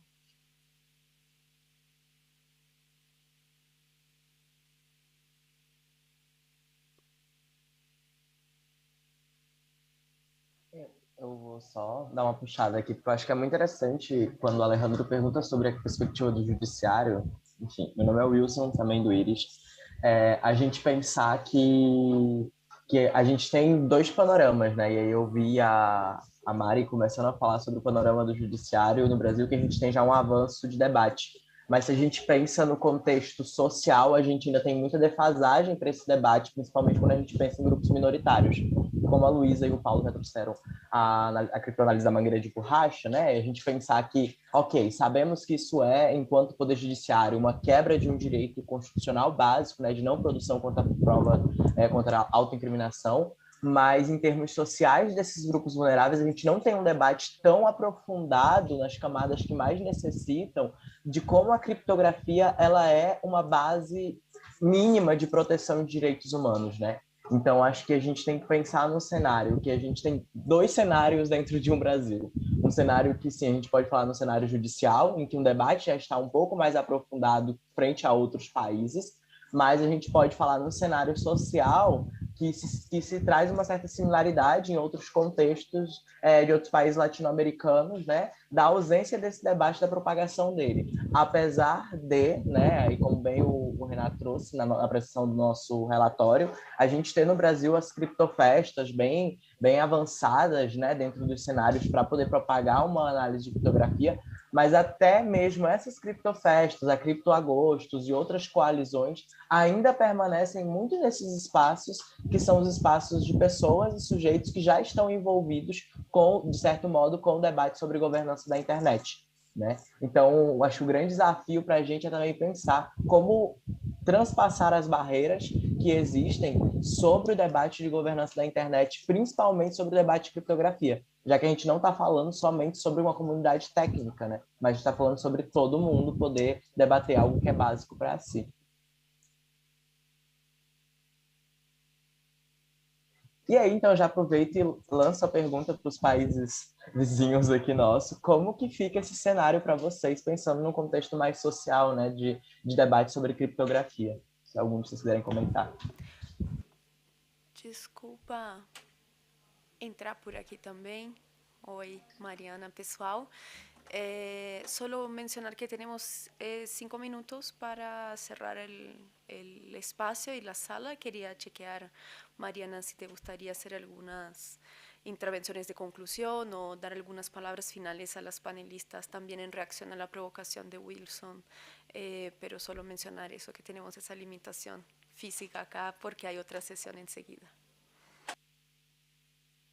Perfeito, Jamila. Eu ia perguntar, enfim, eu ia entrar com a mesma questão. Eu acho que se alguém quiser responder em 1 minuto, um tweet, a questão de Wilson. Alejandro. Aventurar a responder en 1 minuto. En Colombia, precisamente, Wilson anticipó un poco la respuesta y es que las perspectivas sociales, sobre todo de las personas del común, están en un nivel diferente. Mejor dicho, las personas se preocupan porque puedo o no usar WhatsApp, ¿sí? Y cuando uno va a presentar el debate más político, precisamente se vuelve vamos a dejar que el delincuente común pueda hacer sus fechorías versus una versión de no, tenemos que tener la capacidad de utilizar estas tecnologías. O sea, la versión en Colombia que existe hoy en día es que el debate, si tú le preguntas a alguien en la calle y dices, no, sí, chévere que puedan revisar las redes de narcotráfico e intercepten, pero al mismo tiempo, no, yo quiero poder utilizar WhatsApp. O sea, el debate todavía, de nuevo, tiene que promoverse mucho, entender cuáles son las consecuencias de una u otra opción de promover o restringir el cifrado. Es el panorama en Colombia. Creo que es mi respuesta en 1 minuto. Perfeito. Muito obrigada, Alejandro. Eu acho que com isso a gente... Mariana, perdón, otra vez.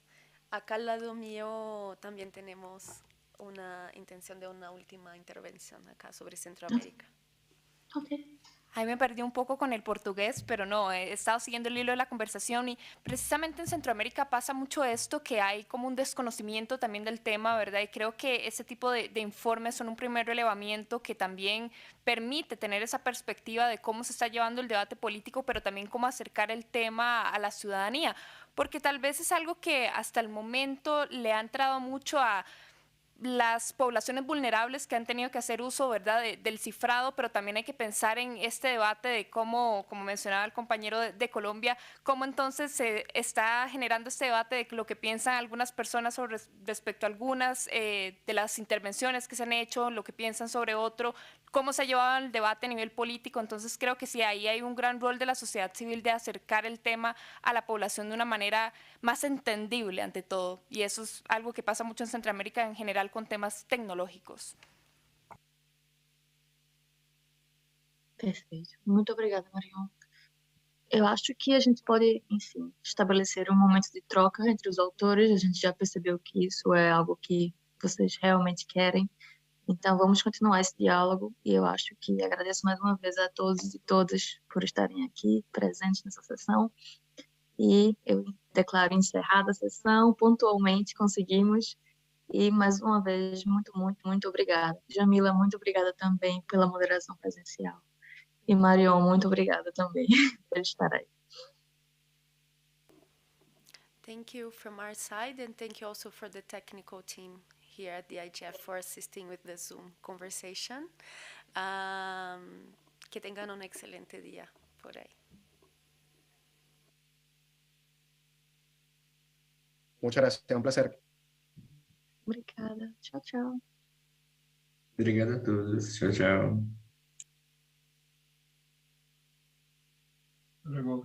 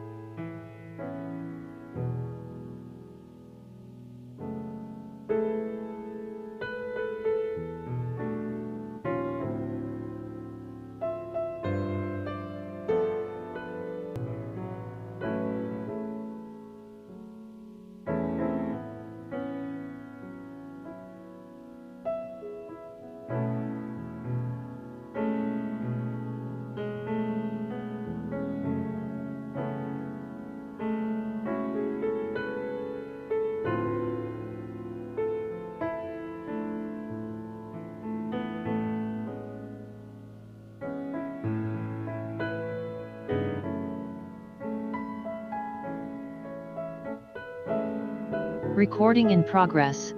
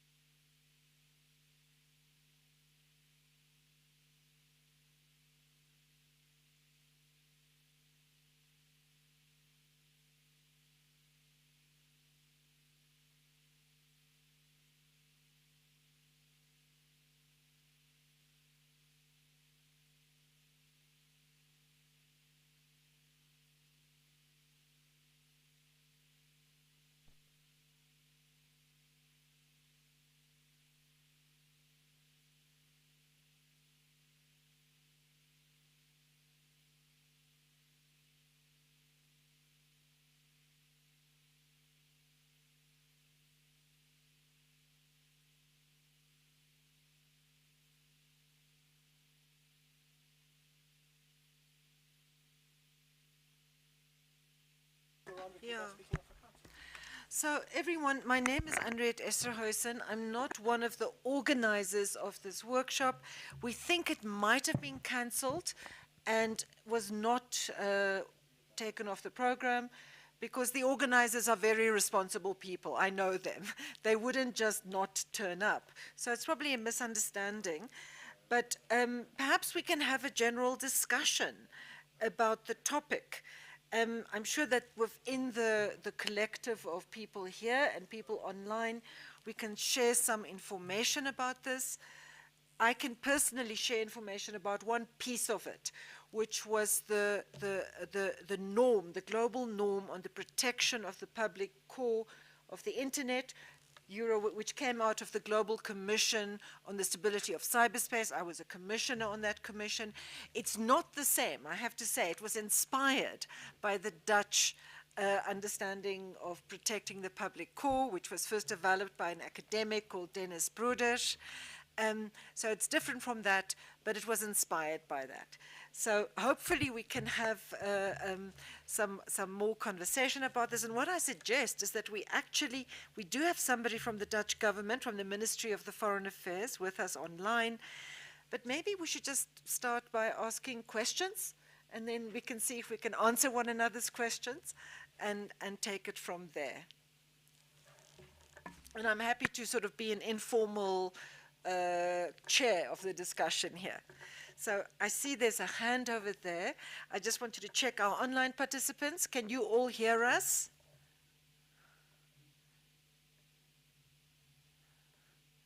Just type in the chat if you can hear us. Yes, you can hear us. Thanks, Jenna. And Famke from the ministry confirms that she didn't know about a cancellation either.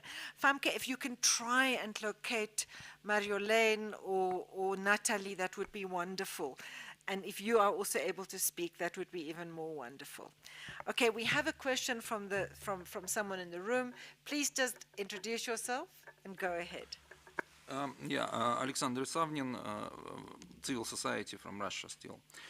Is there any public document stating official Dutch position on Internet Core? Because actually there was only link to the government website, and it will be interesting to read if exists something. To ask more professional questions. Thanks.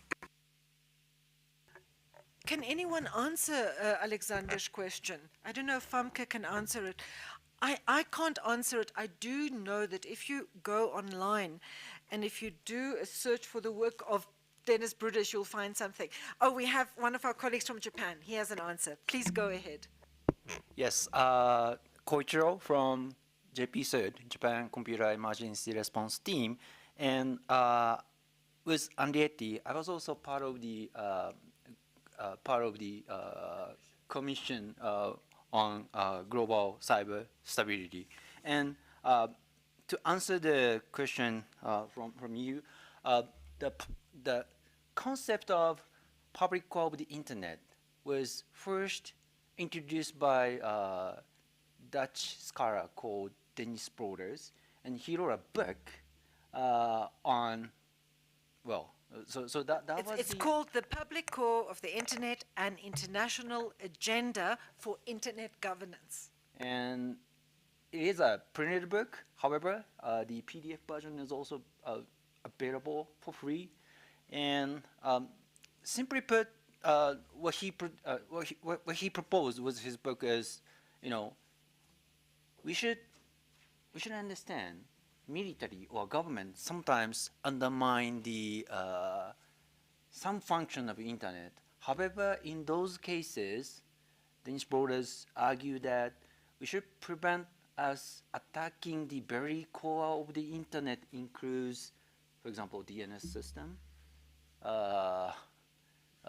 submarine cables, data center, time protocol servers, and many others. So that's what he initially proposed. Thank you.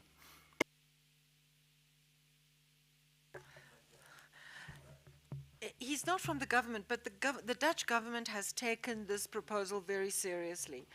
And they can share themselves what their official position is. But I know that they have really, I think, practiced or you know, their belief in it as a valuable principle in many respects. What we then did, the two of us were involved in this commission, we were tasked with developing some norms that could promote stability and security in cyberspace.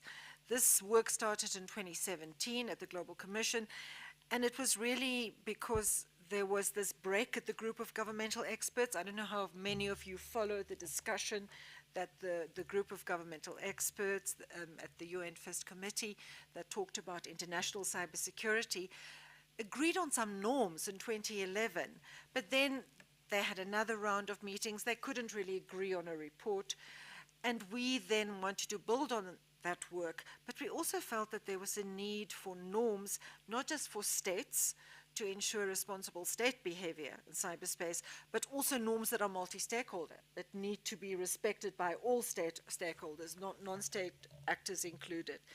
And that is when we came up with this norm on the protection of the public core of the internet, working very much with the Dennis Bruder's definition. And the norm is called the non-interference with the public core. I'll just read it.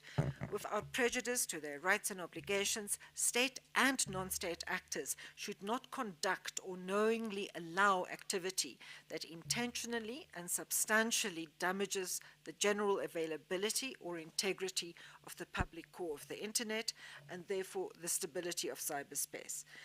And we do define the public core to include packet routing and forwarding, naming and numbering systems, cryptographic mechanisms of security and identity, and physical transmission media, such as you said, the undersea cables.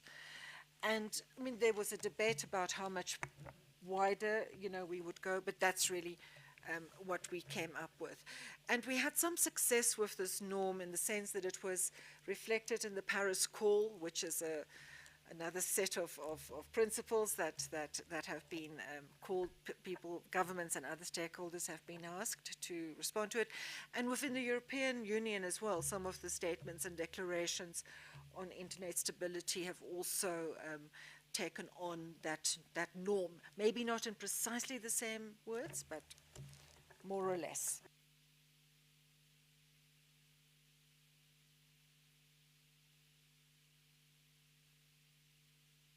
By the way, someone online, thanks, Vyacheslav Erokin has posted the link online in the Zoom to the book, to Dennis Bruder's book.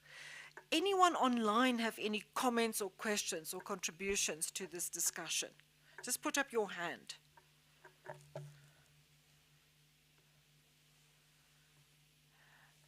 Marek, please go ahead, introduce yourself, and let's hear from you.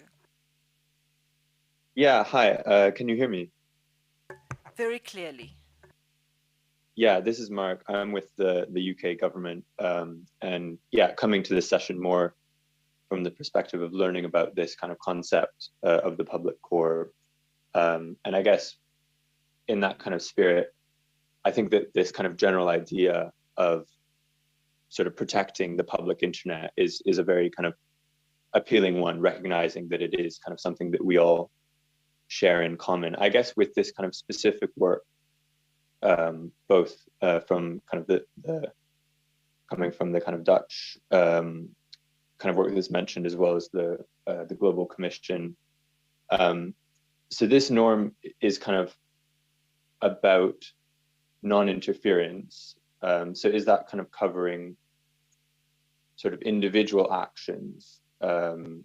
Is that right? And I guess in that context, kind of how does that fit with sort of global or sort of multi-stakeholder governance? Or is it really just more about kind of individual actions? And then also kind of related to that, is there an element also in thinking about the interaction between sort of companies being kind of the ones maintaining some of this sort of infrastructure? Cables were mentioned, and is there kind of an interaction between sort of the private sector as well, and the role with the kind of public core? Sorry, I recognize these are sort of more questions or areas to flesh out understanding for myself that I probably should read about, but I'd be interested in thoughts from yourself, Henriette, or others in the room, kind of on these aspects and how they interplay with this kind of concept of the public core. Thank you. Thanks, Marek. Well, I can respond, and I think maybe the two of us can respond from the Global Commission perspective, which is not the same as the Dutch government's perspective, although we did collaborate very closely with colleagues from the Netherlands in that. The idea actually was precisely that this norm would compel state actors and non-state actors, but also state actors in their relationship to non-state actors. And it really came from both the concern about damage or threats against the public core that came from state actors and their proxies, but also from certain commercial practices that was coming from the corporate sector that we felt could also put the public core at risk. So, Marek, I think the idea was, and I think this is maybe where, if we step away from the Global Commission and maybe more into what I think the Dutch government is interested in as well, and which I personally am interested in, is can we use this idea of the internet having a public core to actually become a principle that underpins how we do internet governance. So, but that's still just a conversation. We have a hand in the room from Paul and Chris Buckridge, and then yourself, and then you. Thanks, Henriette. Chris Buckridge here from RIPE NCC. So I think what I wanted to do was maybe just draw some parallels to some of the more specific conversations going on this week about fragmentation, and particularly about sanctions. And there was one this morning, and we did one on Wednesday afternoon about sanctions as they're applied to core internet functions, let's call them. I tend to try and steer away from that public core terminology just because it is useful, but also brings with it some baggage because of the UN discussions.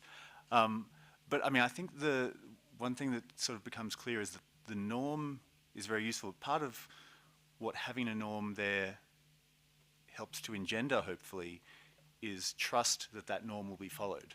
That's kind of what there needs to be for a multi-stakeholder governance model. So using institutions like the RIRs or ICANN or other sort of non-state governance institutions, there needs to be trust that they will be able to operate separate and above political concerns, that even though they will be essentially in the private sector and under the jurisdiction of wherever they are, that won't prevent them from carrying out that core function of the internet.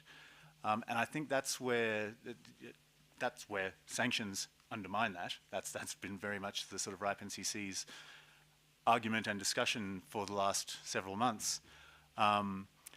But perhaps, you know, using that idea of the norm, and using now the OEWG is talking about confidence building measures, maybe that's sort of, I don't have a solution or a specific mechanism, but at least a goal to aim towards is what could we do to engender that trust that the norm will be followed, that the norm will apply to all of the entities involved in these core governance functions.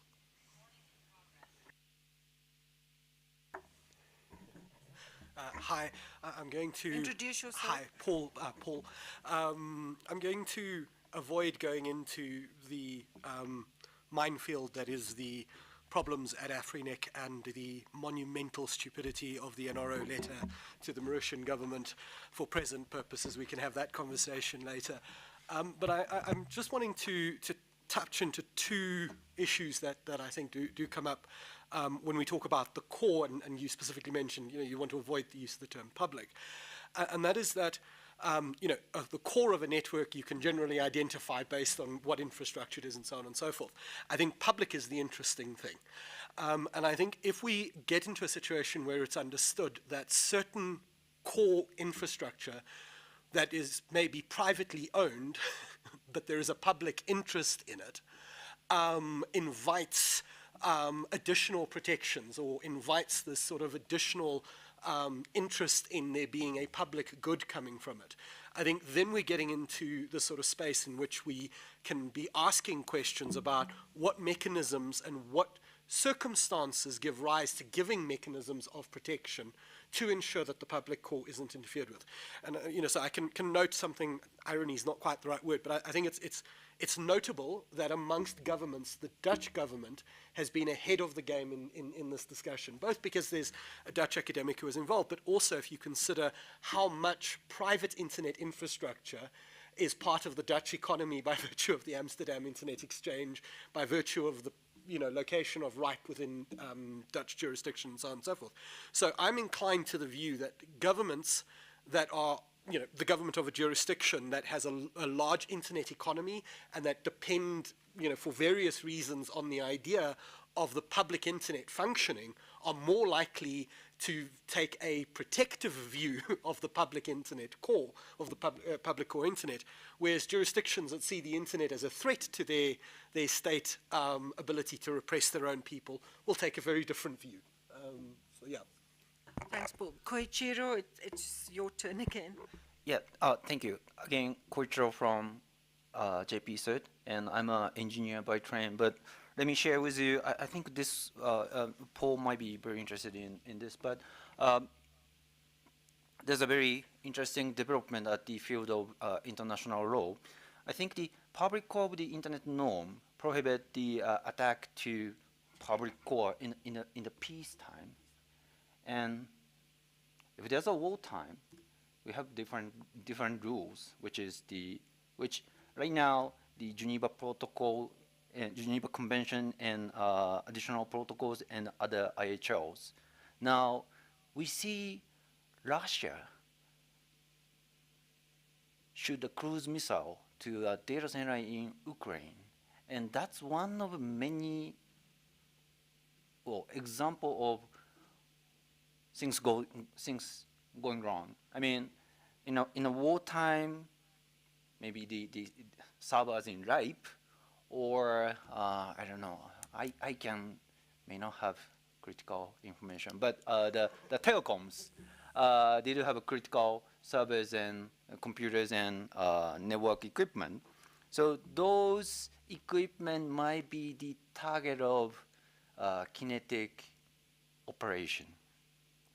Now, what is interesting with this area is ICRC, International Committee on Red Cross. ICRC started the discussion on what they call digital emblem. So in the kinetic war, Geneva Convention, additional protocol, prohibit anyone to attack or undermine the civilian object. Includes the hospitals, libraries, museums, anything not directly related to military operation. If there's a bridge, very useful or very assist the military operation, that's the military object in this context. Now, ICRC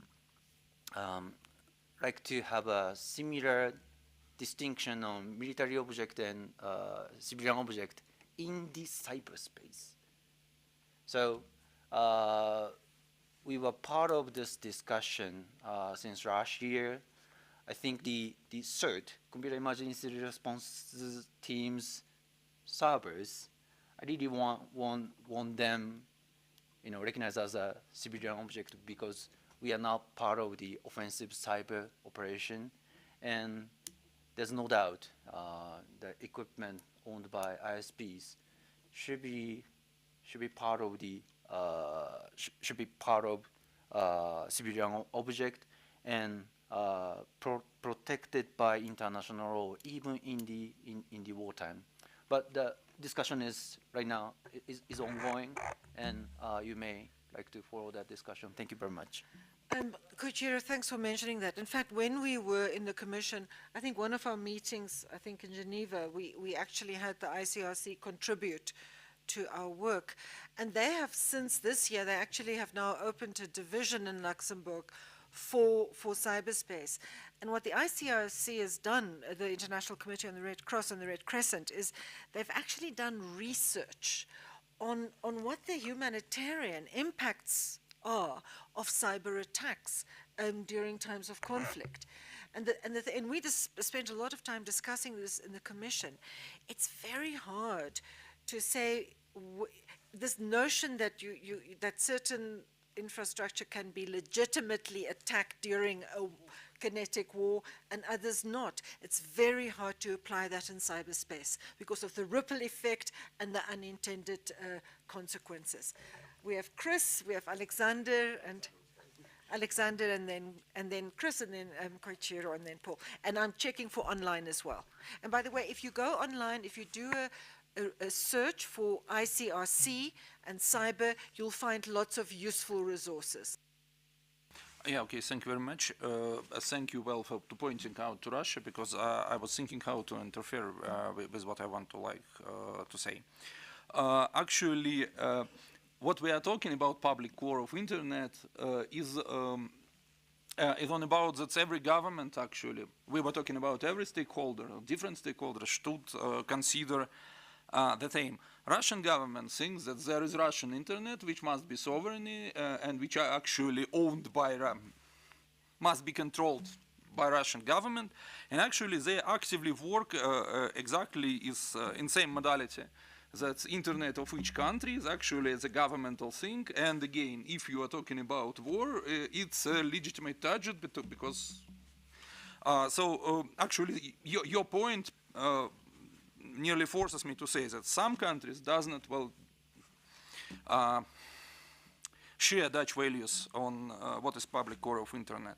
And replying to you, actually, sorry, you may blame me, I never told it publicly before.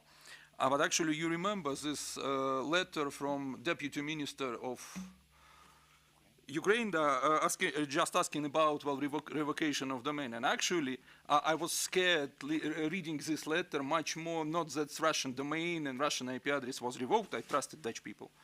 But that could open for Russian government ways to start cyber war. Actually, the same deputy minister gave an interview like Ukraine have cyber army which is attacking Russia and something like.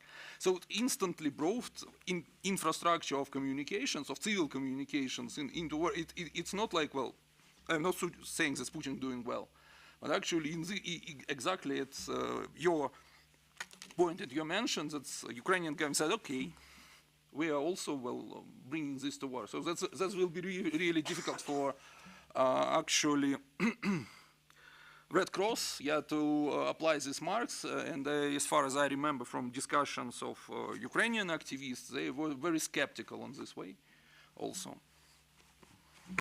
By the way, everyone, I've heard from our Dutch colleagues, the session was actually cancelled. And that's why they are not here. They say they apologize, and they say that they're very happy that we are continuing with an informal discussion.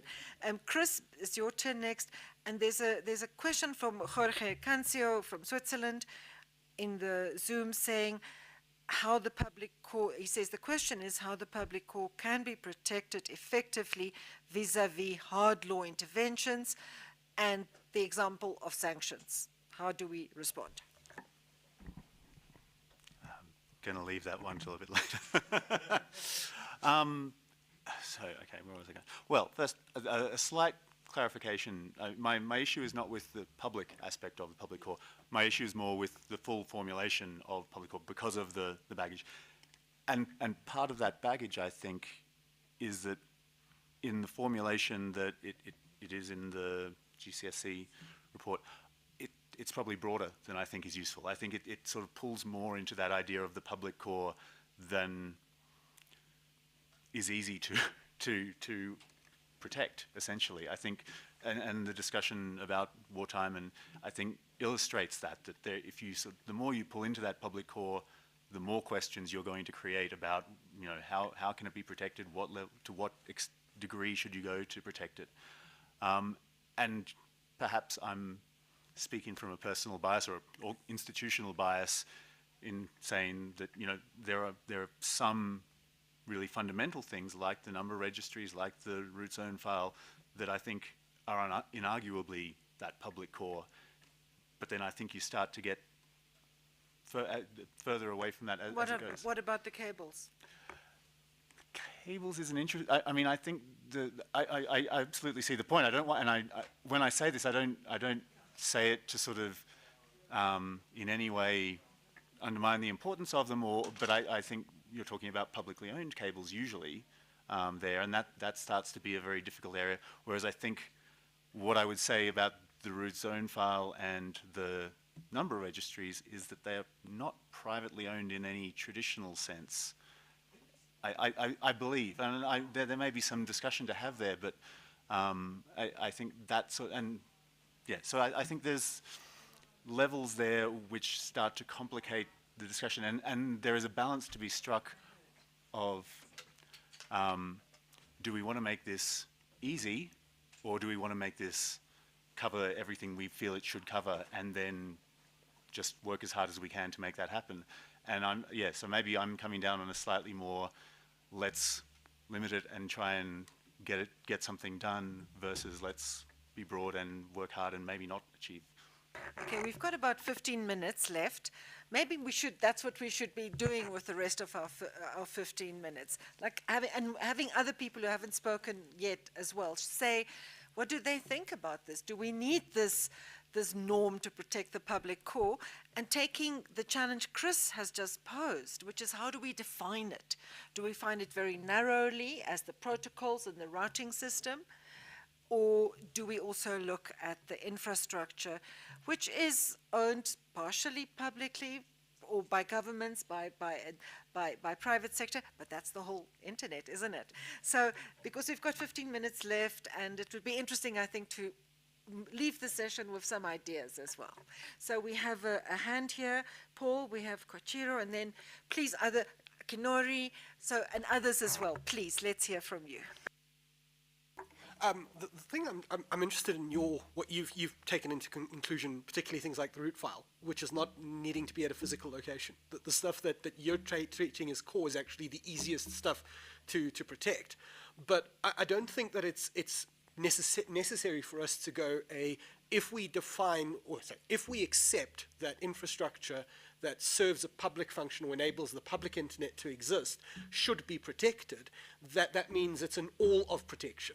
You know, if you look at the cable example, if there are 4 undersea cables and one of them gets hit, the public internet doesn't go down. It causes routing problems. If there is only one, it's a very different scenario. And especially if we look at the fact that most of this discussion, I think, rightfully should concern peacetime, then we should state that there is a norm, and there should be a norm amongst governments, that they take an interest in ensuring that public internet is protected. That, I think, is, we don't need to have all of state protection, you know, or putting armed guards, you know, outside the cable station. That I think is going overkill.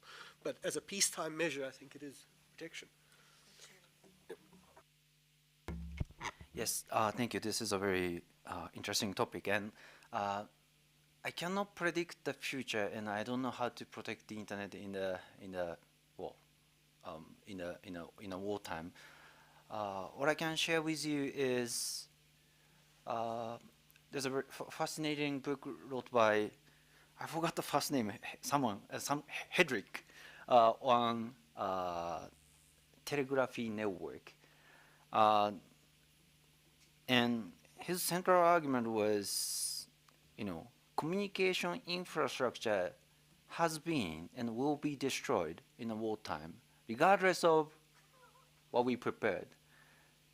History proved in the 19th century, when there's a war between Spain and the United States, the first thing the United States did is destroy the Spanish communication infrastructure. And the early 100 years ago, when Japan had a war against Russia, the next day we declared war. We destroyed Russian submarine cable running through the East Japan Sea. So that is what happened 100 years ago. And I'm not necessarily saying, you know, we are going to repeat the same thing again and again, but there's a, well, yeah, I like to prevent same thing happening again, but who knows? Thank you. Akinori, introduce yourself. Akinori Maemura from JPNIC, Japan Network Information Center. Yes, it is really interesting discussion without host. That's then yes, the public core of the internet concept is a quite interesting topic, interesting, and then I have been wondering how it could be enforced by the stakeholders of the internet. And then I wonder how. So for the nation states, then they can be that can be legislated as the international law or treaty. Then that would be some put some restriction for the each nation states which is entered to that treaty. Then how about the private sector, the ISPs, some other security major private sector firms? Then that would be the very big question. So I'm really curious about that. Then the second point is that the wartime. How we can put some rule for the wartime. Actually, the internet haven't experienced the war before. I think the Ukraine conflict is the very first war which the internet confronts. So that's my point. That's my how I perceive. Then I'm quite curious about that. And then I'm curious about the proceedings of this discussion. Thank you very much. Thanks, Akinori. Adam. Hello, Adam Peake. I work for ICANN, but we don't actually have a particular opinion on public core, so this is just me. I agree about the infrastructure and cables and things. War and conflict, it's always been the first thing that happens. You blockade people and you cut the communication, and nuclear weapons are now designed as much to take out communication infrastructure as they are to kill people. I mean, we have a whole weapon system that is designed to do that. But the logical layer is new and different, newer and different-er. Example would be the first Iraq war with early 2000s, or was it 90s? First, you would have remembered those pictures on Baghdad being bombed and all of that, and they took out submarine cables and they took out communications towers. They did not touch the CCTLD. It remained in the route and remained operating. I don't know how you would do that. I don't think you can. I don't know how you enforce the public core, but I think it's a very good principle. I also think it's probably being violated. I think you can see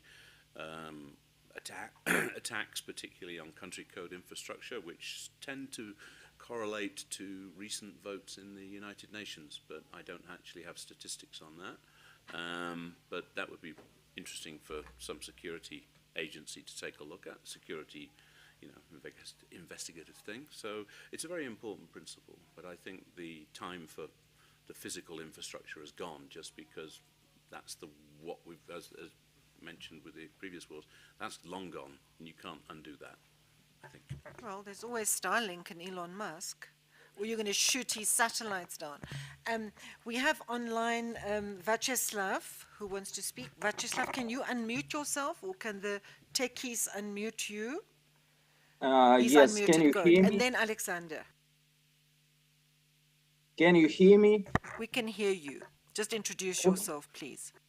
Vyacheslav Yerokhin. I'm a policy advisor working for a Russian Ministry of Digital Development and Mass Media and related in areas related to internet regulation.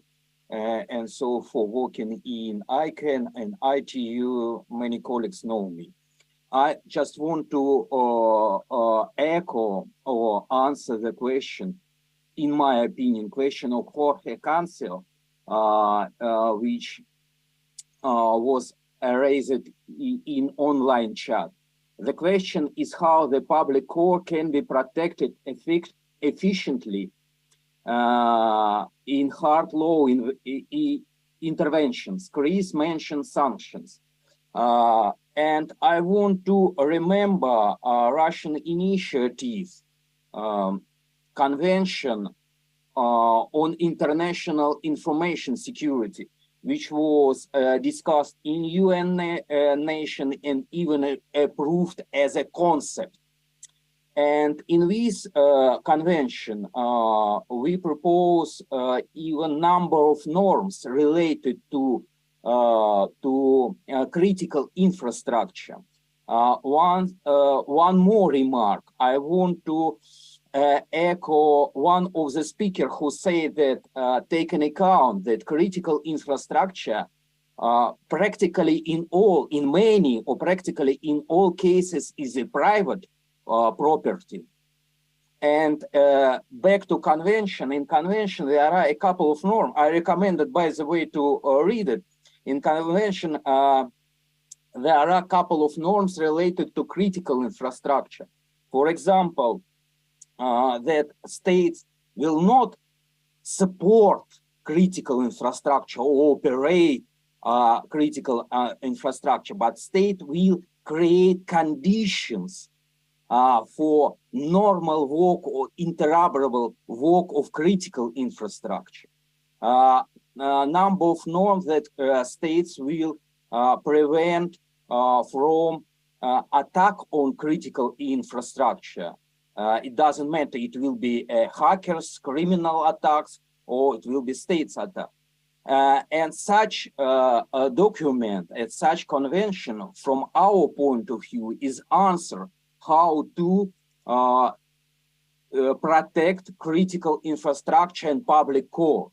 Global connectivity can be stable, politically natural, and all actors should support stable work of this of our public core. Unfortunately, not all actors, not all governments ready to take I want to stress mandatory obligations to support public core. Convention still on the discussion. I recommend one more recommendation to read early version of this convention, because in early version it was more how to say hard requirements to governments and to states, and later version of this convention, after a number of rounds, discussion rounds, it's more softer requirements.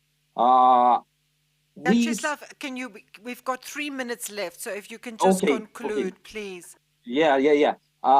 It's our answer how we can protect public core. Thank you. Read the document. Thanks for those references, and please put them in the chat. It's helpful for us to have those links. Chris, you wanted to respond, and then I'll go to Alexander. Yeah, very shortly, thank you, Vyacheslav. Also, I would like to mention one document which was actually created about sanctions, that's multi-stakeholder approach to sanctions by PCH. But actually it was saying something like that sanctions on infrastructure might be applied only in case of attack of infrastructure. It's very interesting. It's multi-stakeholder document. I just want to mention it.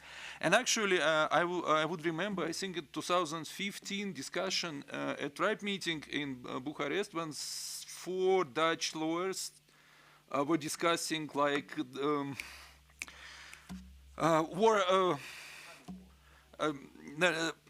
norms of the war of cyberspace. Sorry, I forgot the right name of this document by United Nations, but they were trying to apply it. And I think that we should try to restore this discussion because actually something happens. Thanks.